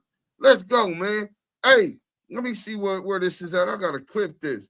37 minutes. I can remember that number for sure. If I'm a police, how I'm gonna lose a contract? You contradict yourself. These niggas say anything, man. One day they say I'm the police, one day they say I'm not. One day I'll say this one. My nigga, where are we going with these dudes? And why do people keep listening to them? I'm only on here right now because I want people to stop sending me stuff that these niggas say and do. Can you speak on the Nipsey, the estate stuff that he was talking about, WACK trying to spread? Bro, have I filed anything? That's asked and answered. No. Got you. Asked and answered, my nigga. First they said I was the owner of the Crips LLC. Then they said, come on, man, I'm a Martian too, man. Hey, Don't you know that I'm a Martian? I'm not even from America. I heard you was a Christian. About that. I'm an alien, man. I'm everything, bro. Don't you know next week they gonna say I'm a whole lot of stuff? Right. Hey, one mic. Let's get back control of it. Any other questions? Yeah, I got one question. Go ahead, Polo. Salute, Big U, OG. What's up, man? How do you feel about this individual just going around just slandering your name? Then he bringing this other cat that's putting you all in the mix of Nipsey death and all this. Bro, man. hey, only thing I can say is this, man, is I'm glad y'all get it. And the only problem is just not enough people who get it. My thing is the Tasha K's, the Adam 22s, and these other people who pushing negativity. It's very easy for him to go see. There's video out. There's movie. I mean, there's video out. There's a movie on Tubi. There's documented evidence. The man has been found guilty. It was over 250 investigators on Nipsey case. Every name. Look, I'm gonna take you back. Nipsey got a letter from the president of the United States of America.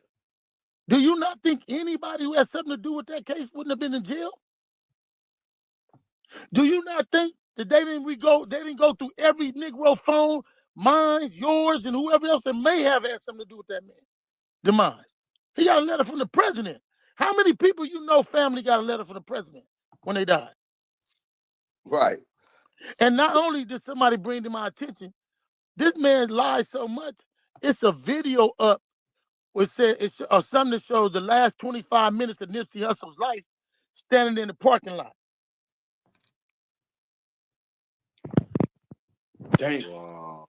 Go look at the thing. Somebody said, ever since this stuff been happening, people sending me all kind of stuff. It's a video where it shows the last 25 minutes of Nipsey Hussle's life. And secondly, man, me and Nip was a la cool, man. We was the tightest at that time.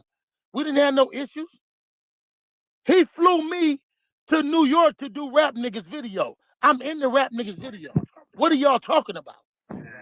Yeah, he run around with lies about y'all got an off and on relationship. That ain't from our community. We ain't got no offer. Hey, listen, first of all, Nip was my little homeboy. He was like my son, my nephew, bro.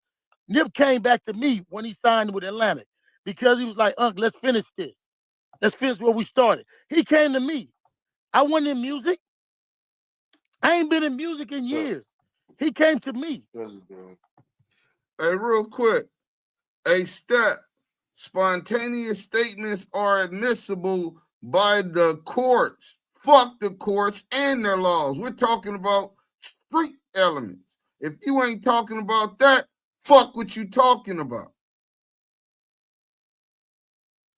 The courts also allow innocent people to be convicted. We don't go by that in the streets. The street code goes, you don't believe a police statement against your homeboy without the paperwork, a signed statement. And in this case that we're talking about, the man didn't waive his Miranda rights. I can show you that. So if you want to believe the police, thanks for allowing us to know what side of the law you side on. Let's go. One cop at that, it wasn't even two cops that said it. It was one that said he made a spontaneous statement. I didn't go to Nip and say, Nip, put me back on. He said, no, let's go do this. I wasn't in music. Most I do with music is help promote people. You right, Miss Instagram, Lisa. do all that. And then secondly, if you don't believe me, go look at my Instagram. When Nipsey died and leading up to Nipsey's death, I'm the only nigga promoting that album. Huh. Go look at my Instagram. How was somebody beefing and I'm promoting this album? Go look at it. And this is what's ridiculous to me because so many people can fall for this falsehood. Anybody can just go tell a lie. Anybody could just go tell a lie, just like that pig old boy believing. Talk about a spontaneous statement. Hearsay statement is admissible in court. Yeah, a spontaneous statement is admissible. Hearsay statement can be admissible in court. It's part of the hearsay exemptions because hearsay naturally isn't admissible, but a spontaneous statement is one. Also, a statement from someone who died, right, on a dying bed, right? But that's what the courts go by. The street politics don't go by that, bro. That's not what govern our rules. We're talking about whether or not a nigga was cooperating with the police. And you talking about what the courts say. You on the wrong side of the streets already. But look, Lou say, Deuce, what if I say we got a letter from the president?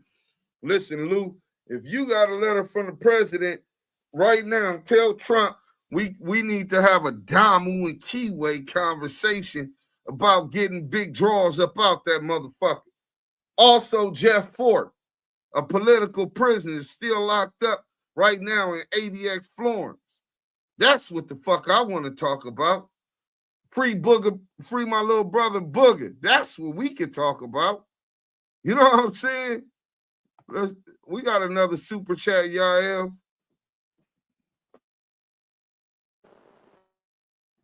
Can you hear me, Deuce? Yes, sir. All right, let me turn this up real quick. Hold on 1 second. Man, we got a hold on 1 second. It's big facts, bitch. Oh man, it's big facts, bitch. With the 99.99, damn near hundo, man. We got a 99.99 super chat. Keep your foot on Master Spinner Whack-A-Rat Neck, he wanted Big U out the way so he can do the real po-po work. Salute from the 904. Hey, big facts, bitch. We appreciate the $9.99 super chat. Anything and everything that is given to the Damu Kiwe Conversation team is highly appreciated. Salute to you, your family, and your tribe. Hey, big facts, bitch. Salute to that. Big facts, bitch. Yeah. Big facts, big spinning. Let's get back to it. Big U. Oh, and let me address this. Wait, go ahead, because I gotta get into this other thing, bro. Go ahead. Get into the other thing, man. I'm gonna mute up. I'm through. Look, I just want to. If there's any more questions, I just need to get it before I get off. Well, that's it for right now, because I want to get this out, because Bomani, we already had started. So Bomani, so you say you WACK100's first cousin, right? Yeah. Salute. Okay, and growing up, you knew his father also, right? Yes, father.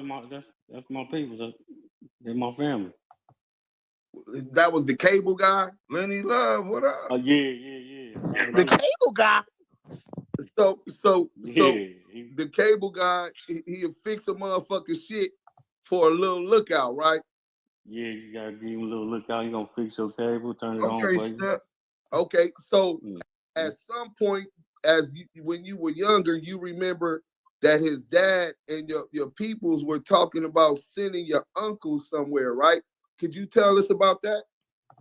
Oh yeah, he was talking about the sending our uncle back to Alabama because they was like, I guess he was touching on him type shit. You feel me? Oh no. Oh. That explains it. That explains it. Wait. When you say touching on him, you mean like beating him up, physically abusing him? Nah, like sexually touching. That's why he liked three fingers. So that's why he liked the 3 fingers. But look, that's not his fault. If he was, how old was he at that time? She like 7. And your uncle was how old? She about 30. And they caught him molesting Cash Jones. Yeah, he kept it in family, so they sent him back to Alabama. So you know, it wouldn't be out there, but you know, and he wouldn't fuck with none of the other kids around. I want to expound on that real quick. Go ahead. Because I just caught what he said, and it triggered it. And he said, kept it in the family, and that's probably why Wack, first off, likes to be called Unc. Secondly, he likes fucking with his own fucking family. It's starting to register even more why this man has these kind of stance. Sexual demon. Yeah, but that's because that trauma hasn't been taken care of. Did he ever get any help psychologically to help him? Nah, not to my knowledge. They were supposed to, but not to my knowledge, no. So you got this kid who was taken advantage of by this piece of shit that never gets mental health, right? He's questioning his manhood when it wasn't his fault. You know what I'm saying? That's not your fault. You was an innocent kid.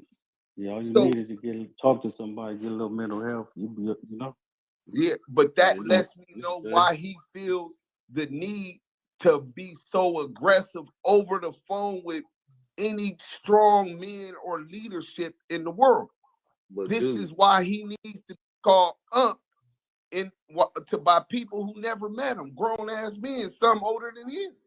Damn. This is the same nigga that was having sex, admitted to having sex with his auntie, his mama's sister. Said his mama No, bro, that was the lie. Listen, it wasn't his auntie, bro. He didn't want to come out with the truth so he could finally heal. So he told Mama Lisa, she had a room open on Clubhouse, Surviving WACK100. He told Mama Lisa when he had that old lady busting her pussy open on FaceTime that he liked older women because he was molested and fucking his auntie. But it really wasn't his auntie, bro. That's what I'm trying to get you to understand. It was his uncle. Uncle playing in his back door. Did anybody ever ask about the Brick Baby and Big U, that so-called? No, the question with him is done. He just mic'd up, bro. He said he didn't want to speak up on nobody else. Look, hey Deuce, I got one more question though for Big U. When it comes to did he have keys to did WACK have keys to his crib and he had keys to WACK crib? Because that was a big thing, bro, on social media. Well, if he did have keys, then why the fuck he ain't went over there and got a fade if he I'll felt answer that. I'll answer that. Fuck no. Hey, Big U right there. Man, I told you didn't hear him say he was miking up. Hold on, Deuce. Hold on. Listen, we understand. Listen, WACK, we understand you in the chats. You want to holler at your uncle so bad, bro. You gotta look. The uncle and the obsessed, bro. Listen, with another man, just like his uncle. The uncle and the very like obsessed. assimilation. We get it, bro. You assimilating with but that's not He's a Muslim. He's a brother of standard. He's not into homosexuality, bro. He don't like three He's fingers, talking on bro. R&B shit right now in the chat. He's not in the secret tickle time, bro. Yeah, we not. Come on, bro. Or 3 fingers, bro. He But pray 5 times a day, and he's not into that. So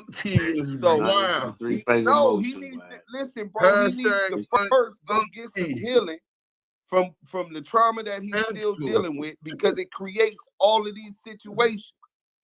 Think about this man's character, bro. We just sat here and got a man who is very reputable within our community, positively with our children. Somebody who could be likened to somebody such as a Fred Hampton, a community activist, right? Somebody who was a Panther, and he attacked him with a disinformation campaign, bro. The only people that did that to our black leaders and strong black men in the history of America was counterintelligence program, bro. Whoa. Hey, y'all, they be talking that shit about Deuce Sims, right? But nigga, I seen that the feds is the ones that push these disinformation campaigns, bro. I knew when he was attacking Big U, lying, all of this different shit and implicating them in different crimes, that it was the feds doing an investigation on Big U. This is 2 years ago, bro. 2 years. Nah, most definitely. Most definitely. 2 years ago, you had Big Cheeseburger Chuck, bullshit ass Chuck come in the room asking those questions because he got sent by his fondler. You know what I'm saying? Is brazy. His fondler was like, "Hey, listen, hey Chuck, you want your trademark back? Hey, do this. You gotta go in that room, invade the UOD, and ask him about the BlackBerry." No, we was in Damu Kiwe. Oh, we was in Damu Kiwe. Oh yeah, you already know. So he sent them to infiltrate to do that. And you finna hear Big U. We finna hear Big U give it up. We knew what time it was. It's 2 years ago, bro. Hey, look. Oh yeah. We need to figure out what was the first date we did the Damu Kiwe Conversation Room, and we need to do a charity event for the Damu Kiwe on the anniversary, man, and celebrate. Oh man, you know what I'm saying? Shirley says, "Hey, look, Shirley say all of you sound like y'all excited about this 3-finger mess." Hey, Shirley, I don't know if you into feminine men that like fingers in their ass or something, and you want us to be that. That's just not our thing. We don't swing on that side of the fence. You understand what I'm saying? I like women. I'm talking about feminine women. She can't have a jawline like R&B. She can't have knuckles like me. You know what I'm saying? I'm not into that. But hey, listen, if that's the type of man you in, go back over there to the 100 side EBT. You know what I'm saying? Hold on. Let me clear something up. Hold on. Because not just that, she gotta be thick. She gotta have hips thick. She gotta have that wagon she dragging. You feel me? She gotta have that man, that colossal. She gotta have that junk. That nigga said colossal ass. Yeah. She gotta have that megalodon. She gotta have a megalodon. She gotta have a you know what I'm saying? Whoever that was, she was a little triggered, and I could get it. You know what I'm saying? But that wasn't Wack's fault. But it's his fault if he don't get no kind of psychological help, and he's allowing that to make him prey on others, like that 8-year-old girl he's alleged to been trying to groom, and the mother was allegedly with it. Shout out to District 13 and Danny and them for exposing that shit. So that's where the problem come in. You didn't just hear us telling Wack then it ain't your fault. That was a piece of shit that did you like that. You didn't hear me saying that? You want to know, to add to what you're saying? Because you did notify that and say it's not your fault. You were a kid. You were 7. And now it makes sense about the allegations of him grooming that 8-year-old girl. Yeah. Because abusers abuse. Fact. LA shot callers. Oh, go ahead. My bad. No, I was just saying when the abuse become abused and they have not put out that fire, they tend to 9 times out of 10 become the abuser. And him grooming and him getting his rectum played with, that sounds about equivalent to his character and why he has these labels. He wants to be notified as, the orca. He want to orchestrate he want to be the unk, the orca and the unk and all of this stuff. He want to be the head of everything. So it's starting to make sense, Yeah. Well, the LA shot callers say CS2 back sent his uncle a butt pic after he got his BBL. Is that why he got his BBL? Absolutely not. Come on, we almost finished with this, what you call a CS2 back finna. Yael brought him up. We set him up. You remember? I'll let you tell them after they hear it. You tell them how you lined his ass up. Let's go. No, pro. White man. So no, that nigga, this ain't about you. This cat. I understand you short. You got a Napoleon complex. You want to prove yourself to this man. We not your uncle.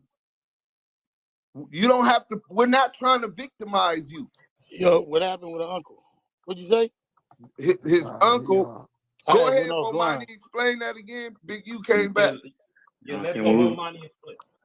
Yeah, when we was kids, we was about 5, 7, a few years older than me. So we was kids, like, shit, nigga found out that Unc used to be touching on it, you feel me? Touching on who? On Harris Jones. WACK100.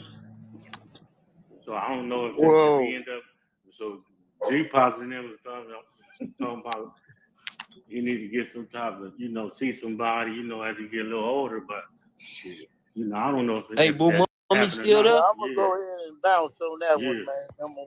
Hey, dude. Hey, what's up? I'm gonna go ahead and bounce on that one. You know? Hey, Big U.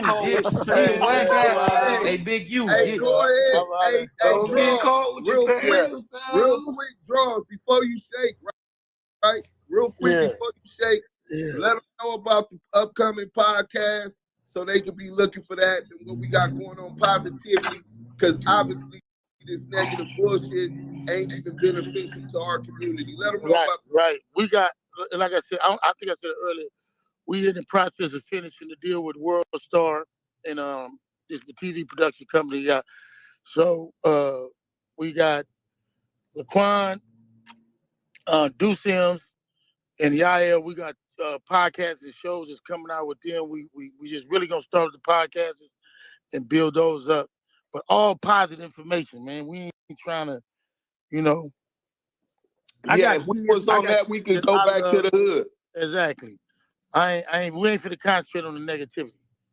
And I just want to say this for me, man. Listen, I got on here only to address the issues that I feel would affect my homeboys around the world who love me, and to address anything so they'll feel comfortable. I'm not on here for no clout chasing. I'm only on it one reason, for my homeboys in every country and every state, so they can hear from me. And I appreciate Deuce, and I appreciate your thoroughness and researching and finding out. Because I'm gonna say this: don't ride with me right or wrong. Ride with me only right. Because I'm gonna say, any of my homeboys go bad, I'm gonna treat you like you bad. And I backed up off of some people because I heard what I heard. And I say that from my heart. I don't want nobody ride for me right or wrong. Ride for me only right. Because if I'm the biggest standard that there's gonna be, I don't have no problem with that.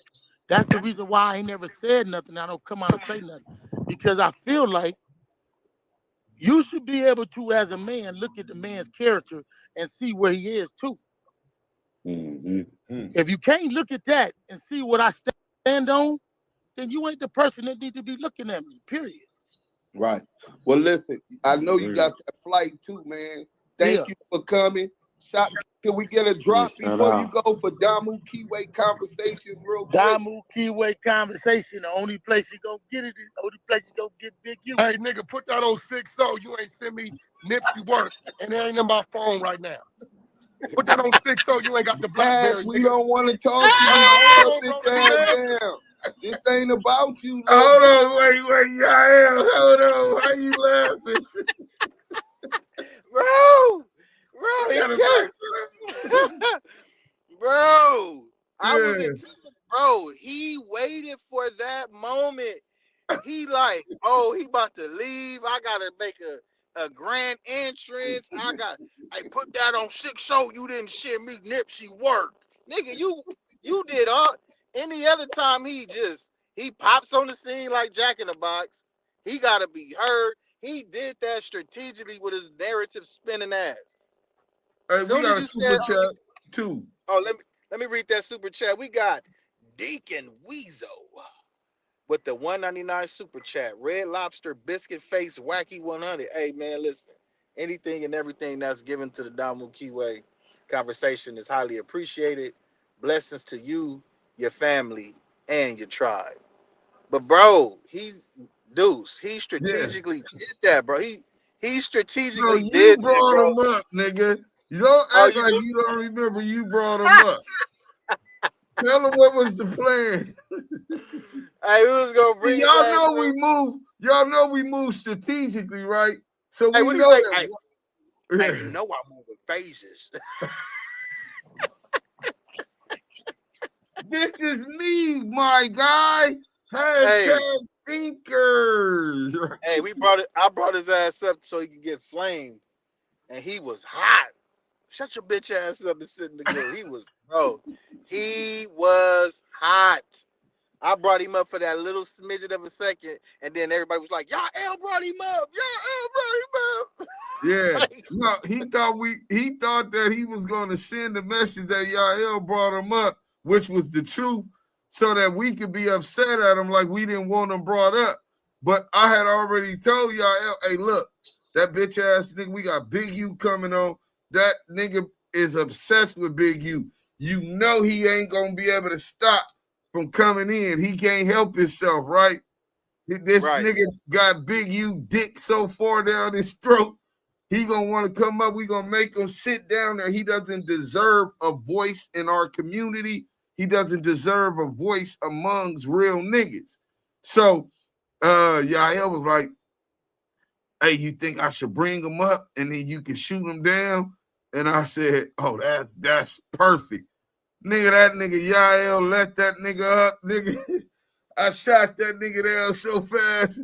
That nigga got one question on and Big U ate his ass up. Hold on, let's finish this.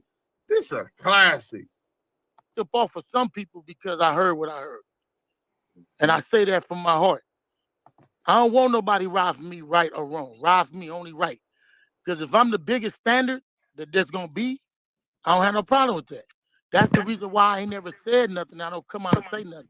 Because I feel like you should be able to, as a man, look at the man's character and see where he is too. If you can't look at that and see what I stand on, then you ain't the person that need to be looking at me, period. Right. Well, listen, I know you got that flight too, man. Thank you for coming. Can we get a drop before you go for Damu Kiwe Conversations real quick? Damu Kiwe Conversation, the only place you gonna get it is the only place you gonna get Big U. Hey, nigga, put that on 6-0. You ain't send me Nipsey work, and it ain't in my phone right now. Put that on 6-0. You ain't got the BlackBerry. We don't want to talk to you. Nah, hold on, bro. Let me down. This ain't about you, little boy. And check this out, little You just man. had to sneak on Talk here. to your uncle. On here. Talk to your uncle about him touching you. Talk to your uncle about him touching you. That's what you need to do. Just don't get caught with your pants down. Yeah, that's what you do, champion. Yeah, bald-headed faggot ass nigga. Hey, we gonna break. Hey, draws. Hey, that We bitch ass finna nigga break was down. persistent to We get on the finna stage. break down. Hey, this listen, paperwork wait, on hold on. this Let's go to this. Out of everything he could have said to me, the only thing he could say to me was about the paperwork of Nipsey. What you want to say? Coming over here. Yeah, Hey, wait a minute. What? I guess. Wait, hold on. Let's go back to this. Let's get to this fact. If you got your one shot to say something to somebody, you're gonna make it your best shot, right? Right. Wouldn't that be if you gonna hit somebody in the mouth, you gonna hit it with your best punch, right? Right. That was his best punch. Because everything else is a lie. I ain't never told on nobody in my life, and neither is Developing Option, a rat organization. Nigga, ain't no nigga in jail cousin me, nor more organization. Fucking wait. You in the matrix, Big U. WACK100 exposed. Huh? I said you was in the matrix. Go ahead. Oh yeah, his shit fucking up. CEO champ. That nigga said that was your best shot. Nah, but listen, criticality, listen, bro. This is the sickest shit. I just listened to this man not even 2 hours ago. He's so obsessed. Say hi, it's a win that Big U's coming on the motherfucking ad. He's forcing him to do that. No, nigga, we been had this. This man busy. He got business to do. We not going over there. We're not going to support him. He couldn't even resist. This man is sick, bro. No, you got to look at it for really what it is, bro. A nigga sat there and persistently tried to get on this stage. Right. And he supposedly got 600 people in another room.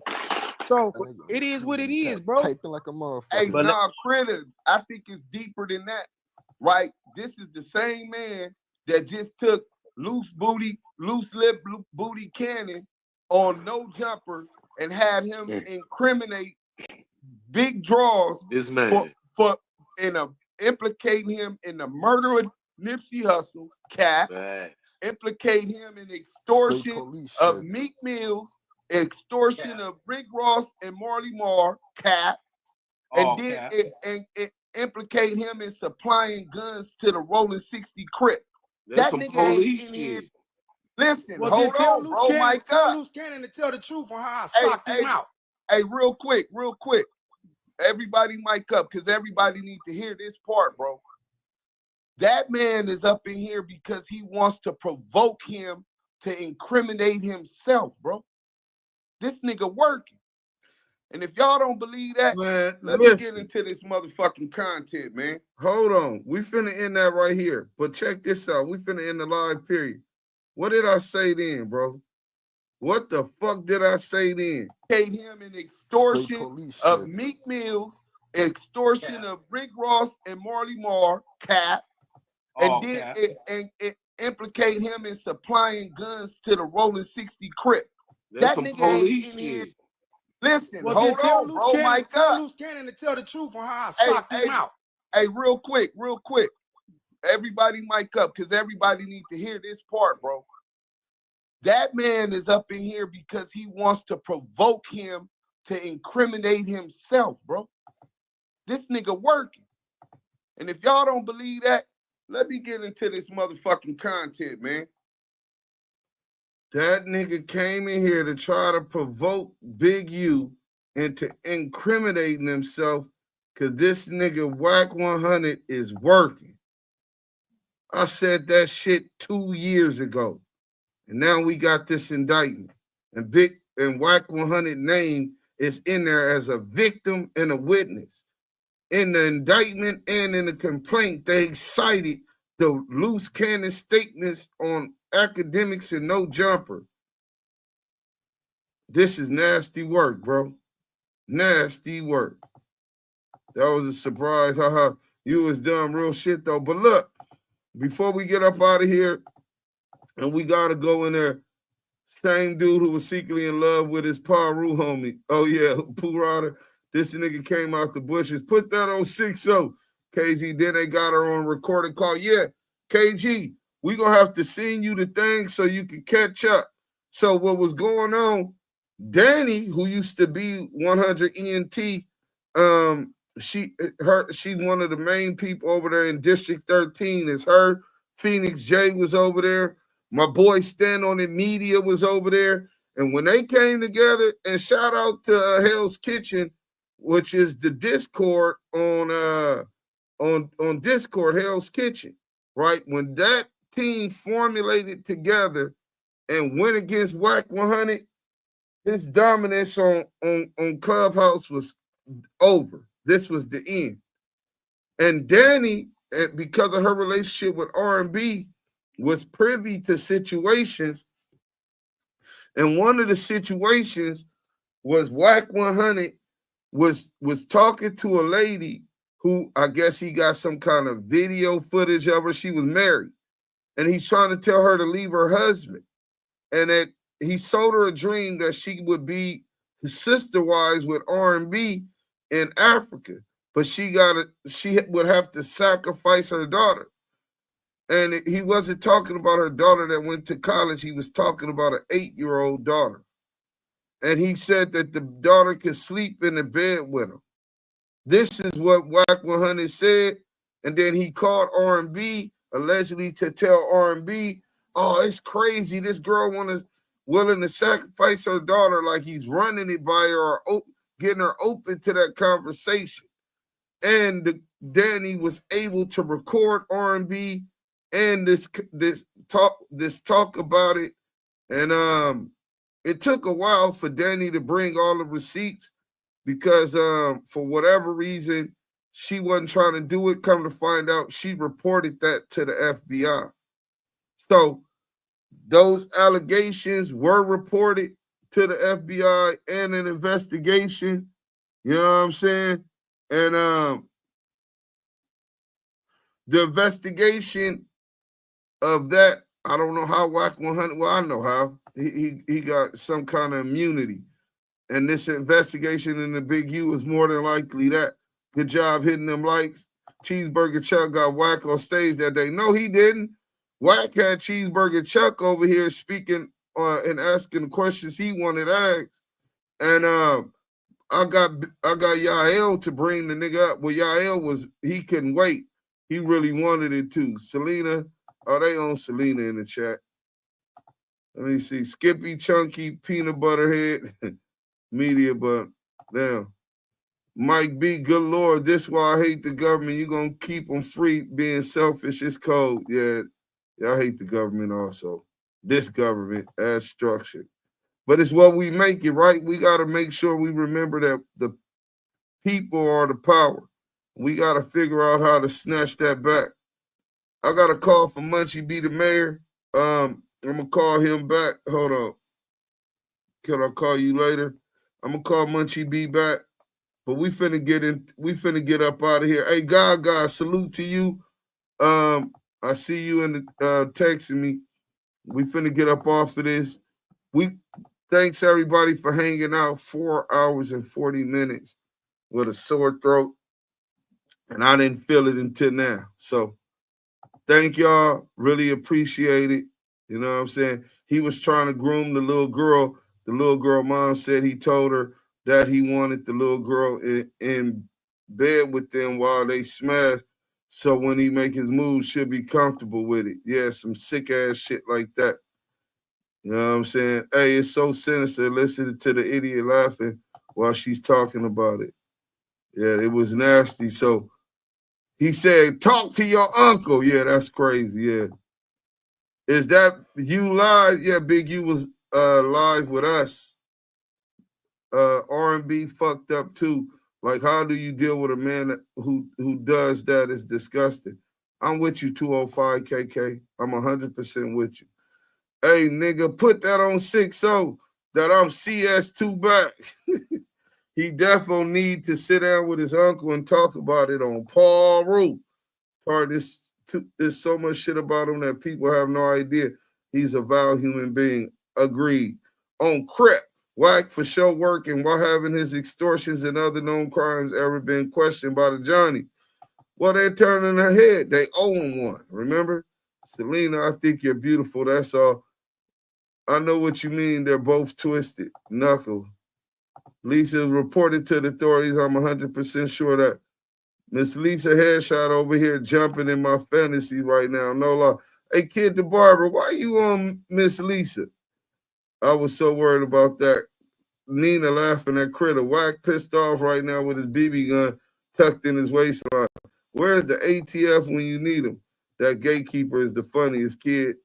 Boy, Wack going out. Boy, Wack gonna put them paws on you when he see you. Random thought. You think Wack, bro, if Wack wanted that fade, he had ample opportunity. We done gave that nigga invites to his hood, invites to Harvard, invites to the Fruit, Jim Gillian, any one of the blood parts. That nigga ain't about that life. The fact you believe he is says a lot about you. That's really indicative of who you is, brother. Fact. At Disney World, they all sleep in the bed together. Chaz, wow. People that have done time could definitely read situations and things that are going to happen out better than others. We are always worried about our safety and security. And I think Do Sims,